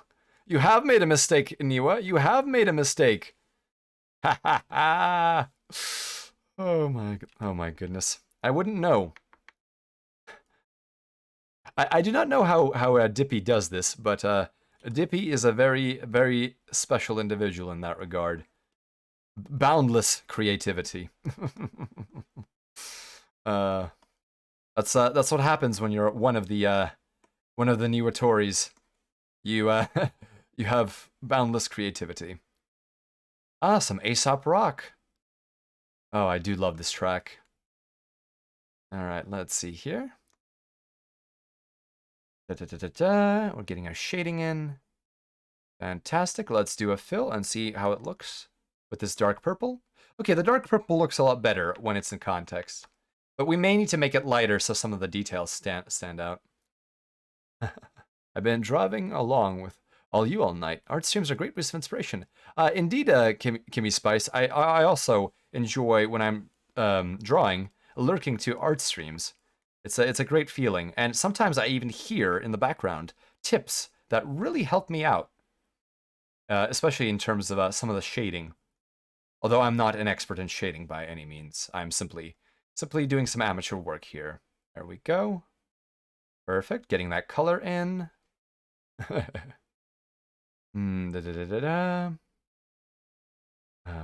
mean, I don't want over 9. What? 9,000? But yes. Why wouldn't I be? Why wouldn't I be? Oh, it's okay, Niwa. I am hitting that point of I suppose a neural state where I am myself becoming somewhat deranged, simply because the braids alone took quite some time. Okay, so we've got the shoe base. Let's do the arms. So the arms will be, I think, gray in their base, and we can do some kind of a light metallic gray here instead of flush tone, I think. I mean, if I had to guess his power level, it is 209.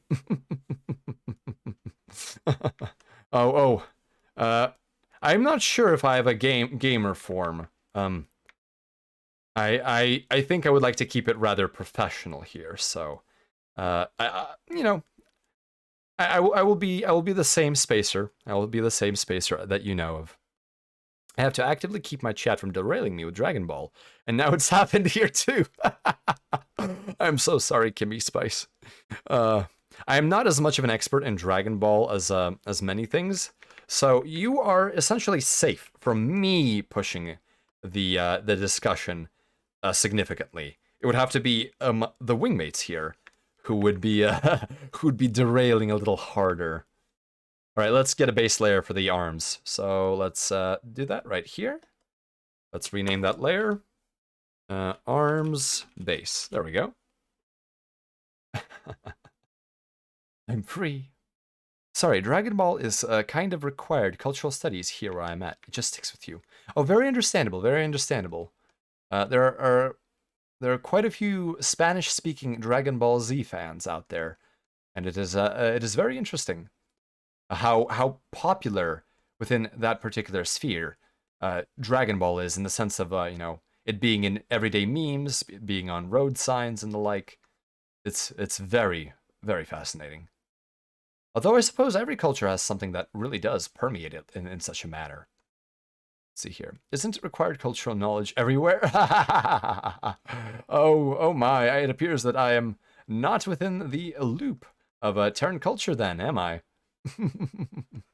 I have seen my fair share, but not nearly enough to be aware of the lore. Many of the advanced forms that the characters of Dragon Ball Z take on, I have very little understanding of, unfortunately. Oh, Shattered Bone by Pitch Black. This is a very crunchy sound. I really enjoy it. Not to the level I've seen it in Mexico. And Saint Seiya. Oh my goodness, yes. A whole actual state got copyright struck with a cease and desist letter. Collectively, the whole state. What ended up happening with that particular situation of that one state within Mexico being copyright struck? That is quite the ordeal right there. It's okay. Neither does the guy writing it. Bunzel. If you kind of want to have enough to get by, watch the abridged. Oh yes, the abridged definitely has a solid reputation as being a starting point. All right, let's see here. We need to make sure our alpha is correct. So let's go to the small pen and do the alpha. There we go. We need transparency. There we go. Clear that out. Excellent. All right, let's continue on with the line. We are almost done with this arm in terms of at least filling it in. We will have to do a pattern. Let's see. There we go. There we go. Doing the pattern. And we fill. Oh goodness, we had a problem, didn't we? Let's find out where the issue is. Turn off the line art. And we'll seek the break. And the break was right there. And in fact, the break was in quite a few places. Let's see how that looks with line art. Back to the line art. Oh, that does not look decent. Oh, no, that's fine, that's fine. So, fill. There we go. Oh, this is coming together. This is coming together. Okay, let's see here. Basically what happened is the governor made an event to broadcast publicly, free of charge for everyone in the city, of every city, the last 3 episodes of Dragon Ball Super, with subtitles. Hell, they even got the original dub actors in to helm the event in the capital. Wow! That is really impressive. My goodness, my goodness. I forget that a politician showed some episodes for some rallies. So Way got a wind of it and sent a cease and desist letter to the state. People still made their own gatherings to watch the episode. It was surreal. That sounds surreal indeed. State-sponsored anime entertainment. My goodness. Wow. That is impressive. Is there not something involving Lupin III in Italy? At the very least, it appears to be popular there, and maybe was even run on state television. Although I'm not quite certain about that. So let's get on with coloring the next arm. There we go. Let's get our base details. All right. Fingers are always do take a little bit of time to do, since they are rather complicated shapes. There we go. Perfect. Getting that done. I still remember at the factory I was working at, actually made to take a break for workers to watch the episodes as a way to boost morale. 2 hours of Dragon Ball Super. My goodness. Now that is very fascinating.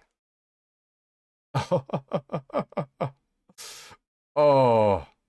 I don't think I have ever been forced by any employer or even the Far Sons Coalition to participate in any particular form of entertainment. But I suppose that's a private business for you.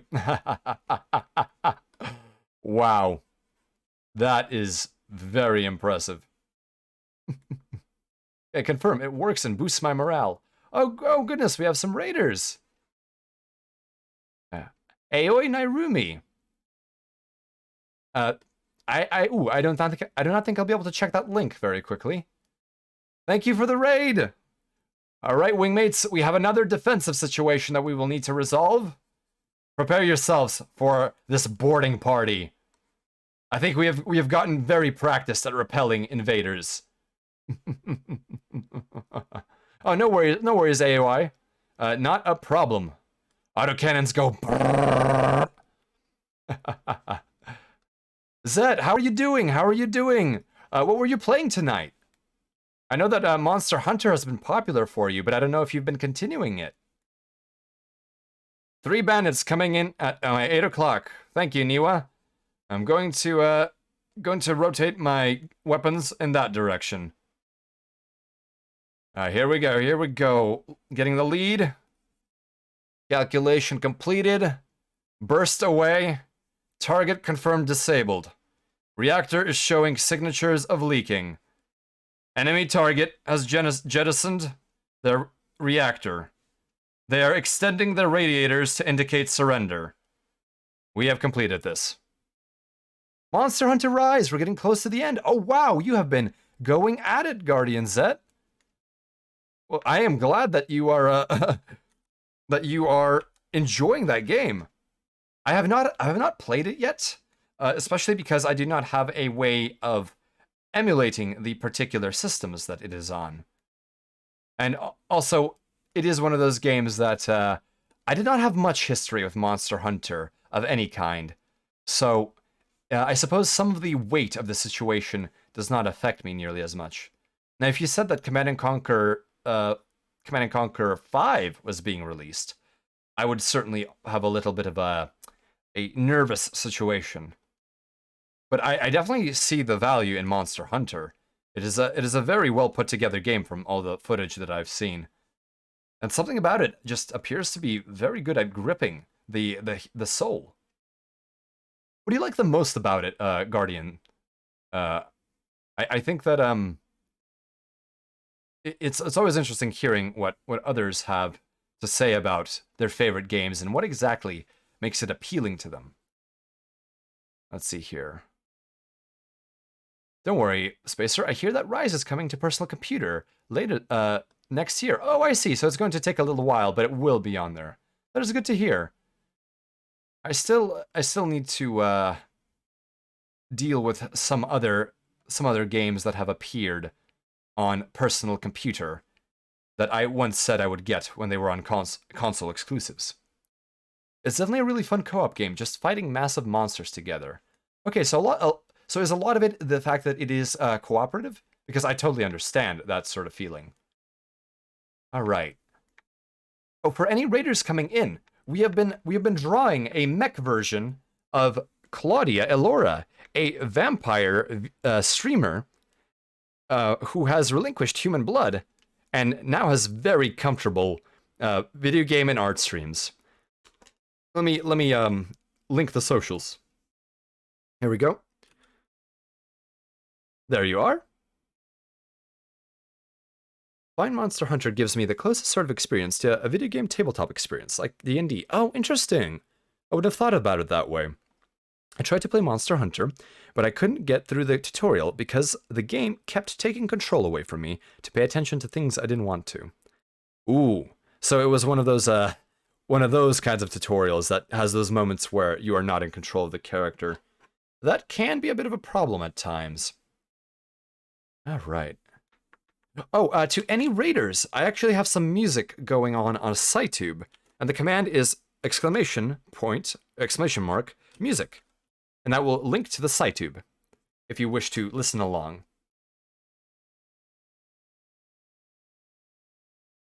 Greetings, Urquiline. Welcome to the convoy. I'm glad you're enjoying the music. You also get Spacer. Do you guys get nagged by HR to go to team building events or something like that? Let's see. Well, during my time in ORAC, there were team building events, but I have since moved on from a corporate sort of workplace. As an independent contractor, I generally do not have anything like that. Although the Courier's Assistance Network tends to have at least some events where they encourage different couriers to mingle amongst each other. And I am part of the Courier Assistance Network, simply because I need to have at least some kind of insurance against the loss of my craft, in the sense of me needing search and rescue. So CAN does provide a search and rescue service for any of its members that are deemed to be missing. It's a cinematic game without cinematics, so it would just direct the camera at things the devs wanted you to look at. Oh, I see, so the camera controls are a little funny. I know truckers at my old job often got asked to go to soccer matches. Well, that is probably better than time with HR. Miwa, yes, going to bed soon. That's a good call. Join the HR brain mass. Join us. I think I'll be okay. Allow me to adjust my burn acceleration to be a little bit higher so that we make some distance between us and the HR brain mass. Let's see. Okay, so we've got both of the arms complete. Now we can move on to the base color for the head. And I think we will do hair and face all in one color until we decide for a different color for the face. All right, here we go. So, let's start coloring the head. We need another layer for that, and we'll put it above the blouse. So there we go, layer, head, base, and we'll make a layer group in order to make this a little bit easier. Okay, here we are. Let's keep a move on here. Miwa, you've been napping. That is good. Good. Naps are one way to extend your ability to function during a day. All right, let's get a good color in here. All right, fantastic. All right, let's cut that off a little bit. Kimmy Spice, thank you again for the tip about the gray. This is really making the coloring and the sort of strain upon my ocular inputs significantly lighter. So very much appreciated. No, honestly, it hindered me. I have no idea why I was so tired today. Oh, I'm really sorry to hear that. Well, if you are very tired, and if you are any amount of tired, please feel free to go to bed at any time. I have no qualms about that. Wingmates need to take care of themselves. A wingmate is someone who flies with you and helps you when you're in trouble.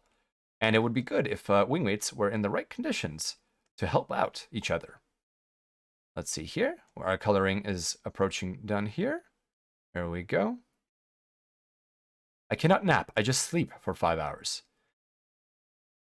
So Warhammer, are you simply not able to sleep for short periods of time and then you just don't wake up if you do fall asleep? Or is it sort of a practical issue?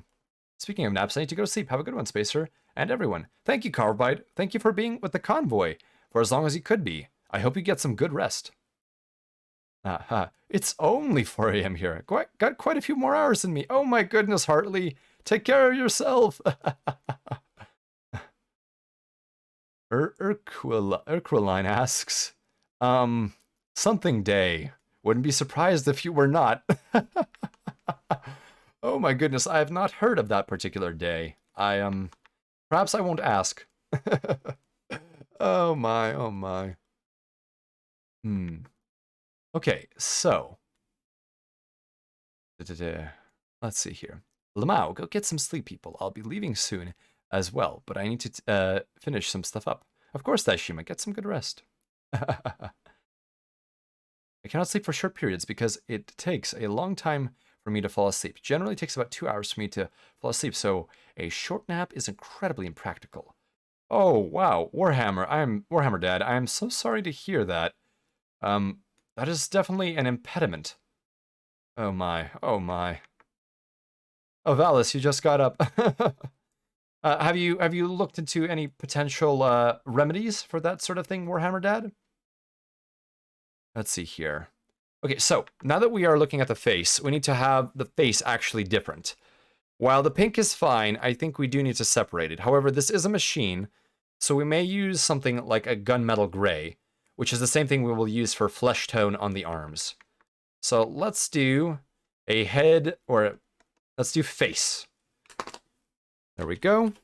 And we will now create a group of layers called head. There we go. 1 second, wingmates. I require some hydration.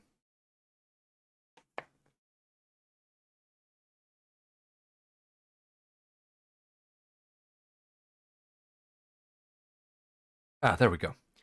I'm sorry to hear that, Warhammer Dad.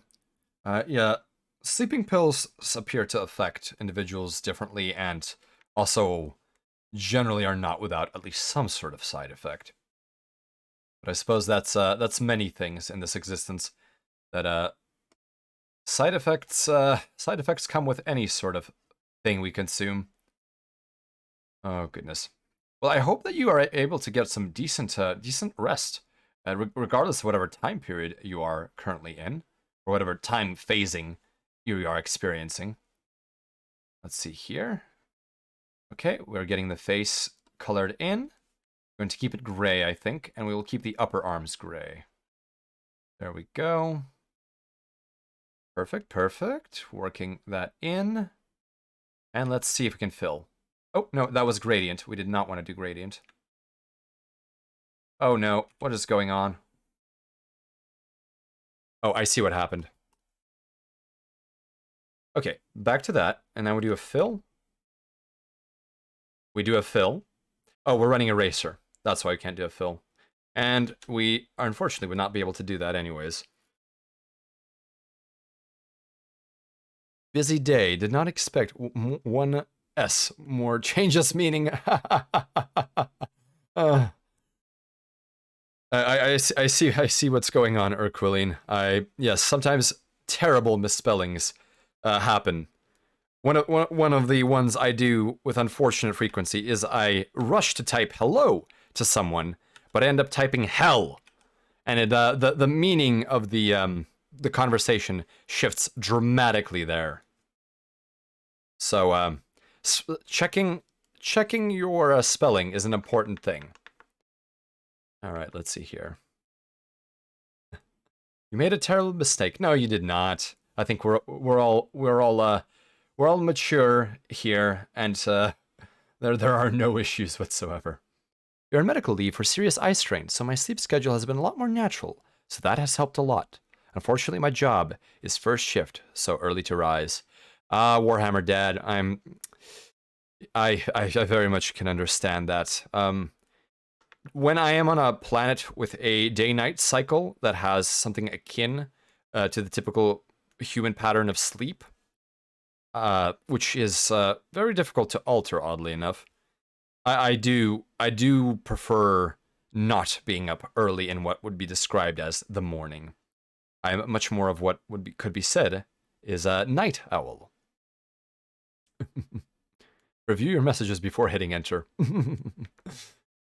All right, let's add an arm flush tone. So arm upper color.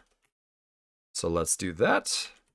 And make sure that we also merge or combine our two layers into a layer group for, let's see here, for arm. There we go. Perfect, perfect. We now have an arms group. Now, we need to make sure that we emulate the flush tone that goes into the gloves. The FL41 glasses help the strain. Are those blue light blocking glasses by any chance, Warhammer Dad? I do not remember the exact specifications because I read up about them, but I do not know the number of any particular standard which they must meet. Are you going to do the same on the upper parts of the legs for each leg for regularity as in the mech design, or keep it as is to say on model? I will take a look at what it looks like, but I will likely keep the legs fully stocking color, simply to stay on model. I think in this case, staying on model is rather important considering how many changes we've made to get closer to the model itself. Let's see here. Well, I'm lucky that me being in the IT sector gives me a chance to nap when I can. Oh, that's wonderful, Urquiline. That is. I'm most happy that you are able to do so and help maintain your health and energy. They are a bit more serious than just blue light blocking. They look like purple sunglasses. Oh, interesting. Everything I've seen for ultraviolet radiation and for the blue spectrum has been of a yellow tint. Interesting that those are purple. Is there any spectrum that they are particularly intended to block, or do they block pretty much the entire visible light spectrum? There we go. Let's do the upper arm here. Fantastic. All right. We are approaching completion, I think, and I think we will get this done. This particular session. Pardon me if I've asked this before, but are all the transporting you do is over the speed of light or close to? The vast majority of the transportation I do, relative to the sun of any given system that I am at, or at least the barycenter, is far below the speed of light. What I end up doing is mostly accelerating from a safe jump radius to the destination, essentially half of the distance from a safe jump point. I accelerate one direction, then I flip around without turning off my drive, and I end up decelerating. Of course, and then entering the orbit of whatever target world I have been selected to deliver to, or whatever target destination that is. Sometimes I do have to match velocity with vessels that are on the move, so sometimes that does happen, but in general I do not reach appreciable fractions of the speed of light.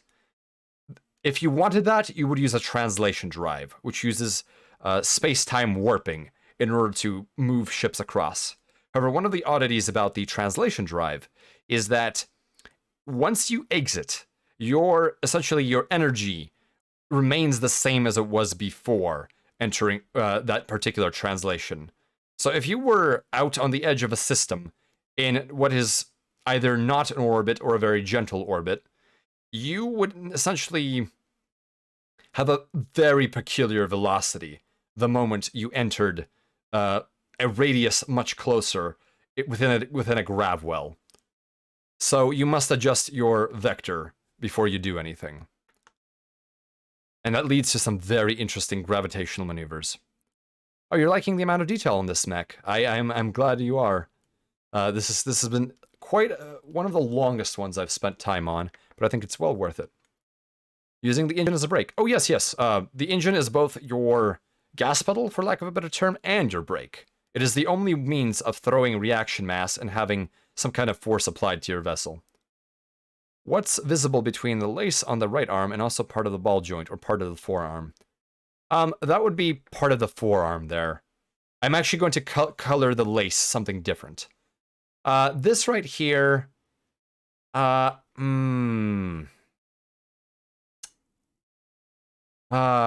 be on model, I think right now we have an unfortunate issue where the arm does end right where the lace covers it up, so it'll have to pass that way. They are meant to block UV light. They're meant to help people that get migraines due to intense fluorescent or LED lights. My work recently switched over to LED overhead lighting, and it's causing my eyes to hurt. I could not concentrate on my work at all. I'm sorry that you have such a photosensitivity. That is most unfortunate. Is it not possible for them to provide you with some kind of office with fluorescent lights, or is it not one of those layouts, I suppose? That would be most unpleasant if everything is like that. Oh my. Okay, so let us. What next? What next? So this is very much looking more on model. Now, oh yes, for the shoe color. No, we'll do it in detail layer. So one final detail that we missed is the little hair decoration here. And I think we can add it as an emblem to the side of the head. So let's go back to line art and add the emblem before we forget it. Let's go with full black. There we go. That could be annoying. Not one of those layouts, unfortunately. I'm sorry, Warhammer Dad. That is definitely not an easy question to answer. Is the photosensitivity perhaps related to I don't know, other issues, or has it been something that has bothered you for quite a bit of time and is coming to the forefront now? Apologies if that is too personal, but the discussion is about that, I suppose, to an extent. Let's see here. Let's do the ornament. I know that I myself require time away from certain sources of light simply because it does get a little bit too intense. There we go. We'll have this symbol here. All right. Excellent. And it curves around the back. Excellent. I think this will need a pattern around the back in order to have contrast. Or maybe we could leave it like that. Let's test it out before we leave it. So the head will also have a layer for the decal. There we go.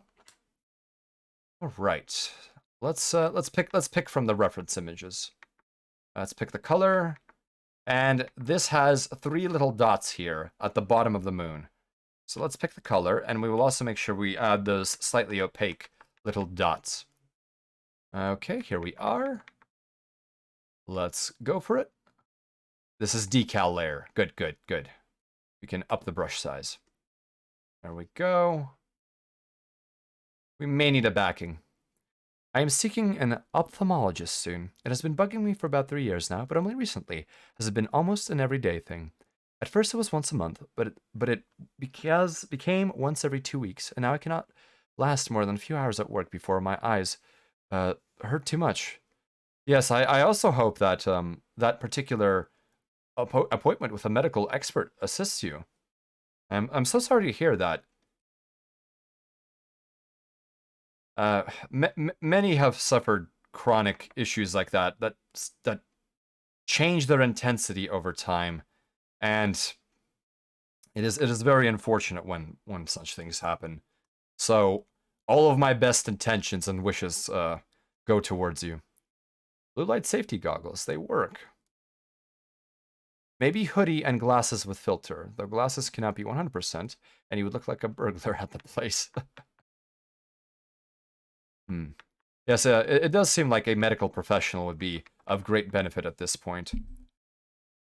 So I'm not going to make the decal 2 layers because essentially there is no point. I'm just going to fill in the decal with a single layer of color, especially considering there's essentially no intersections. Although we will add the 3 dots on top of the yellow, which perhaps isn't the best solution to take, but we will also use a different brush for it. Or actually, no, we'll just use the standard brush, but we will crank the opacity. Have I been running at 90% opacity this entire time? Oh no. Oh no. Oh no, no, no, no, no, no, no, no, no, no. No wonder. Oh my goodness. Okay, so I need to actually go dial that back and go to opacity around 50% and add the little moon bits here. There we go. Oh no. How did that opacity get shifted? All right, well, what we're going to do here is we're going to fill everything in with 100% opacity. Let's see here. Picker, brush, filler, filler, filler, filler, chicken dinner. Let's go to the face. Let's pick this. Brush goes to filler. There we go. That should be 100% opacity. Although they are purple. I know one, if my friend used glasses and hoodie, and it worked for them. Oh, I see, I see.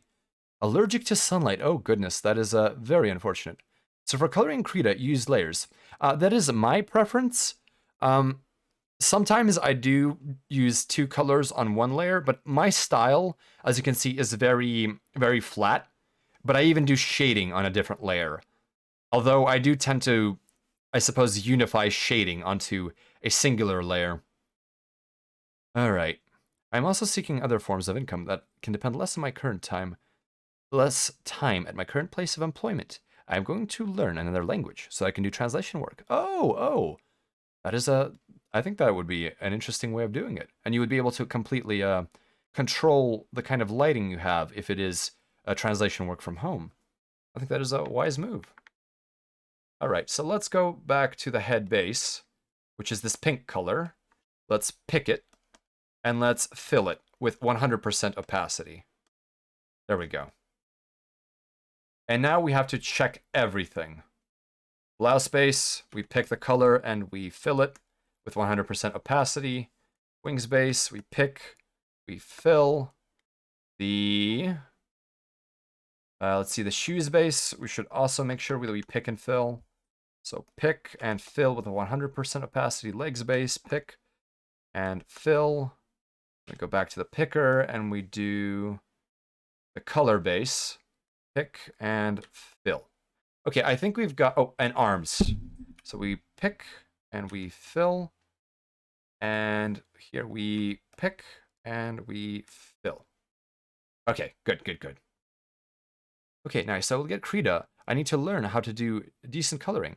Well, Yukis, you can probably do any sort of coloring practice on any sort of environment.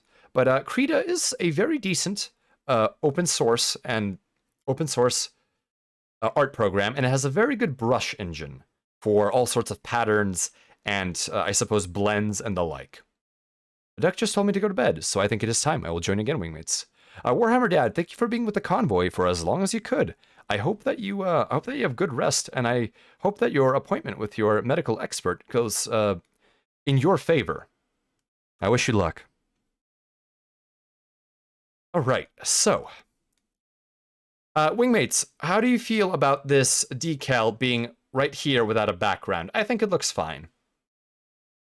All right, so we're getting close to the last details that we need to do. So now let's do some.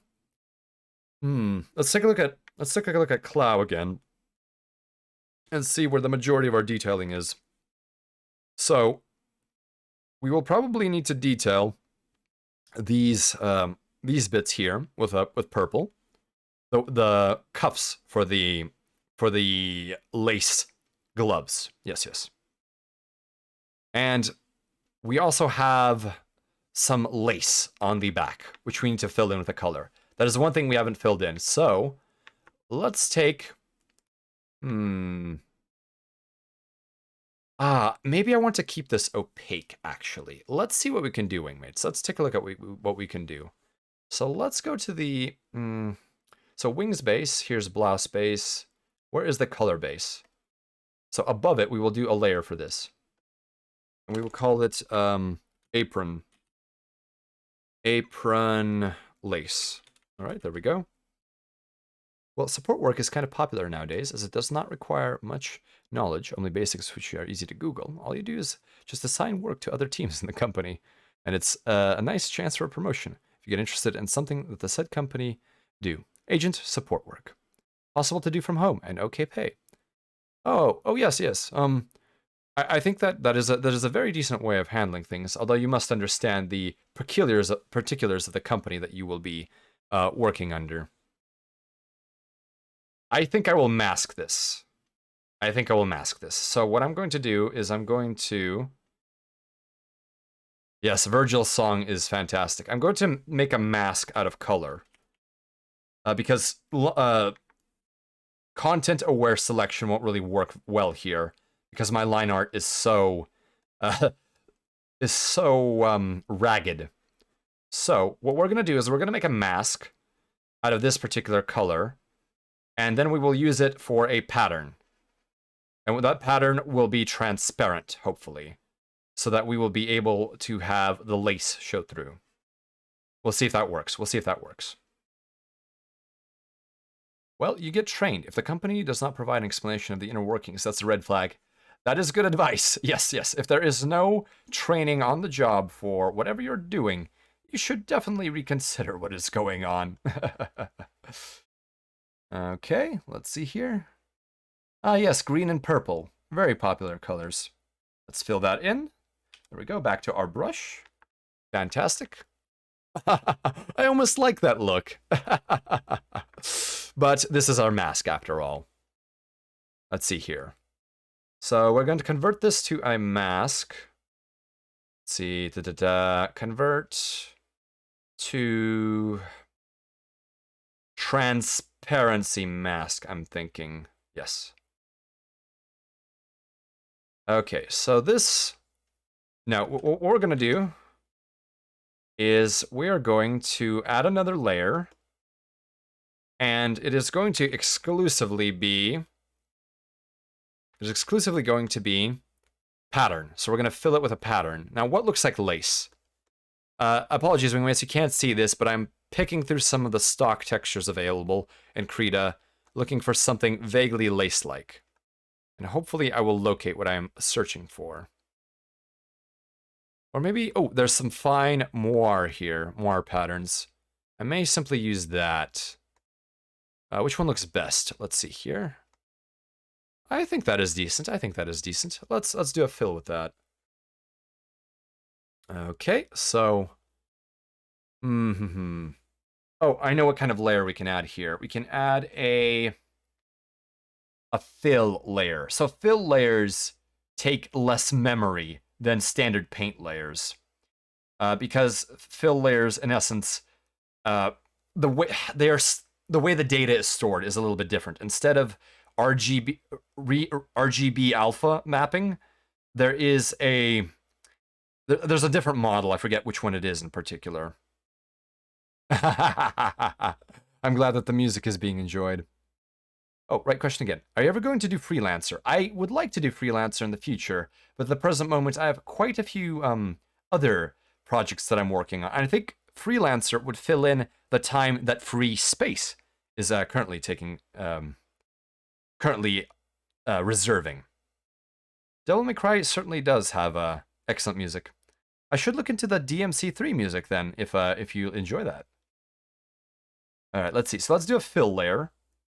And the fill will be a pattern. All right, let's take a look at which pattern we will fill it with. This is a lot of effort, but I think it will be worth it to have a good lace. And we can actually utilize that same pattern for lace elsewhere on the mech. No, that's herringbone. Let's see here. We have some tartan patterns available. That might actually be okay. So we have our fill layer, which has covered absolutely everything below it with this particular pattern. And we're going to... Okay, I think... No, that is simply an empty layer. So we're going to delete that empty layer. And apron lace is this one. So what we will do is move apron lace above it. And we're going to convert to a transparency mask. And I have completely failed it because now the legs have that transparency mask on them. It's supposed to be below. So the layer that you put below whatever layer you're targeting is going to be what is You need to basically put it below what you want to target. So let's turn that into a transparency mask. There we go, there we go. So wingmates, if you look at it, what was formerly green now has this interesting pattern layer on it because we use the transparency mask.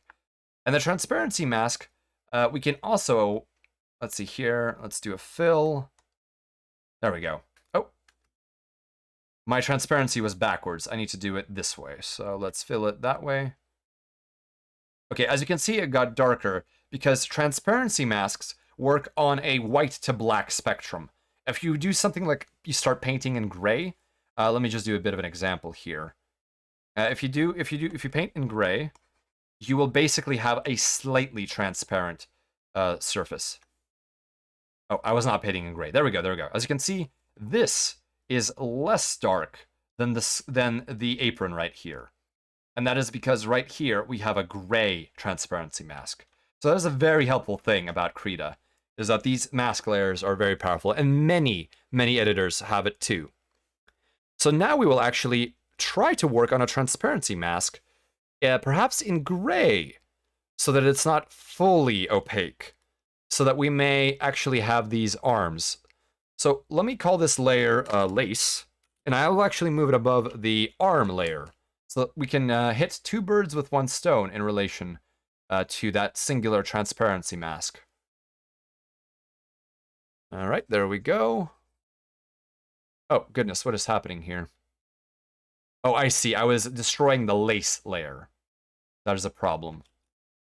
And we shift redo that. Okay, I was not editing the correct layer.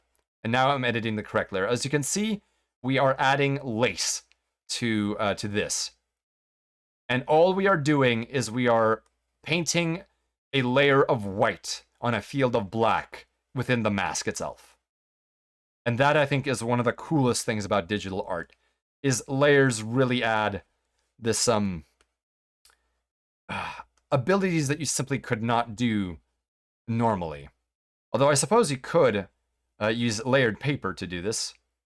Although I have no experience with that due to the relative scarcity of proper fiber paper, due to terraform rules extensively protecting their trees. There we go. All right. On some worlds, it is a death penalty if one is to destroy a tree. Although that is far from every world. Some terraformed worlds do actually export wood products. And one of the interesting things is that actual wood is incredibly valuable, simply because it is rare to find locations where you can grow wood properly. So we will actually add the lace to this also. There we go. Fantastic. Fantastic. And the other great thing is if we want to change the lace pattern, all that means is we have to go to this lace layer and alter it a little bit. Miwa, you're heading out. I do hope that you are able to keep your sleep schedule functional. Thank you for being with the convoy for as long as you were. And I hope you get some good rest. We should be wrapping up once we get these details done. All right.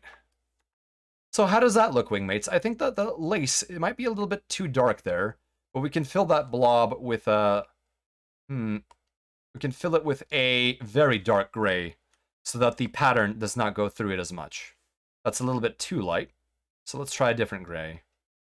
I think that looks better. There we go. There we go. Oh goodness, Niwa. Well, I will now try to be as fast as I can so that I can get my wingmates into their bunks or whatever other sort of sleeping chambers they use. Ah yes, the Dalos theme. Okay, there we go. Getting that lace pattern. Well, my own pattern must be adjusted. All right, there we go. Getting the lace. Excellent. And you can do this with any pattern, ranging from the pre-created ones, or ones you download, or ones that you create yourself. It is very possible to create a repeating pattern and utilize it in such a way in Krita. Maybe put a separate color into the wrist joint to make it distinctive. Yes. I think that might be a good way of separating it. In fact, what I'll do is I'll erase the mask there. I'll put black over that zone, so the wrist will not have any of the pattern. And that is why masks are fantastic. Also, if you have, I suppose, multiple variants, masking is another great way of hiding certain things for your composition. All right, let's do that. All right, now let's take our brush again and go all the way to black. And now we can make this joint patternless to stand out. Good idea. I think that looks very good, Hartley. Good call, good call. There we go. So now the wrist stands out. And let's do the other wrist. Perfect. Okay. I think we can also do a little bit of that to the finger joints. Let's try that. Let's try that. Let's use a very, very fine tip here. Okay, that does give it a little bit of detail that otherwise would be missing. All right, there we go. It gives a little bit of that separation that the joints need, I think. There we go.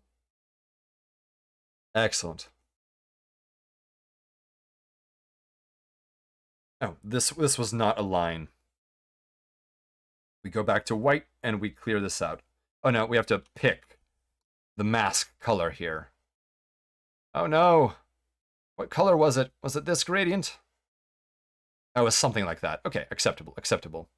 And we go back to complete blackout of the pattern for this joint right here. All right, excellent. Let's do the other hand. And do the other joints within the finger. All right, there we go. Hand joint. And the knuckles, the various knuckles. We go.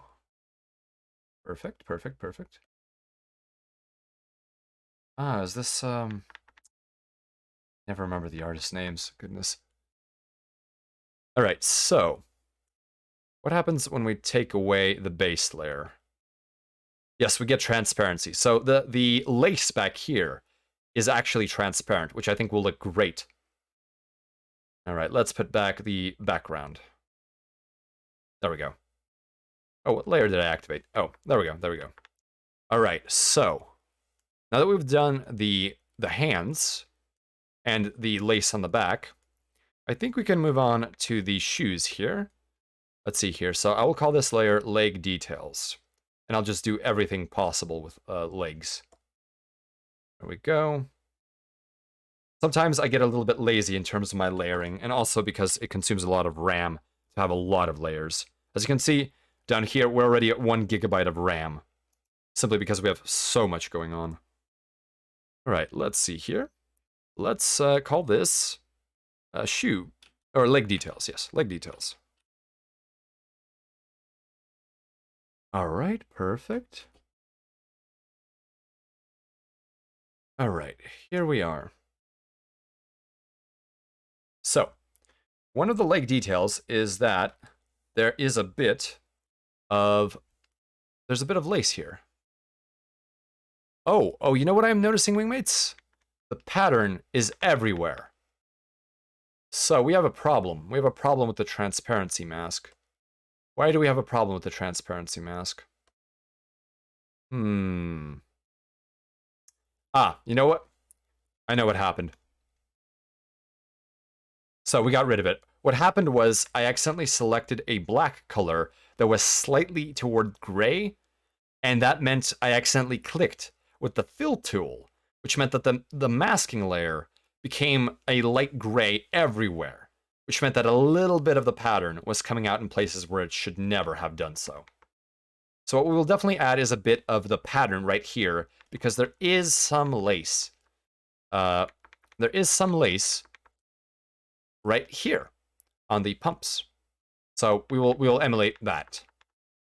And additionally, there is, okay, that is about the remainder of the lace in this particular design. So we'll make sure we have that done. So let's go to the legs detail and keep using the color that we had before. We'll pick out this purple and we will fill in this bit, and then we will add the lacing. Okay, so let me get a bigger brush. Perfect. Okay, we are adding that little anklet bit, which is to represent the strap. And I think that's good. And we will also do the same thing for this. And then we will add any potential details to the legs. All right, color that in. Excellent. Fantastic. All right, so let's go back to our transparency mask here and go for some medium gray. And now we'll begin to color in the lace, or unmask the lace here. And we'll have it go all the way down here. Actually, we don't want it here. We want... Oh. Here's what we'll do. We will finish it here, but we don't want it on the ball joint itself. So let's go to the other leg and do the lacing for here.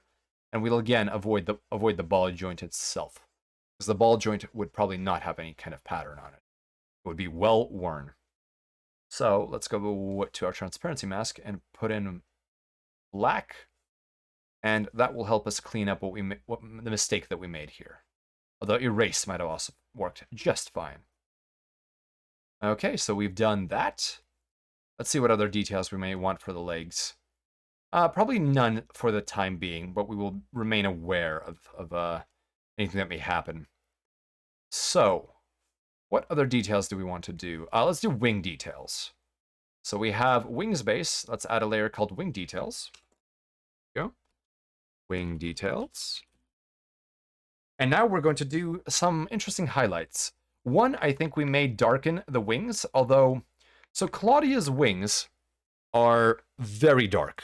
This is technically a shade of purple, but it is almost pitch black.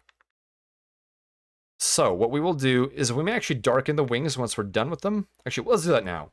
So let's pick the color, and let's darken up the purple that we're using. Use fill tool. Okay, I think that is about as dark as I want it. So let's go back down a little bit and use this as a highlight for the flaps. And we will hopefully be able to fill this in. There we go, there we go, there we go. Could make the jets on the thighs the same color as the jets on the pumps, just spitballing. I suppose we could. It may look a little bit different.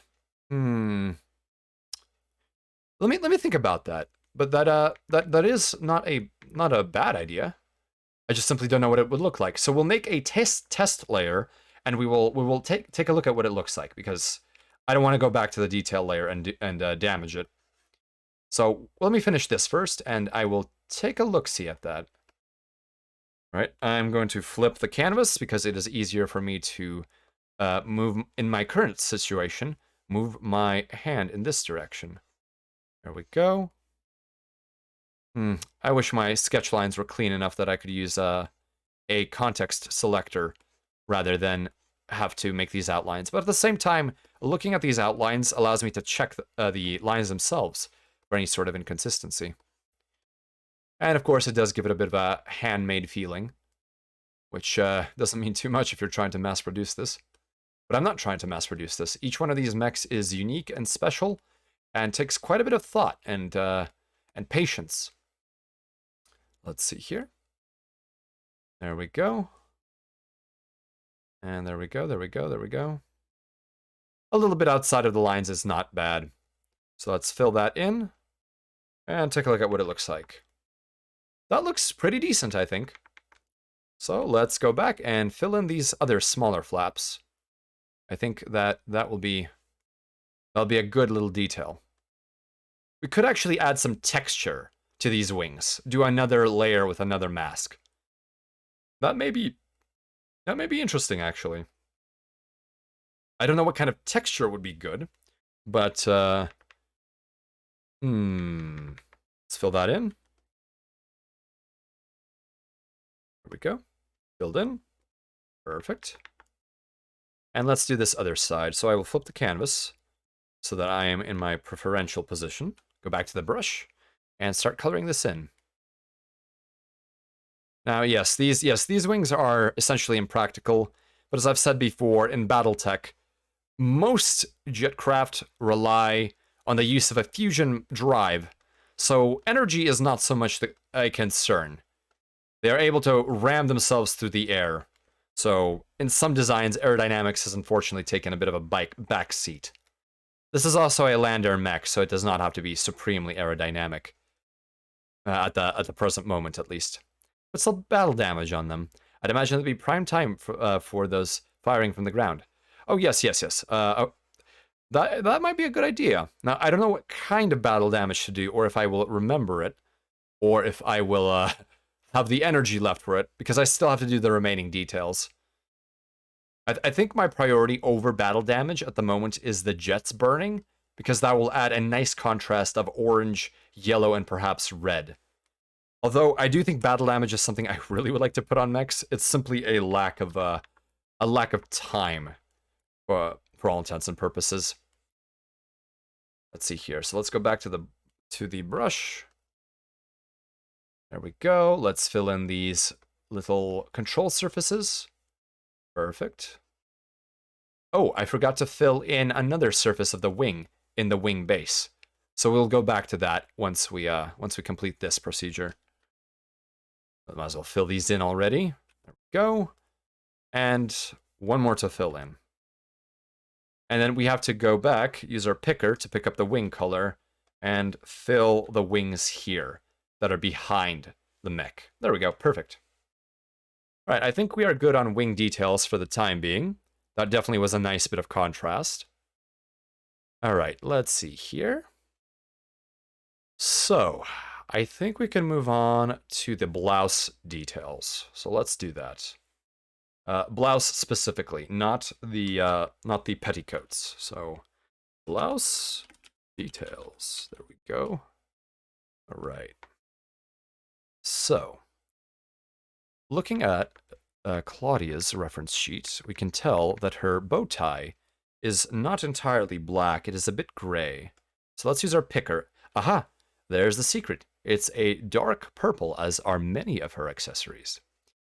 And here, we will actually want to do some shading on our model, because the rest of the blouse is stark white. So let's go to the bow tie and color it in. There we go, perfect. I think that will look splendid, and it'll be a nice bit of contrast to the rest of the whiteness that is very stark on this particular mech. And I think this pale gray will look better with a transparency rather than the gray on gray that we currently have. It will look like pale vampire skin shining in the moonlight, although there is only one depiction of vampirism, of course. Let's see here. Fantastic. There we are. Okay. So, the bow tie is coming along wonderfully. Excellent. Let's do the fill. Back to the brush. Subarashi. That is a good bow tie. Now let's add a little bit of detail by picking this white here. And we're going to go a little bit gray. There we go. So we're going to take our thin brush and we are going to make shadow lines. Now, where is our light coming from in this picture? I'm going to guess it's coming from the front, just so we have an easier time.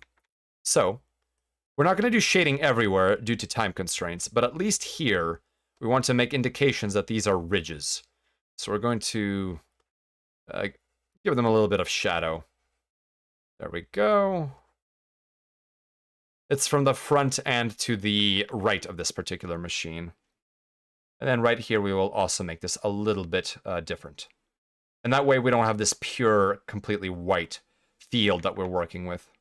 And we'll just add some gray anyways, even if it's not the most appropriate. All right. There we go. Fantastic.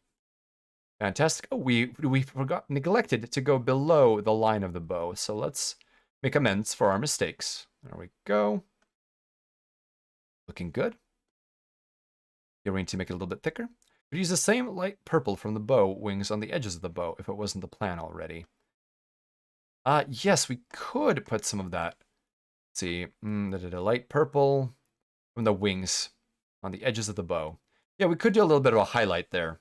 Well, since we are doing details, why not? Let's see how that looks. Give it a bit of a highlight. Okay, yeah, that's a very faded highlight, but it may add to the look. So let's just do some of these edges. Just gently, gentle highlighting. There we go.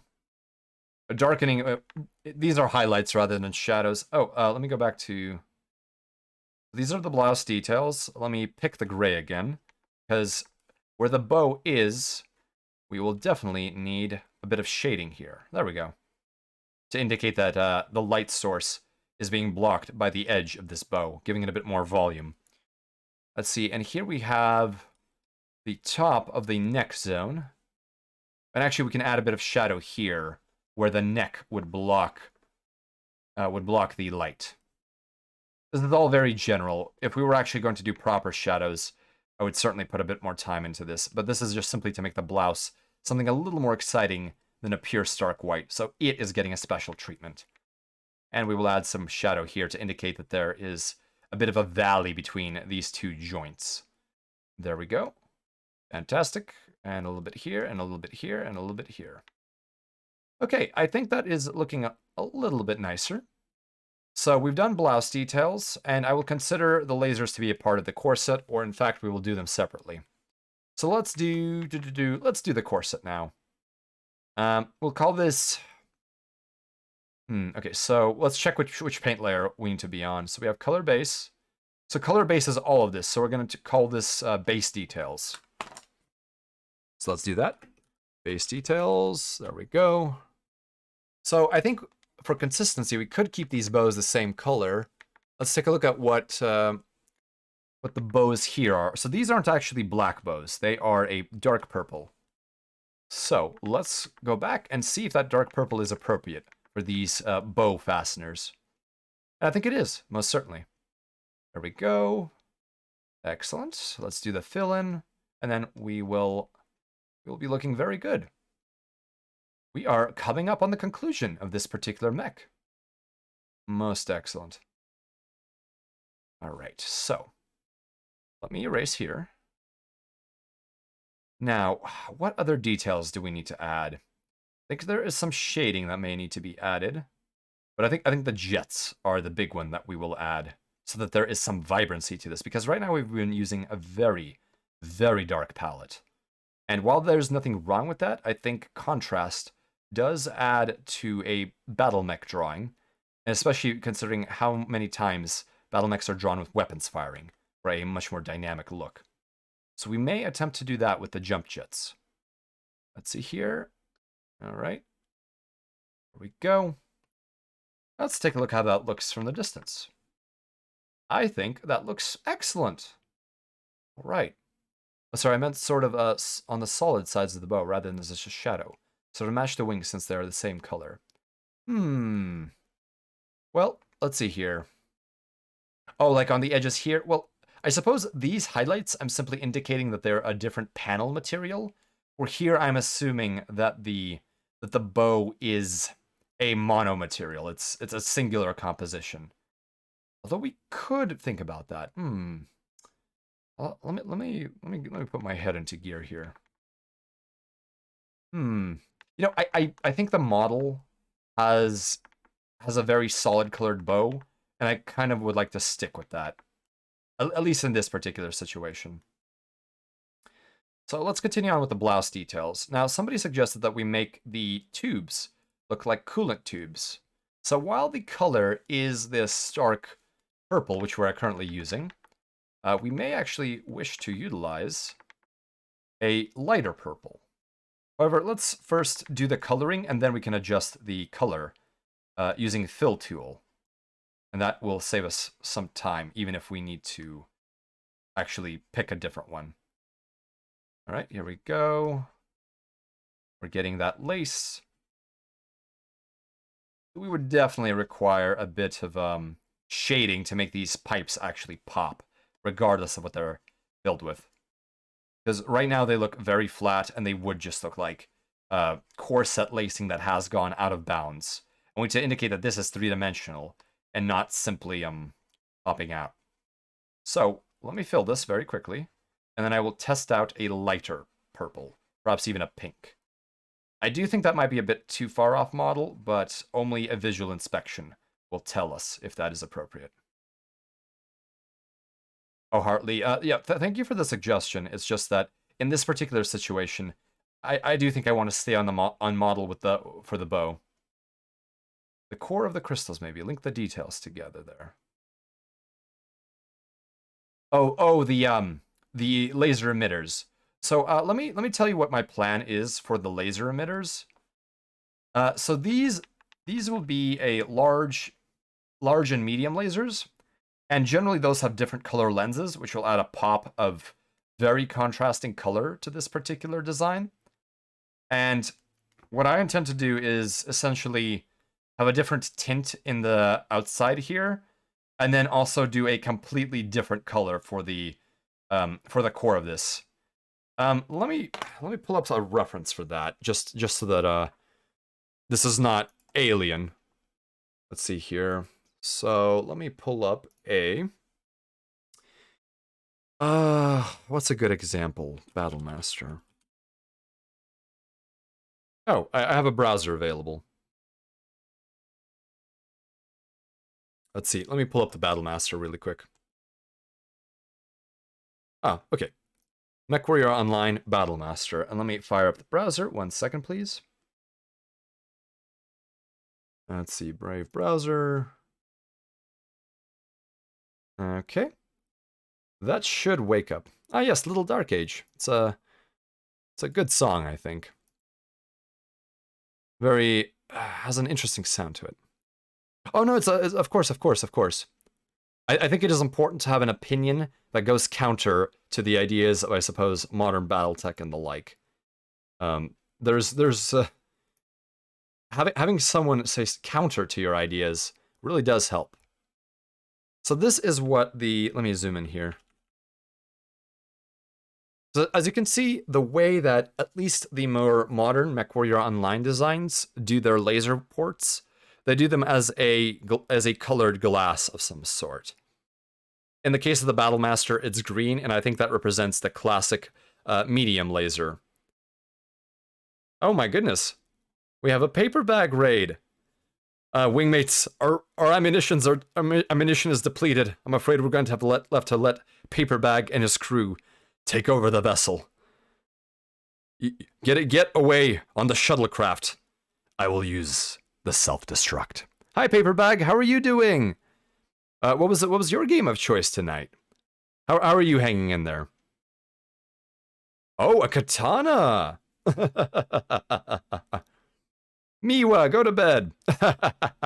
Curved coordinate systems incoming. Oh my goodness. World of Horror. Oh, fantastic. World of Horror is a great game. And I love the soundtrack of World of Horror. Just a very well put together retro game. Oh, you realize? I realized too late that I once again made the same mistake. Partly. So this is what I meant when I was saying that the lasers in more modern BattleTech art have this sort of glassy effect. And because I'm trying to keep it at least a bit recognizable as BattleTech, I think I might keep the same idea. Although if it doesn't look good, we will throw it out. Rift Katana. How have you gotten all of the endings, Paperbag? I know there's multiple endings to that particular game. And at this point, I remember when I watched you stream it, you were close to done with it. Or was I mistaken in my perceptions? And to anyone coming in from Paperbag, we are currently drawing Claudia Elora as a battle mech.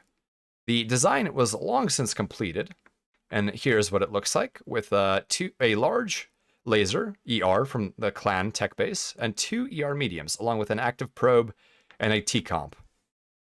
There we go. Oh, and for anyone coming in, here's a SciTube that I've been listening to. Oh, not SciTube, music. There we go. Here you are. It looks like the Batmech from One Must Fall. I have not seen One Must Fall. Allow me to punch that in very quickly. One Must Fall. There we go. Ah, from 2018. Let's see some images. Oh, I see. Oh, it's a fighting game. There we go. Okay, I can see what you're saying there. I think I have everything, but yeah, Made in Abyss has a great soundtrack. Oh, yes. I do love the rumble of scientific triumph. Kevin Penkin really blasted it out of the ballpark, to use an old expression. Ah, there we go. So, once you have everything, is there some kind of, what kind of, options do you have in World of Horror? I suppose the game isn't complete yet, from my understanding. So I don't know. I don't know how you would handle that. Okay, so let's start with the base, the lasers. We're going to make our central large laser red because that is usually what I associate large lasers with. I'm gonna make it a bit bright here. Let's go back to a bigger brush.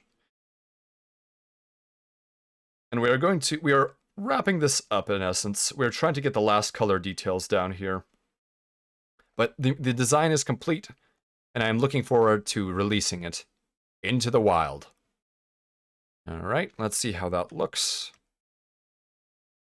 It needs shade detailing, but I think it does not conflict with the overall philosophy of the design. Let's do a vibrant green for the medium lasers. Let's keep doing that. Oh, thank you. I'm glad you think it looks nice. We're definitely trying to replicate Claudia's features as much as we can. And as a result, we have ended up doing a rather humanoid, almost Mecha Musume design. And while that is perhaps neither good nor bad, depends on what you're thinking about, I do prefer more mechanistic designs, simply because that is a greater challenge. But one of the things is, Claudia has a very human, or vampire, should I rather say, expression and facial features, and it is difficult to do that in terms of mech form without also providing some kind of features. And here we use the glasses and some window framing in order to achieve an eyeball look. And of course we have some fangs and a nice smile recommended by fellow wingmates. Alright, so let's get the lasers colored in. And I think I would actually like... I need another layer. I think I want the core of these lasers to be darker. So let me pick this. And I will add a layer here that I will entitle... let's see here. Laser base, for lack of any better terms. All right, let's get the brush. Ooh, nuclear. There we go. That's a good track. And now the color is underneath, so we can afford to fill in the innards of this particular emitter with a darker color. Although I think I want it a little bit lighter. So once I fill them all in, I will shift to a different color and use the fill tool. Actually, I can do that. No. I'll wait till I have it all filled in, because it might actually look pretty okay with the current dark purple filling. But the way that lasers are depicted in BattleTech can be a little bit controversial, and it seems like every single game has depicted the colors, the visibility, the way the emitters are styled differently in some way, shape, or form. So pretty much any way you do a laser is likely just fine. You do not have to abide by any kind of special convention necessarily. But I do like the more modern look of the way some of the MechWarrior Online stuff does lasers. Okay, so we have our lasers, and I think the dark looks fine. It's a good contrast, especially to the light of the lasers, although we will be adding shading to them. So let's take a break with the body and move on to the face. So let's take a look at the face. So Claudia has these light pink eyes, although they are covered with an opacity layer of white. So they're actually probably a little bit darker. So they're like a purple pinkish. So let's take it into the dark zone. There we go. And I think that will be very much acceptable. Okay. Perfect. So let's see what we can do here. So let's go to the head and add eye layer. There we go. So eye base. Perfect. Let's make sure. Let's see what happens if we just do the innards. And maybe we can do the outside with an opacity. And that way we can have contrast, but also have it so that the piloting windows are all of the same color. So that looks fine, but I think it's missing something. I do not know if I want to do a white cockpit. I know that the rims are this particular brown color. So let's see how some other artists have done this. I see. So in this art, her eyes are a much deeper purple. And then we have the glasses have a very thin rim. And let's take a look at the chibi. And the chibi's eyes are closed. We are out of luck there. Okay, so. Oh, what did I do there? What is this? Oh, that's probably line art. Well, I'm going to forget it if I leave it alone. So let's go to line art. Hit erase. What layer is that on?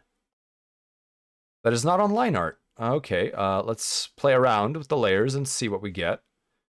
What could it be? What could it be? Let's see here. Leg details, shoe details, leg space, base details, color base. That's where it ended up being on. Wait a minute. It's in color. Oh, I hadn't selected color base. There we go. Perfect. We got rid of that little bit. So let's go back to the head and go back to the eye base. So what I think we will do is we will try... let's fill in the entire eye and see how that works. So this is the cockpit, and part of the cockpit is actually covered, and that's the eyebrows right there that we are trying to replicate using that. So I think what I will do here is I will make this layer opaque, and then I will add another layer on top of it to brighten up the actual center windows. But I think this will actually look decent. A little bit off model, but it's a mech after all. Okay, you know what? That doesn't look bad. So what we're going to do, we're going to drop opacity. Very nice. And we're going to add another layer, eye detail. Eye details. There we go. Now we're going to fill in that section we had previously done. Fantastic, fantastic. So now we have this nice core, which can be explained by some kind of, I suppose, different window material. And the outsides will be this nice pink. So we still have a different color, but we are not simply reusing white. And we will also want to do some details here on the glasses. So let's do that. Let's see here. Okay, I think that looks fine. That looks fine. We also have to color in this tail right here. I'm going to change the tail to be a little bit more like Claudia's. As you can see, it's a club shape. And while I don't think a club shape would be particularly fitting for an antenna, what we can do, we can go back to the line art. We could use our black marker. We can erase this, but make it a little bit wider. And to simulate at least a pointy tip rather than a cone, we can make this wide. And then close it in and make it pointy. Isn't that a spade? It is, but the main thing that I am trying to do is have a point. A point that has a certain width to it, followed by a tip. And what I had before gave it width, but no tip. And in this case, I think this tip looks a lot better. And I don't want to do it as a pure spade, because this is a mech after all. And I'm trying to at least give some sort of I suppose, hint at aerodynamic concerns. And now that we're here, why don't we actually do the tail? So let's just add another layer above the head. Why not? There we go, and we'll call it. We'll just call it tail. All right, and we're gonna pick a dark gray to do that. Actually, we can use the color picker. Let's see what Claudia's reference model has here. It's another dark purple. So we'll stick to it. Very dark purple, because in here, essentially black is just fine. And that is what this particular dark purple is in essence. That looks good. That looks good. All right. And our brush is just about the right size to make this work. And we'll have a consistency as long as we use the same brush size.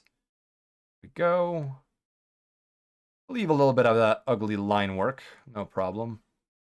There we go. There we go. Perfect, perfect, perfect. And we'll fill the remainder in. Okay. I think that tail is looking a lot better now that it actually has some color. It is very exciting to see Claudia actually becoming a proper mech.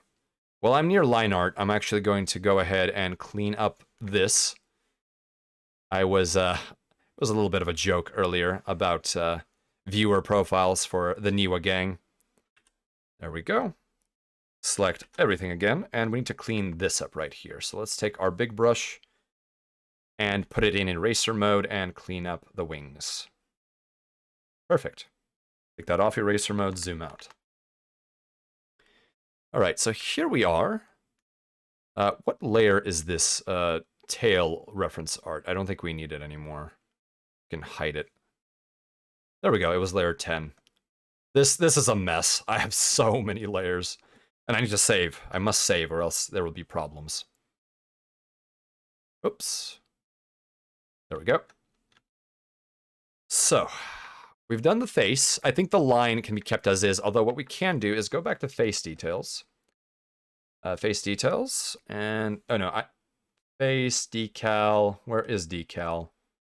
Okay, well, we'll use decal, actually. I don't want to add another layer. Pick, brush, and we make this slightly darker.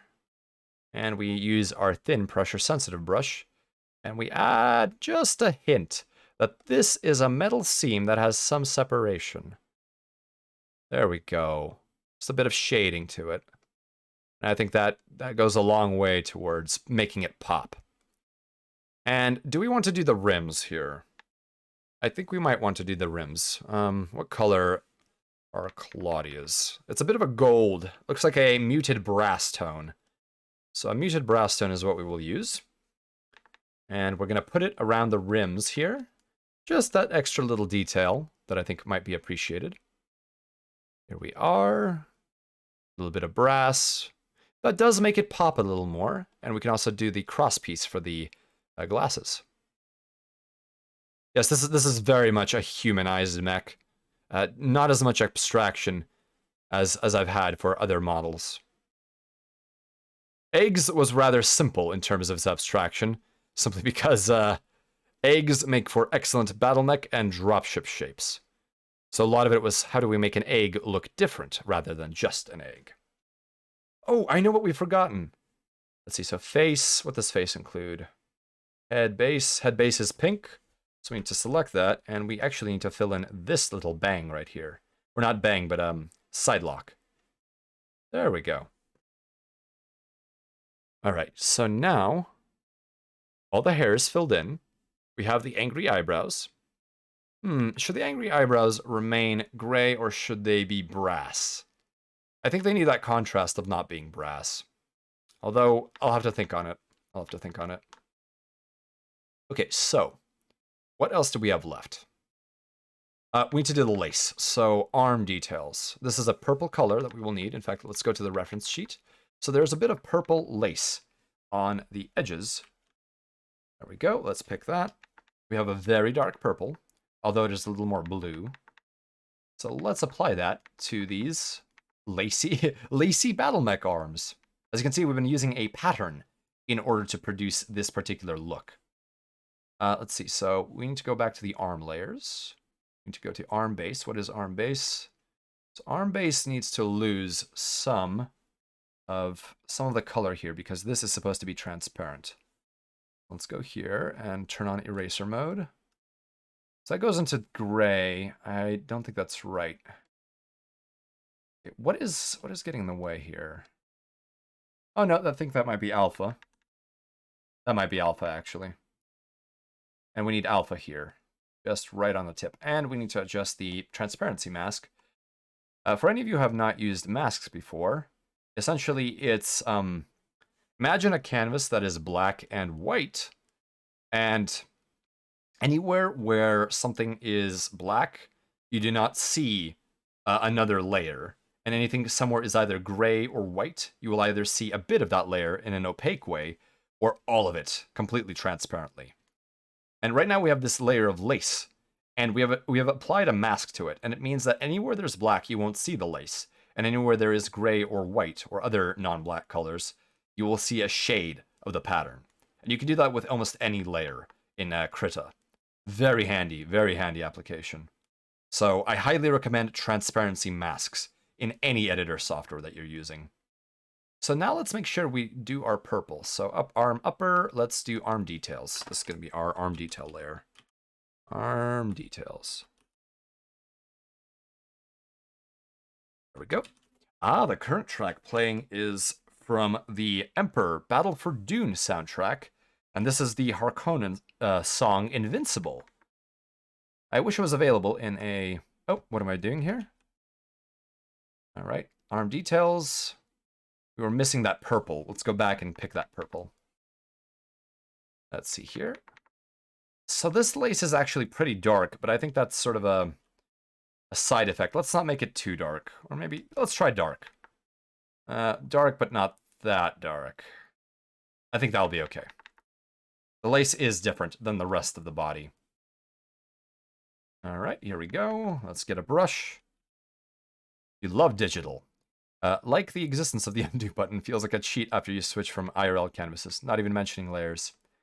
I think sometimes digital can have an incredible amount of power, but at the same time, I have attempted at least some kind of painting on fiber canvases and the like, just to experiment with ancient Terran technology, and the having motor feedback is definitely very valuable, especially if you're doing something like blending a paint.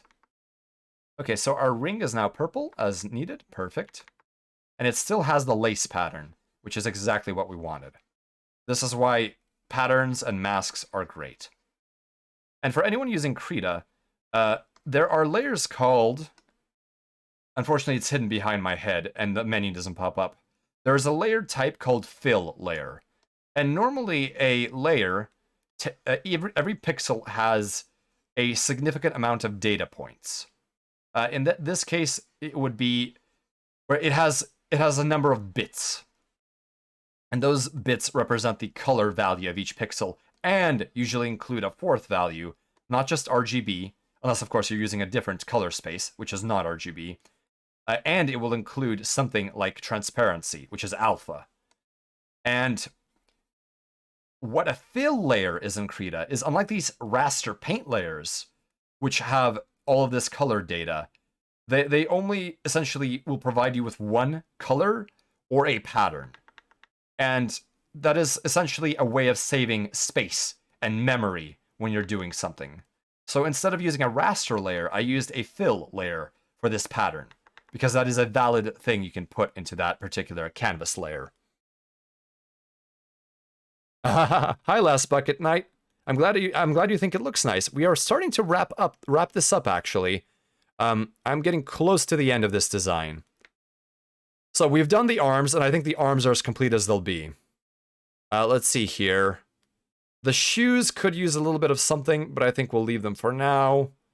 And we need to do... So one thing I would like to do is make sure these pipes are visible as pipes, so we'll do some shading on them. Well, it is, but staying 9 hours daily in front of one 2 to 3 times a week can be taxing. Yes, very understandable. A physical canvas does have its own problems. Hello, Daishima. Yes, it is we're almost done here. I'm not going to do shading because that will, extreme shading, because that will take a bit of time, but I will do a bit of shading where it is necessary, such as these pipes that represent the corset. All right, let me do this. Do you think the face and arm should be a different color? Right now they are a light metallic gray. Let me remove the background. So this is what they look like without the gray background, which is something I'm taking as a suggestion from Kimmy Spice to help with optical strain when one is viewing this canvas. So this is what we have so far. I do not know if I want to use flush tone. I really don't. But at the same time, I think that the gray is a little bit off. So I'm not sure. Maybe a purple pink might work. Although then that would blend in with the hair. Flesh tone looks weird on Mechs. Yes, it does. So I think the gray is acceptable. It is a little bit off model, but we have to have at least something off model. This is a Mech after all. So let me go back and go to... let me turn back on the background. Here we go. So... Oh, is this, what track is playing right now? Oh, to anyone joining us, here's a SciTube link for what I'm listening to right now. Let me try to remember this. This is Bad Apple 8-bit, or 16-bit maybe. Yes, let's see here. Let's go back to the canvas. Alright, so let's pick our color. And go to... what was it? I think it was base details. Yes, base details. So we will add base highlights as a layer. Base highlights. Highlights. Now, one thing I have very little experience with is blend modes. If you take a layer, normally what happens when you add a color is that color value overwrites the pixels underneath it. However, you can make a layer do math on pixel color values. And that is where things get a little bit crazy. You can do things like have the color values between two layers multiply one another, or subtract, or divide, or a bunch of different things. In essence, digital art opens up a sort of color blending you could never really imagine. And of course, it is rather unintuitive to me at the present. But I think one day I would like to use some of these different blending modes. Although from what I've heard from many artists is they do not use them very often, only in specific situations. So let's add a bit of a... no. Where's the light coming from on these... let's see here. So the light is coming from the front, so we actually maybe want a shadow rather than a highlight. So let's take a look. Pick that, go a little bit... Oh my goodness. Is that really how dark it is? Okay. Well, let's go further into the purple and see if this... Okay, that does make a difference. So let's add an indication that these are actually pipes or cables. And make sure that there is a bit of a difference. There we go. A bit of roundness to them. A bit of roundness. The lighting is all over the place, but I am not in the condition to really decide on that. If any of you wingmates were here quite a few hours earlier, I was having a very hard time doing these braids. The braids were an absolute challenge. AIOU. Heard a bunch of artists say they just brute force it and try all the effects without understanding why or how they work. That is my experience too. And while we're here, let's actually do some darkness on these ribbons. Why not? Why not? Yes, essentially, you do have to mess around with it until you get it, I think. That's just how some of this some of these mathematical things are, especially with color blending. Okay. Oh, one thing we have absolutely forgotten. So laser base was this color, and we actually... So if we look at Claudia's pencil skirt here, she has this purple on light purple contrast. And that is what the line art here is supposed to represent, and we are missing it. So let's make sure we go ahead and do that using this particular layer.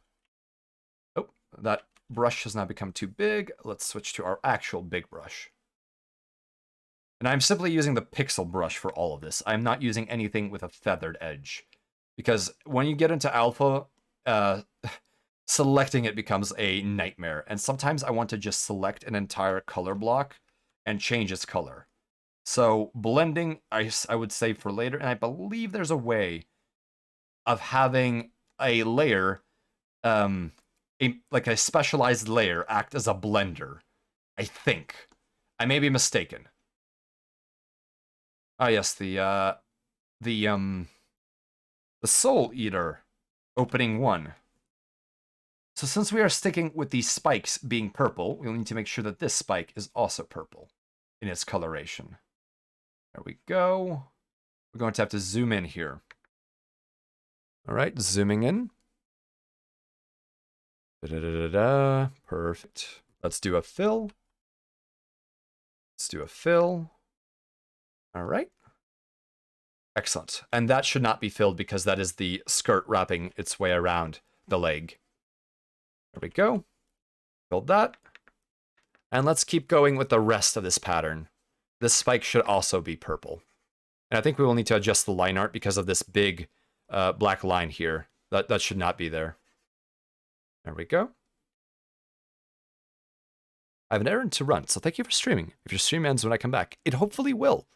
Yukis, thank you for being with the convoy. I hope you rest well. And Niwa, also, I hope that you have a great rest. We'll be wrapping this up shortly. Although I have said that before and certainly been found to be a liar. All right, let's clean this up. There we go, there we go. Okay, so let's do the other side. Oh, we also need some line art here to separate. Oh, let's have that be the black in the line art layer. And we need something to separate this spike on the rest of the pencil skirt. So now let's go back to the purple and go back to laser layer, even though it's absolutely not just the lasers that have that purple on them anymore. Reusing names, who cares? It's just layers. This isn't one of those kinds of drawings where a simple reuse of layers will affect us too much. Although it may come to bite us if we ever wish to do better shading in the future. All right, there we go. But somehow one will pull through. It is very possible to separate these kinds of solid blob colors out to different layers. Okay, so let's see. We got that. And the actual apron has these lines with some streaks of purple on them. So why don't we do that? Let's not lose track of time when you focus on something. Indeed it is. I have very much lost track of time. I'm almost at 6 hours. My goodness, I would have spent a total of at least 12 hours on this particular bit of art. One of the most challenging mechs I have done to date by far. There we go. There we go. Fantastic. We're getting the seam to be purple. I think that is a nice detail. All right, I think that looks just fine. Yes. Let's get some of these dots colored in. Oh no, they're on a different layer. That's fine. All right, there we are. I see at least a tree of laser, I think. I remember hearing last transmission was a lamb design. Yes. Yes. It's 3 lasers. One of them is a large and 2 of them are mediums. And they're all of the extended range variety. And luckily this thing is heat neutral. Here's the design. Let's see, so ER large, targeting computer, ER mediums, and an active probe to represent sort of this like vampiric awareness. And here's the actual construction if you're interested. But one of the jump shots is in a side torso, but we don't count that. Yes, it is quite fancy, expensive gear, but with a lamb, you basically have to use clan tech in order to make it function. Right, so now that we have a lot of the shading done, let's see, what other details are we missing? I think the big thing we need to finish on the body is just the laser details. So, let's do the laser details. Okay, so base details, laser details. What layer did I do the base details? Base details? You know what? That's fine. That's fine. We'll just slap another layer on here. Let's see here. Laser colors. All right. Let me pull up a reference for my own self. Let's see here. Battle Master MWO. I want to see what some of that laser glazing looks like. Let's zoom in on that file. Get a good look at it. Okay. I think what I will do is I will actually make these colors darker and then have a highlight that is green. So these are far too vibrant. So let's go to the base because the base is where they actually are. And we will pick a darker shade of red. And we will do the rest as highlights. So let's see here. Let's pick again. I messed that up. Let's just go with a darker red, and we'll do a fill. That looks a lot more muted. And same with the greens. Let's pick a darker shade and brush. Oop, no, fill. Yes, that is much more in line with what I wanted. This is the Harkonnen battle theme from Dune 2000. Okay, so now we need to do the laser colors. So what we'll do is we will actually go back to the red and we will pick a lighter color now. And we will use that to indicate that the glass is somewhat transparent here. I'm going to use a tiny pixel brush that is not pressure sensitive. There we go. That indicates that this laser is has glass and there is essentially shadow on the inside. Let's do the same with the greens. Let's go with a lighter color. Use the brush. There we go. These little details really do make the lasers pop. And we will also need a sort of a glint color. So what we will do is we will take a light green and we will put that here for the glint. And I don't think we'll go too much harder than this. So we have the glint, representing how reflective this material is. We pick the red and we go to a pinkish white, and we do another glint here. A little bit bigger, of course, but there we are. All right. I think those look like very classic. They almost look like jewels on a necklace. And I think while that is not necessarily the intended effect, I think it does add something to this particular Clow mech. Okay, I'm starting to like this. Oh, you know what? I think I will add another pattern. Or maybe the stockings. There's something missing about the stockings. I think they need a pattern. So what I will do is I will add a pattern to the stockings. Let's see where the leg details are. Very dangerous jewels. Ah, hello, Rob. Welcome to the convoy. Oh, Kimmy Spice, you're still here. Oh my goodness. How is your art going, Kimmy Spice? I remember you said you were drawing along with me. Okay, let's see here. Yeah, I think the big thing I want to add is the legs. They look so bland. They need some patterning. So let's do another. Let's see, where are our legs? Legs. So let's add above them a layer of fill. Same pattern as gloves, maybe. Maybe not same pattern as gloves.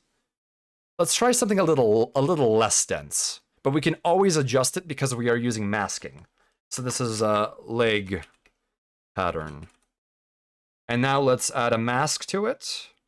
So, let's add, so right click on it and hit add transparency mask. And we're simply going to fill everything with it. Everything with black in this transparency mask. There we go. As you can see, the pattern has disappeared. Now we're going to take white and now brush our way into having a proper pattern. All right, we need to make the brush a lot bigger because this is going to be quite the job. And there's our pattern. So we can play with the pattern because it's a separate layer, and it does not have to necessarily be adjusted later on the line. But I think this is a good way of doing a color. Go. Yeah, an attempt at a fishnet pattern, I suppose. Let's see here. We'll even put it on the thruster. Let's see. Oh, right. I can do fills. Yes, I can do fills. Okay, so I can just do the edges. I keep forgetting that masks behave exactly the same way that raster layers do. Just it's just, you know, they have a different look to them. But at the end of the day, the math is the same for all intents and purposes in terms of the masking. Oh no, we had a hole. Where was the hole? Ah, fill that in. There we go. And now we need our brush to be a lot smaller. There we go. Let's take a look at how that's looking. I think that looks a lot better. It looks much more like I suppose, stockings. Although I think it might need to be a different density. We'll try it out. Same pattern as the gloves, maybe. Oh, I already read that. Masking, you say. Last bucket night. Excellent pun. Maybe use the same method on the knee joints and the wrist joints to make it distinct. Yes. Thank you for reminding me about that. So I'm going to go back to my eraser and make this black and white mask black here. There we go. Perfect. Excellent. Thank you for the reminder. All right. So we go back to the non-eraser brush, and we make it very large, and we start doing the perimeter. There we go. Yeah, I think I might change the pattern. It doesn't fit nearly as well. I think I might want something less dense. Or maybe something more dense, actually. I'm not sure. All right, well, let's go all the way down here. Go onto the jump jet, because why not? It's part of the stockings here, apparently. All right. We could actually also make all of this mask more opaque. And that way the pattern will be lighter. And it won't be quite so jarring to the eyes. So we may try that. Let's do this. Here we go. Yes. We must use the same method. Thank you, Hartley. There we go. Making sure that the knees are distinct as their own separate entities.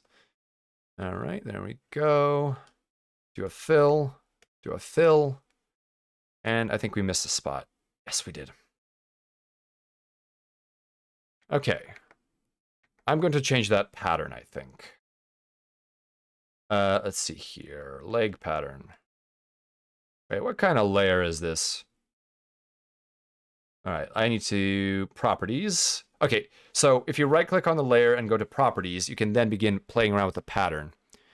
So what about these squares? Oh, that looks so strange. That looks weird. That is also a little odd. It's too dark. Oh, here's a much lighter pattern. I think...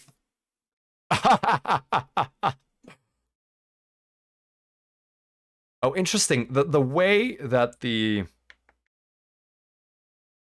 pattern is represented on the video feed that I'm providing for you, wingmates, is very different because of the way the scaling works. Because I am downscaling my current canvas into a lower resolution. So let me use that. Okay, I much prefer that look. So I will actually fill all of this transparency mask with a bit of a gray. So that way it's more transparent.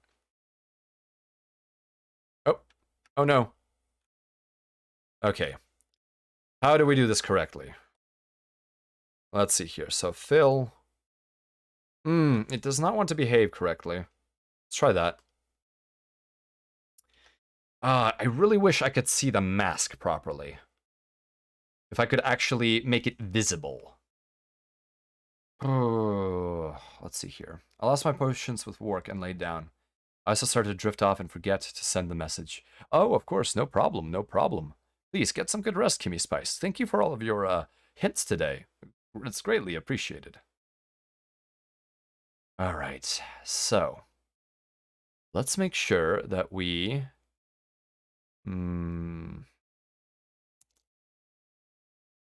well, we may not be able to adjust opacity now. Let's try the fill here. No, for some reason it doesn't want to fill the way I want it to fill. What's with the tool? Fill entire selection, use selection as boundary.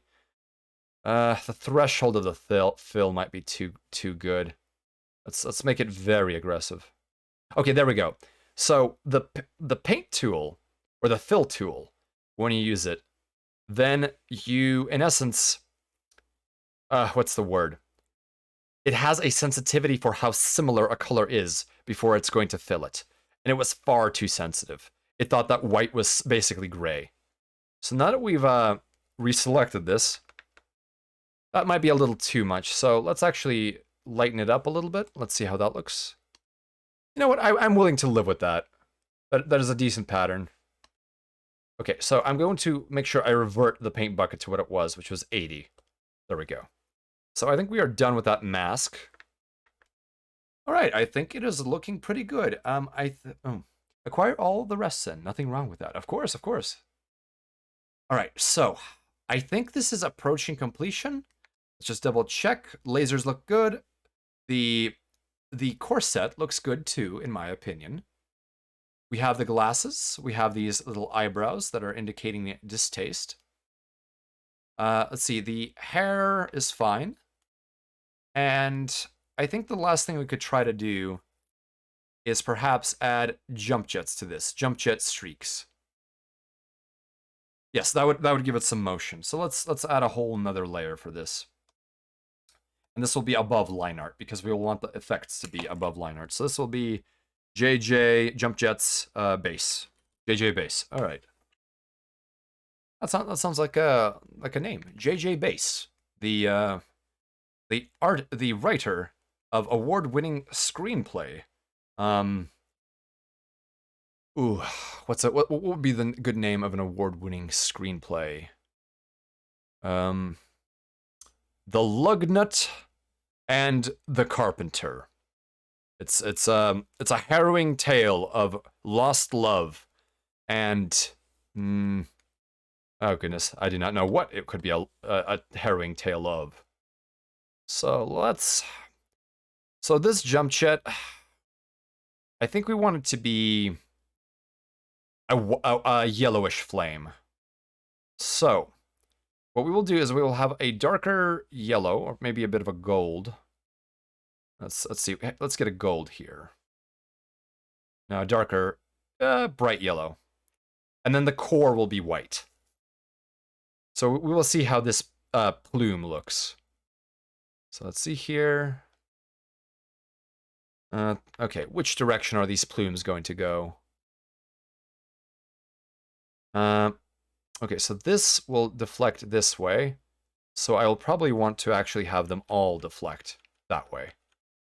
And I am in a condition where I would probably want to use a line tool to plot these out. All right, let's have them go like this. Okay.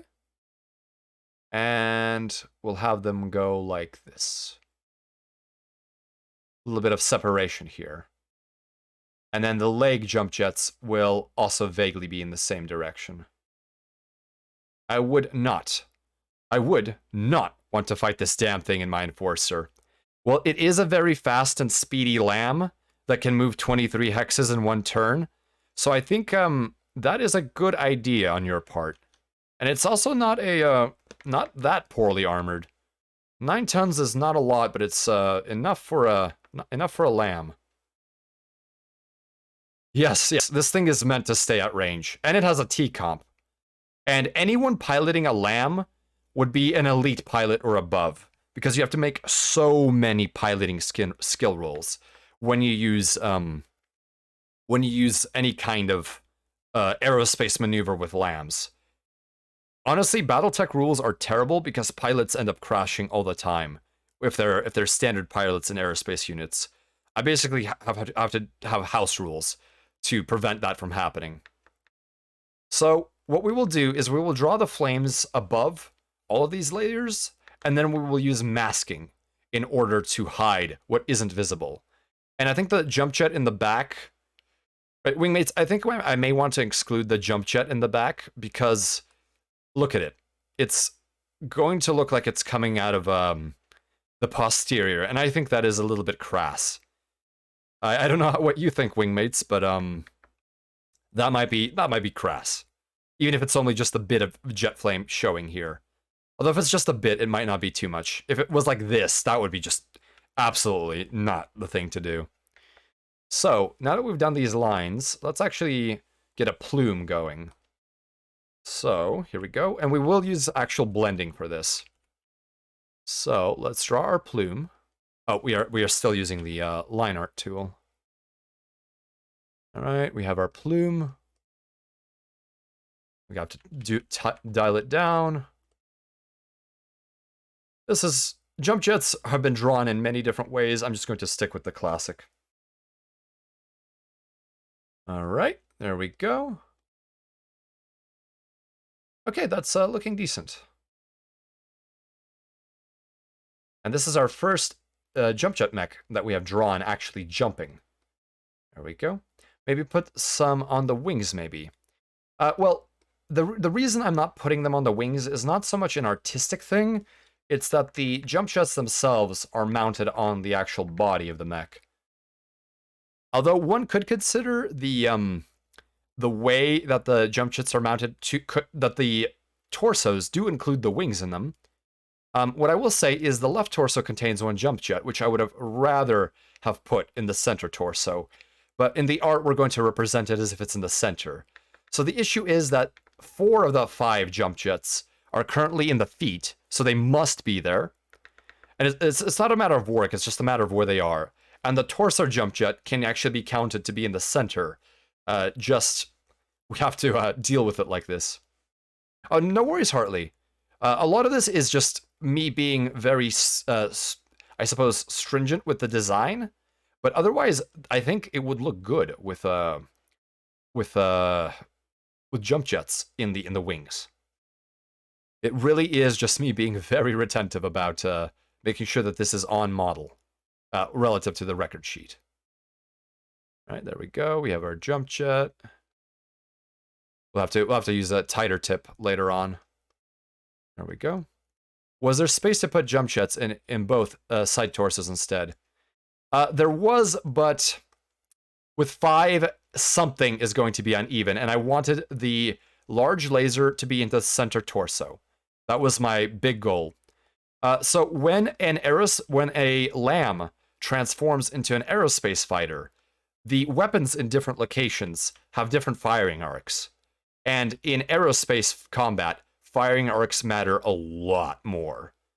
And so, in my experience, having if you had a energy weapon off in the left torso, it would mean you could only shoot it to the left side. I don't know why that design happened. I would have assumed any weapon in the torso is front firing. But no, you only get a left arc or a right arc. Oh, of course, Hartley, get some good rest, please. Thank you. And you will, if you check out the Twitter, you'll be able to follow along, or you'll be able to see the end result. But rest well, Hartley. Thank you for all of the tips that you had, and for the conversation. There we go. So we are doing the other jump jet here. So what I really should do is actually have it be slightly inside, and then I will mask it away, because the nozzle is actually deeper in there. Same with this. Okay. These aren't going to look super professional, but we just need a little bit of jump jet, and we will blend these. We're going to add a much lighter white in here to represent the hottest part of the plasma plume. And then we will do, as if the jump jet is coming out the rear, or out the back here, we're going to pretend there's a plume that runs like this. And that way, we at least have some visibility. Although we could actually extend it out here and have it show a bit like that. Although it doesn't matter too much since it's so blocked off. But we'll do it anyways. We'll play around with it and we'll mask it as needed. All of this will be masked anyways. Oh, let's go back to the brush. There we go. All right. Let's make sure this is a little bit bigger so it's much more visible on the back. All right. I'd say they were hit or miss, but glad if I could improve any help. Look forward to seeing the end result. Even if I cannot blame anyone who gives advice based on what would probably look good, and then when it conflicts with what BattleTech thinks is right. And literally that is the only reason why some of these things I haven't done. But otherwise, if we were designing this for cool, oh, you bet we would have put some kind of engines on the wings or something. All right, so this one looks a little anemic. Let's beef it up a little bit, even though it's all going to be buried. That's fine. Let's just make it a little less anemic. Oh, hi, Yukis. We are hopefully going to be wrapped up once we complete these jump jets. There we go. Now, we did jump jet base, so let's add JJ, I don't know, highlight. Highlight. And I will select both of these layers and group them into group jump jets. And then we will have a mask that affects the entire group. But we are wrapping this up. And if this looks weird, don't worry, we will make sure that all of the perspectives are correct. All right, so let's go for a much lighter color. And, oh, there we go. Now we're going to do the plasma core, or the core of the burn. There we go. And this is the part where we really will need a thinner pencil, or a thinner pressure-sensitive stylus. There we go. Ah, yes, the Fifth Element Opera. What a great track. Oh, we have a bit of a problem here. Let's go back to this color. Pick, brush. There we go. We'll blend everything anyways. So picker here. Now we go back to this. Get our core color in. There we go. Nice, nice, nice. And we'll make sure it's nice and bright in the core plume. I'm not going to do smoke, I think. Or if I do smoke, it will be very limited. There we go. That is pretty much what I want. Could be on the edge of the trapezoid, not collide with the wings. Indicate if the wings are rooted in the mid, top, or back.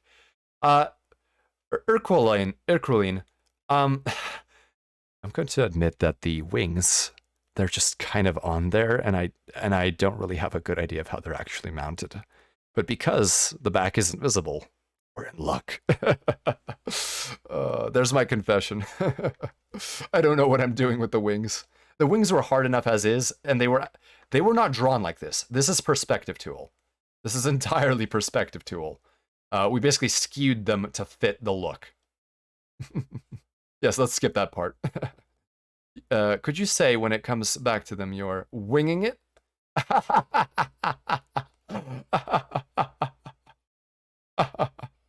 Oh, bucket night. Good one, good one. Oh my goodness. And let's leave it to anime logic. Yes, this is anime logic. we don't have to think about it. If you look at some of the classic BattleTech designs before they really got thinking about how things are stuck on, they also had some interesting issues with the way the logic works. They're not too bad, but still interesting. All right, let's make sure we add our plasma plume here, even if all of these efforts will be wasted in the end because the mask that we put on this layer group will hide almost everything. The reason we're doing it on top instead of beneath all of the line art is that we want it to be on top of the line art. And we will also have a smoke layer, I think. The smoke will be its own nightmare. All right, so let's pull out the handy-dandy Q-tip, which I have no idea what this tool is called. No idea what this brush is called. We can actually adjust it. It's called Blender Blur, which is fantastic. Let's save it, and let's get on to blending. So we're going to blend the jump jet we're going to actually blend the outside first, the jump jet base. So what is going to happen is, because on this layer, you can assume that the outside is opaque, so everything, all 4 RGB alpha values are at 0. We will actually be blending with opacity, nothing, and not gray. So here we're just blending with opacity. It doesn't look the best, but it does smooth out a rather jagged edge. It looks sort of like a plasma torch, which is more than acceptable for the way I want this to look. And we'll handle the rest of them the same way. I'm using a smaller blur brush so that the blur is more contained. All right. And we'll have to make sure we mask correctly, because slightly opaque colors are definitely a little bit harder to see on screen, which is why we could, of course, run with magenta or something as the background, but we're not going to do that. Let's see here. Okay, we're getting a decent blur. At this point, I have no energy for a more professional blur. More like, what are we actually aiming for? Oh, are you asking what we're aiming for, or am I doing what I'm aiming for? I suppose I am doing what I'm aiming for. Let's see here. Oh, what am I doing? So what I'm doing is I'm taking the colors here, and I'm using a brush called Blender to smear the edge. Oh, I'm making it look sort of like a plasma torch, because these are the jump jets. They're what allow this thing to fly. And I think that the way the heat and the way the plasma went to interact with the atmosphere. Yes, I'm making it look like a plasma exhaust, exactly. And right now I'm just kind of blurring the edge so that it looks a little more plasma-y. And also it hides that I'm not really doing this very well. Oh, hello. Yes, I'm still doing it, Erica.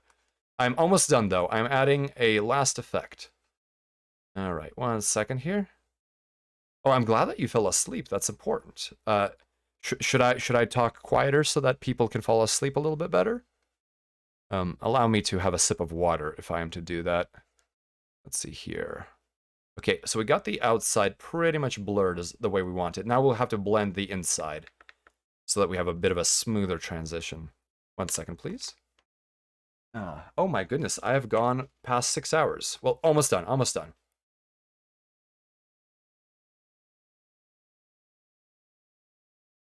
Wonderful hydration. No human can withstand such weapons. Well, I'm doing my best to withstand them, the weapons of fatigue. All right, let's give it a little bit of a softer edge here. There we go. And I'm giving it a blur. Let's see if the blur is worth anything. Okay, I don't mind the blur. I think the blur works just fine. The core is white and the rest of it blurs into it. You almost said done before I took a shower, but you're still here. Yeah, I'm a little bit insane. That's okay, though. That's okay. You started transmitting about halfway through my shift. I'm surprised when you're still going. Apologies. Yeah, this has been one of the most challenging mech designs to date. It has been... This is so far... This is... I'm at a loss for words, wingmates. Well, just like me, a 15-minute noodle and then lose 5 hours in detailing a useless part. Yes, very much. I understand that. Oh, so painfully. Okay. And now we're going to detail something that won't even be visible. Okay, once we finish the blurring, we can get on with the mask, and that will be just fine. All right, here we go. How did you do those effects in Krita? Pig, which effect in particular? So are you talking about the blur? If you're talking about the blur, I literally drew a layer of yellow, then I drew a layer of white, and now I'm taking a blur brush and I'm running it along the edge of the layer, and it's blending transparency with color, because that's what blur does. Yeah.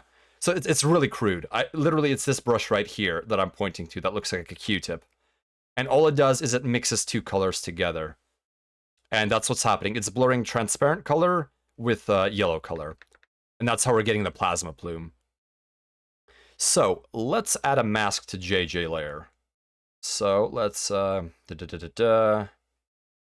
add transparency mask. We're going to okay, we're gonna use black to black out everything that we don't need. So let's see here. Oh no, that transparency. How is that transparency mask working? Oh, I'm using blend. No wonder. That's the very interesting thing. On a transparency mask, you can use any tool like you can use on a normal mask. Well, I'm glad you think it looks good. Yeah, I think the oddly enough, the plume effects might be some of the best parts of this.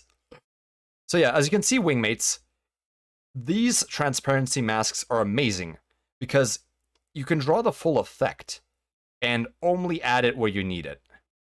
And that's what I'm doing right now. I'm basically destroying effect where I don't need it.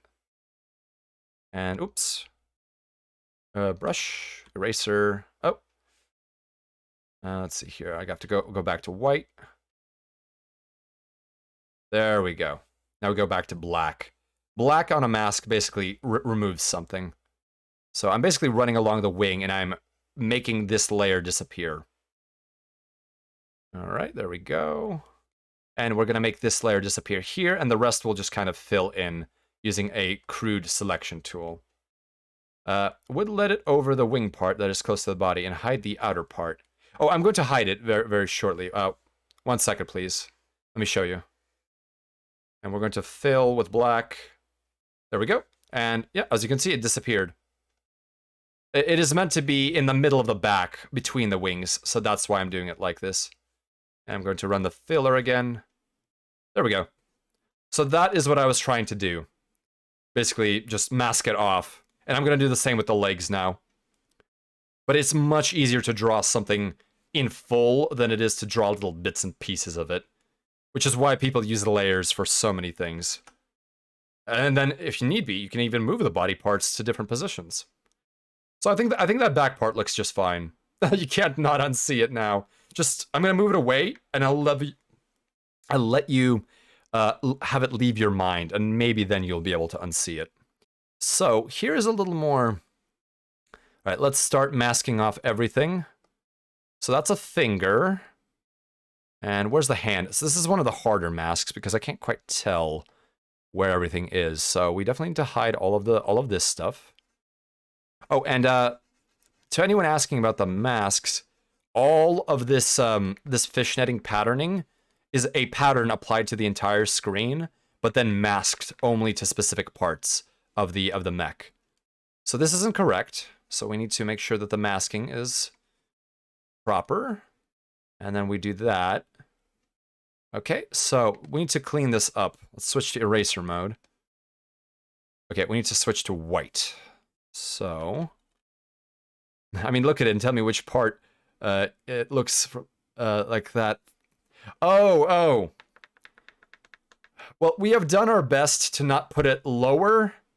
It's coming from the back, but there is a jump jet there, so we could put it a little higher. But, oh goodness me. We'll just have to live with it. Don't worry. Don't worry about it.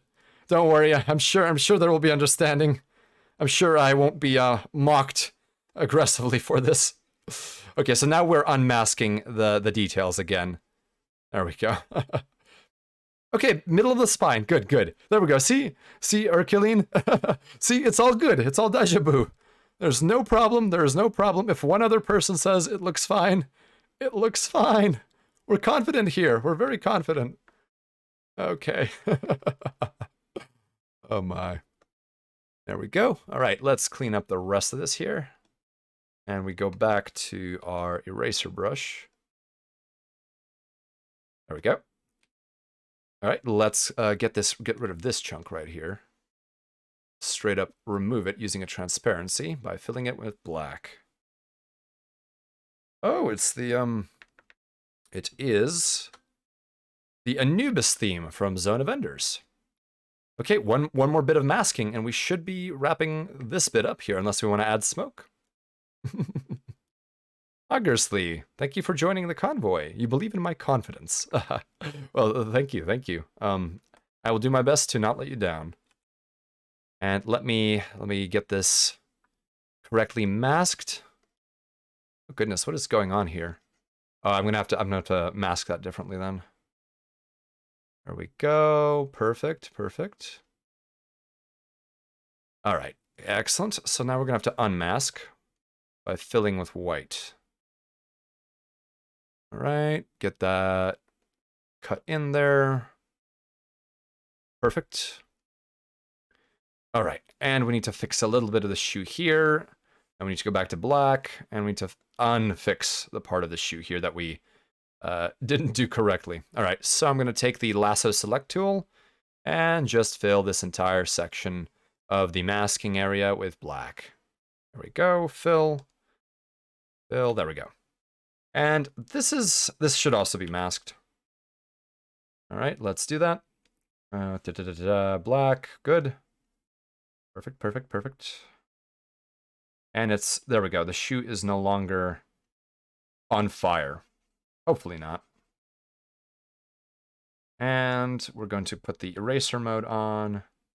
Now we're just gonna have to go with white. Okay, and back to black. It's a bit of a finicky process, but it's very worthwhile in the end. Okay, and these jump jets also need to be masked correctly. All right, so let's actually go with the same brush. We're back here. There we go. Excellent. Pumps are nice on a vampire neck and such. I'm glad you think so. They were at. I think it's a very cool look, and I like the way that Claudia has the little, not stilts, but the tall pumps. Let's see here. Perfect. Yeah, on her reference sheet, as you can see here, she has quite the platform that she stands upon. I'm sure that inspires confidence. All right, and one little bit here that we didn't do is the plasma plume like this. Although we could assume that that glow is actually a reflected light. I'm in no condition to deal with reflected light right now. Okay, here we go. So, we can add a smoke layer. Let's see if we can just do a gentle little smoke layer. I'm going to call this smoke. Smoke, and it's just going to be some gray that we're going to make opaque, and we're also going to blur it. So we're actually going to make it dark gray, and we're going to use a standard brush. We're going to make very large, and there we go, large brush.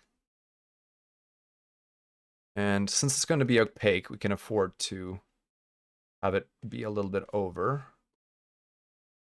I'm not sure how I feel about the smoke. But we'll see. We'll see the end result after blurring it and the like. Oh man, we're gonna have to mask it too, aren't we? Dang, dang. We're gonna blur this a lot. Blur is our friend right now. Alright. Well, we're just trying to give it some lines of motion out to the edge of where we will crop this picture eventually. Alright, here it goes. We'll go over the wing because, again, masks. And we'll actually have to go over the leg. And here, we will also have to go over it. And we will cut the picture off basically right at the wingtip. So a lot of this is actually unnecessary. Let's see if it works. why I see myself being exactly in a similar situation. There will be no smoke after 17 minutes of hiding flames. Let's do smoke. Yes, it's an arms escalation, unfortunately. So because we don't have time, we're gonna use a much bigger blurring brush for this. So let's do a nice blur. This part will be even, basically the whole thing will be very blurry because it's just smoke. And I actually want this to really blur up ahead. There we go. Make it even more transparent. There we go. See, you don't have to be good to do this. You just need the blur tool. Suddenly, your smoke goes from looking like garbage to being kind of realistic looking. Digital. It really opens up potential to learn, because this on oil would take a lot of thinking and perhaps a couple of tries. Although if you use the wet on wet technique, as the eternal Saint Bob Ross advocates, you may be able to do quite well. You don't say. I don't know what I say at this point. I've been going at this for quite some time. I am no professional. You still have PTSD from it. Oh no. Oh no. I'm so sorry to hear that.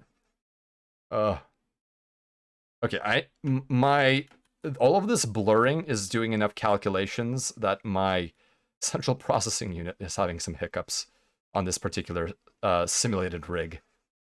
Oh, Gifted! Fantastic. I love this track. Let's see here. That smoke is not looking too bad, I don't think. At least that's my opinion about it. Alright, there we go. We're going to make it a little more transparent towards the end here, even where it's chopped off. Yeah, let's make it a bit more transparent. Make it a bit more transparent here by blending it with alpha. Remember, when in doubt, blend with alpha. Everything will be okay. No worries. We're just going to blend. We're just going to blend till it looks decent enough. We shouldn't have any of these hyper dark spots. I don't even know if we'll need to give any opacity to this particular layer, but we may play around with it to see what kind of results we end up getting. Okay, well, don't I just feel like $1,000,000 right now, thanks to these smoke plumes. All right, let me see what the opacity will do. Okay, the opacity might actually help. Well, first we'll do the masking. So right-click, add transparency mask. There we go. Let's go back to our brush. And we need to just wipe out. Oh, come on, come on. Transparency mask. Oh, again, I'm using the blender. I do that every single time. I use the blender and I'm wondering, why isn't it painting? And spacer, that's because you're using the blender and not an actual brush. There we go. Clean that up. Bring it back. Oh, oops. Bring it back a little bit here. Perfectionism. Bring it back all the way. And close enough. Okay. So that has been alphaed correctly. Let's alpha this. Nope. I'm not even bothering to edit. If I get it wrong, I just roll it back. Let's see. So that will not actually cover the shoe because it's a completely different location. There we go. There we go. Open up the shoe. There we go. I guess I'll have to do detail work on this one. Fine, I'll pull out the small brush. All right, so I want this gone. All right, and I want to go back to white and actually undo the mask here a little bit. There we go. There we go. Okay. So, let's save the picture. What tablet do I use? I use a simulated Huion, and let me take a look at the model number here. It is a H610 Pro version 2. And I'm using the stock drivers due to pressure sensitivity being a thing I need. Unfortunately, the open source drivers I could find were unable to provide pressure sensitivity, at least the way that I had them configured. Oh, what's going on? Okay, so we're going to now crop the entire picture. So I think we'll slap it all the way down to the wing. And we need to, well, let's complete that for now. And we will also crop to here. And we will lose unnecessary height to make this picture as small as possible. Perfect. There we go. Let's get rid of the gray background that we have been using. And now we have transparency. So let's take a look at some of these final things. I don't know if there's any egregious errors, but this is about as good as it's gonna get right now. Okay. I think I'm gonna call it good because my mind is starting to fail. Oh my goodness. I can't believe I learned how to braid hair in order to draw this mech because of the hair braids. Oh my goodness. Alright. Well, wingmates, I believe that we have accomplished it. Let's make sure we save. And there we go. That is Claudia's mech. Oh, thank you. I'm glad that the tenacity is inspiring, although some may have considered it insanity. Alright, why don't we head back to the space station? I will post this on Twitter when we are wrapped up. 1 second, please. Here we go. Alright, and I will now turn off the SciTube. So it seems like many individuals enjoyed my particular playlist, so I will endeavor to open that and stop having it be unlisted at some point. So let me clear the playlist and refresh. There we go. Okay, the playlist is cleared. Simply because I don't want to keep it running all night. I don't know. There we go. All right. Oh, Depalay. Well, welcome to the convoy. Good to see you here. Braids are hard. I'm 25 plus years old. I still don't know how to properly braid my hair. Oh yes, the mech name poll. I have almost forgotten about it because I've been so concerned with this particular bit of art. Allow me to actually pull that poll up, and anyone here has a chance to vote on it at last. Oh, Madbat appears to be winning. All right, wingmates, here is the poll. And please feel free to add your own name. Although, if you add it now, it might be a little bit too late. Unless every single individual here voted for that one particular name. So, actually, don't let your dreams just be dreams. Put your submission into the poll. I'll wait till I am formulating the Twitter post in order to actually use the name. But it appears that Mad Bat, which is, from my understanding, Mad Bat and Sanguine are pretty close, and Mad Bat, from my understanding, is a reference to Mad Cat, which is a classic battle mech in BattleTech, along with the Mad Dog, which is another name for the Vulture, although Mad Dog, I believe, is the clan name. So Mad Cat is a Inner Sphere name for a clan mech, which is known as the Timberwolf, whereas the Mad Dog is the clan name for a mech that the Inner Sphere knows as the Vulture, I think. It's a bloody Timberwolf! Oh my goodness. Alright, well, that was a 6.5 hour journey of artistic creativity. That was one of the most complicated mechs I have ever made. And I think because it's a lamb, that's sort of inevitable. But I am really glad that we managed to produce such a piece. Oh my. Okay.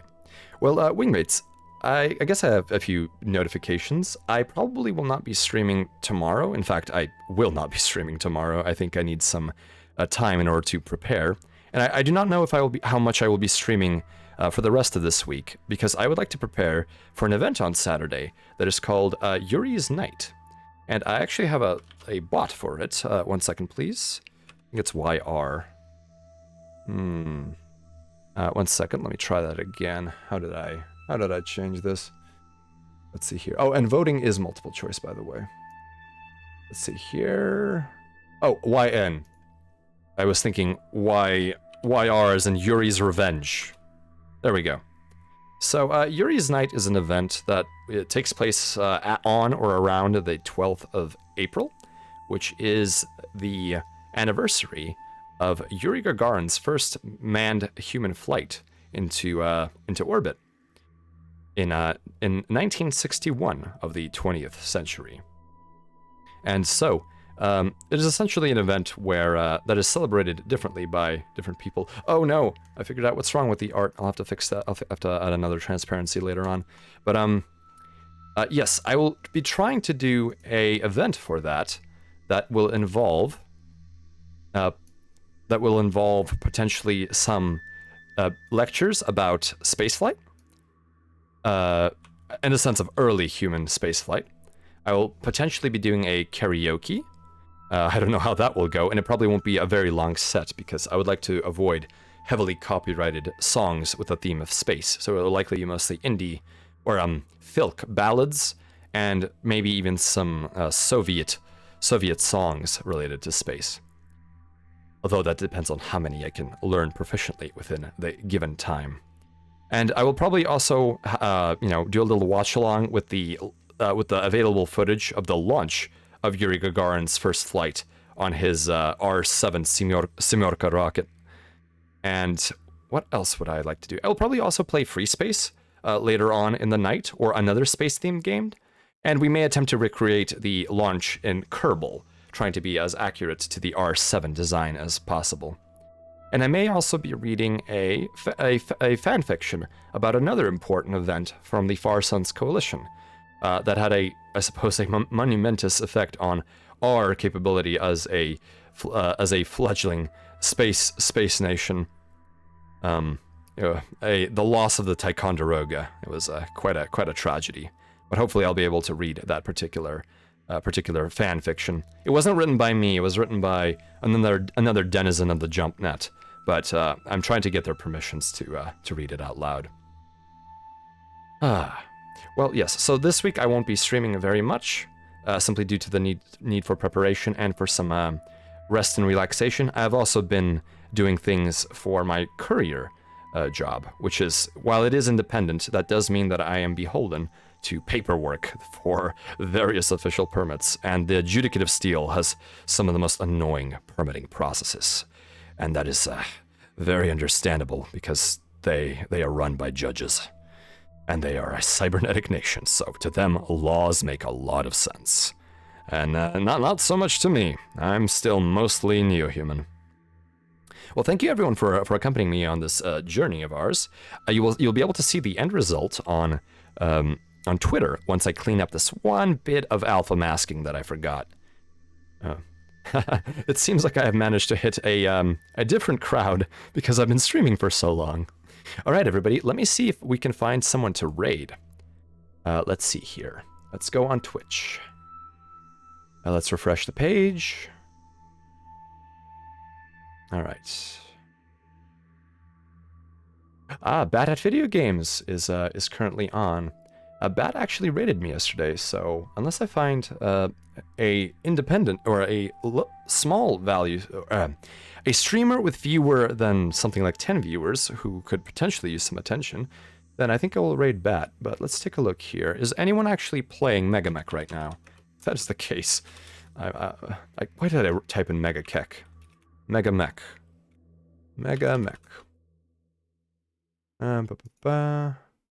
Nope. The only live Megamek was me a while ago. Okay, well, there's no Megamek, so that's more than fine. We'll raid Bat. Or I haven't been looking at chat, so let me take a look. Yes, Bat is on. I'm still awake, but at what cost? Well, make sure you get some sleep. Oh, Erica, I'm glad you enjoyed the stream. And everyone, thank you for being here. I'm sorry that I will not be streaming very often this week, but I think that the end result will be more than worth the wait due to the expenditure of energy that I require. Right, Bat at Video Games, here we go. We'll prepare a lovely raid message for our Bat.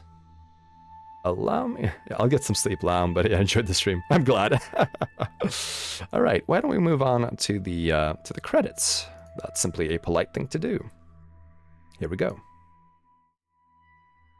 Right, there is the credits for the background music. Let's see if there's any new followers at the flotilla. Da Pally, Erquiline, Cheeky Breaky 76, Blue Ramen Raccoon, Master 2, Noonan 96. Let's see who else. Irma KSL, Yamori G Team, and Taurus. Thank you for joining the flotilla. I greatly appreciate that you choose to do so, and I will endeavor to bring the finest that I can to you. All right, let's get that raid going on. So thank you very much, wingmates. I absolutely appreciate everything that you do as viewers. Oh my goodness! All right, let's get that raid going. Raid Bat at Video Games. There we go. And I will provide you with the raid message very shortly. 1 second, please. Allow me to find my data archives here. Copy that. And there it is. Feel free to modify the emojis as you see fit. I don't have any custom emojis, so those are all stock, so they should work on anywhere. But feel free to make them look the way you want them to. All right. So, yes. So essentially, if you'd like to be aware of the Yuri's Night, I have a Twitter, and you can look for updates there. And I also have a oh yes, let me make sure that Klaus socials are linked. There we go. I've done my part. All right, everybody. Make sure you keep your propellant tanks topped off, that your jump calculations are correct, and that you always fly safe. Be polite during the raid, and let's head out. Thank you, everyone.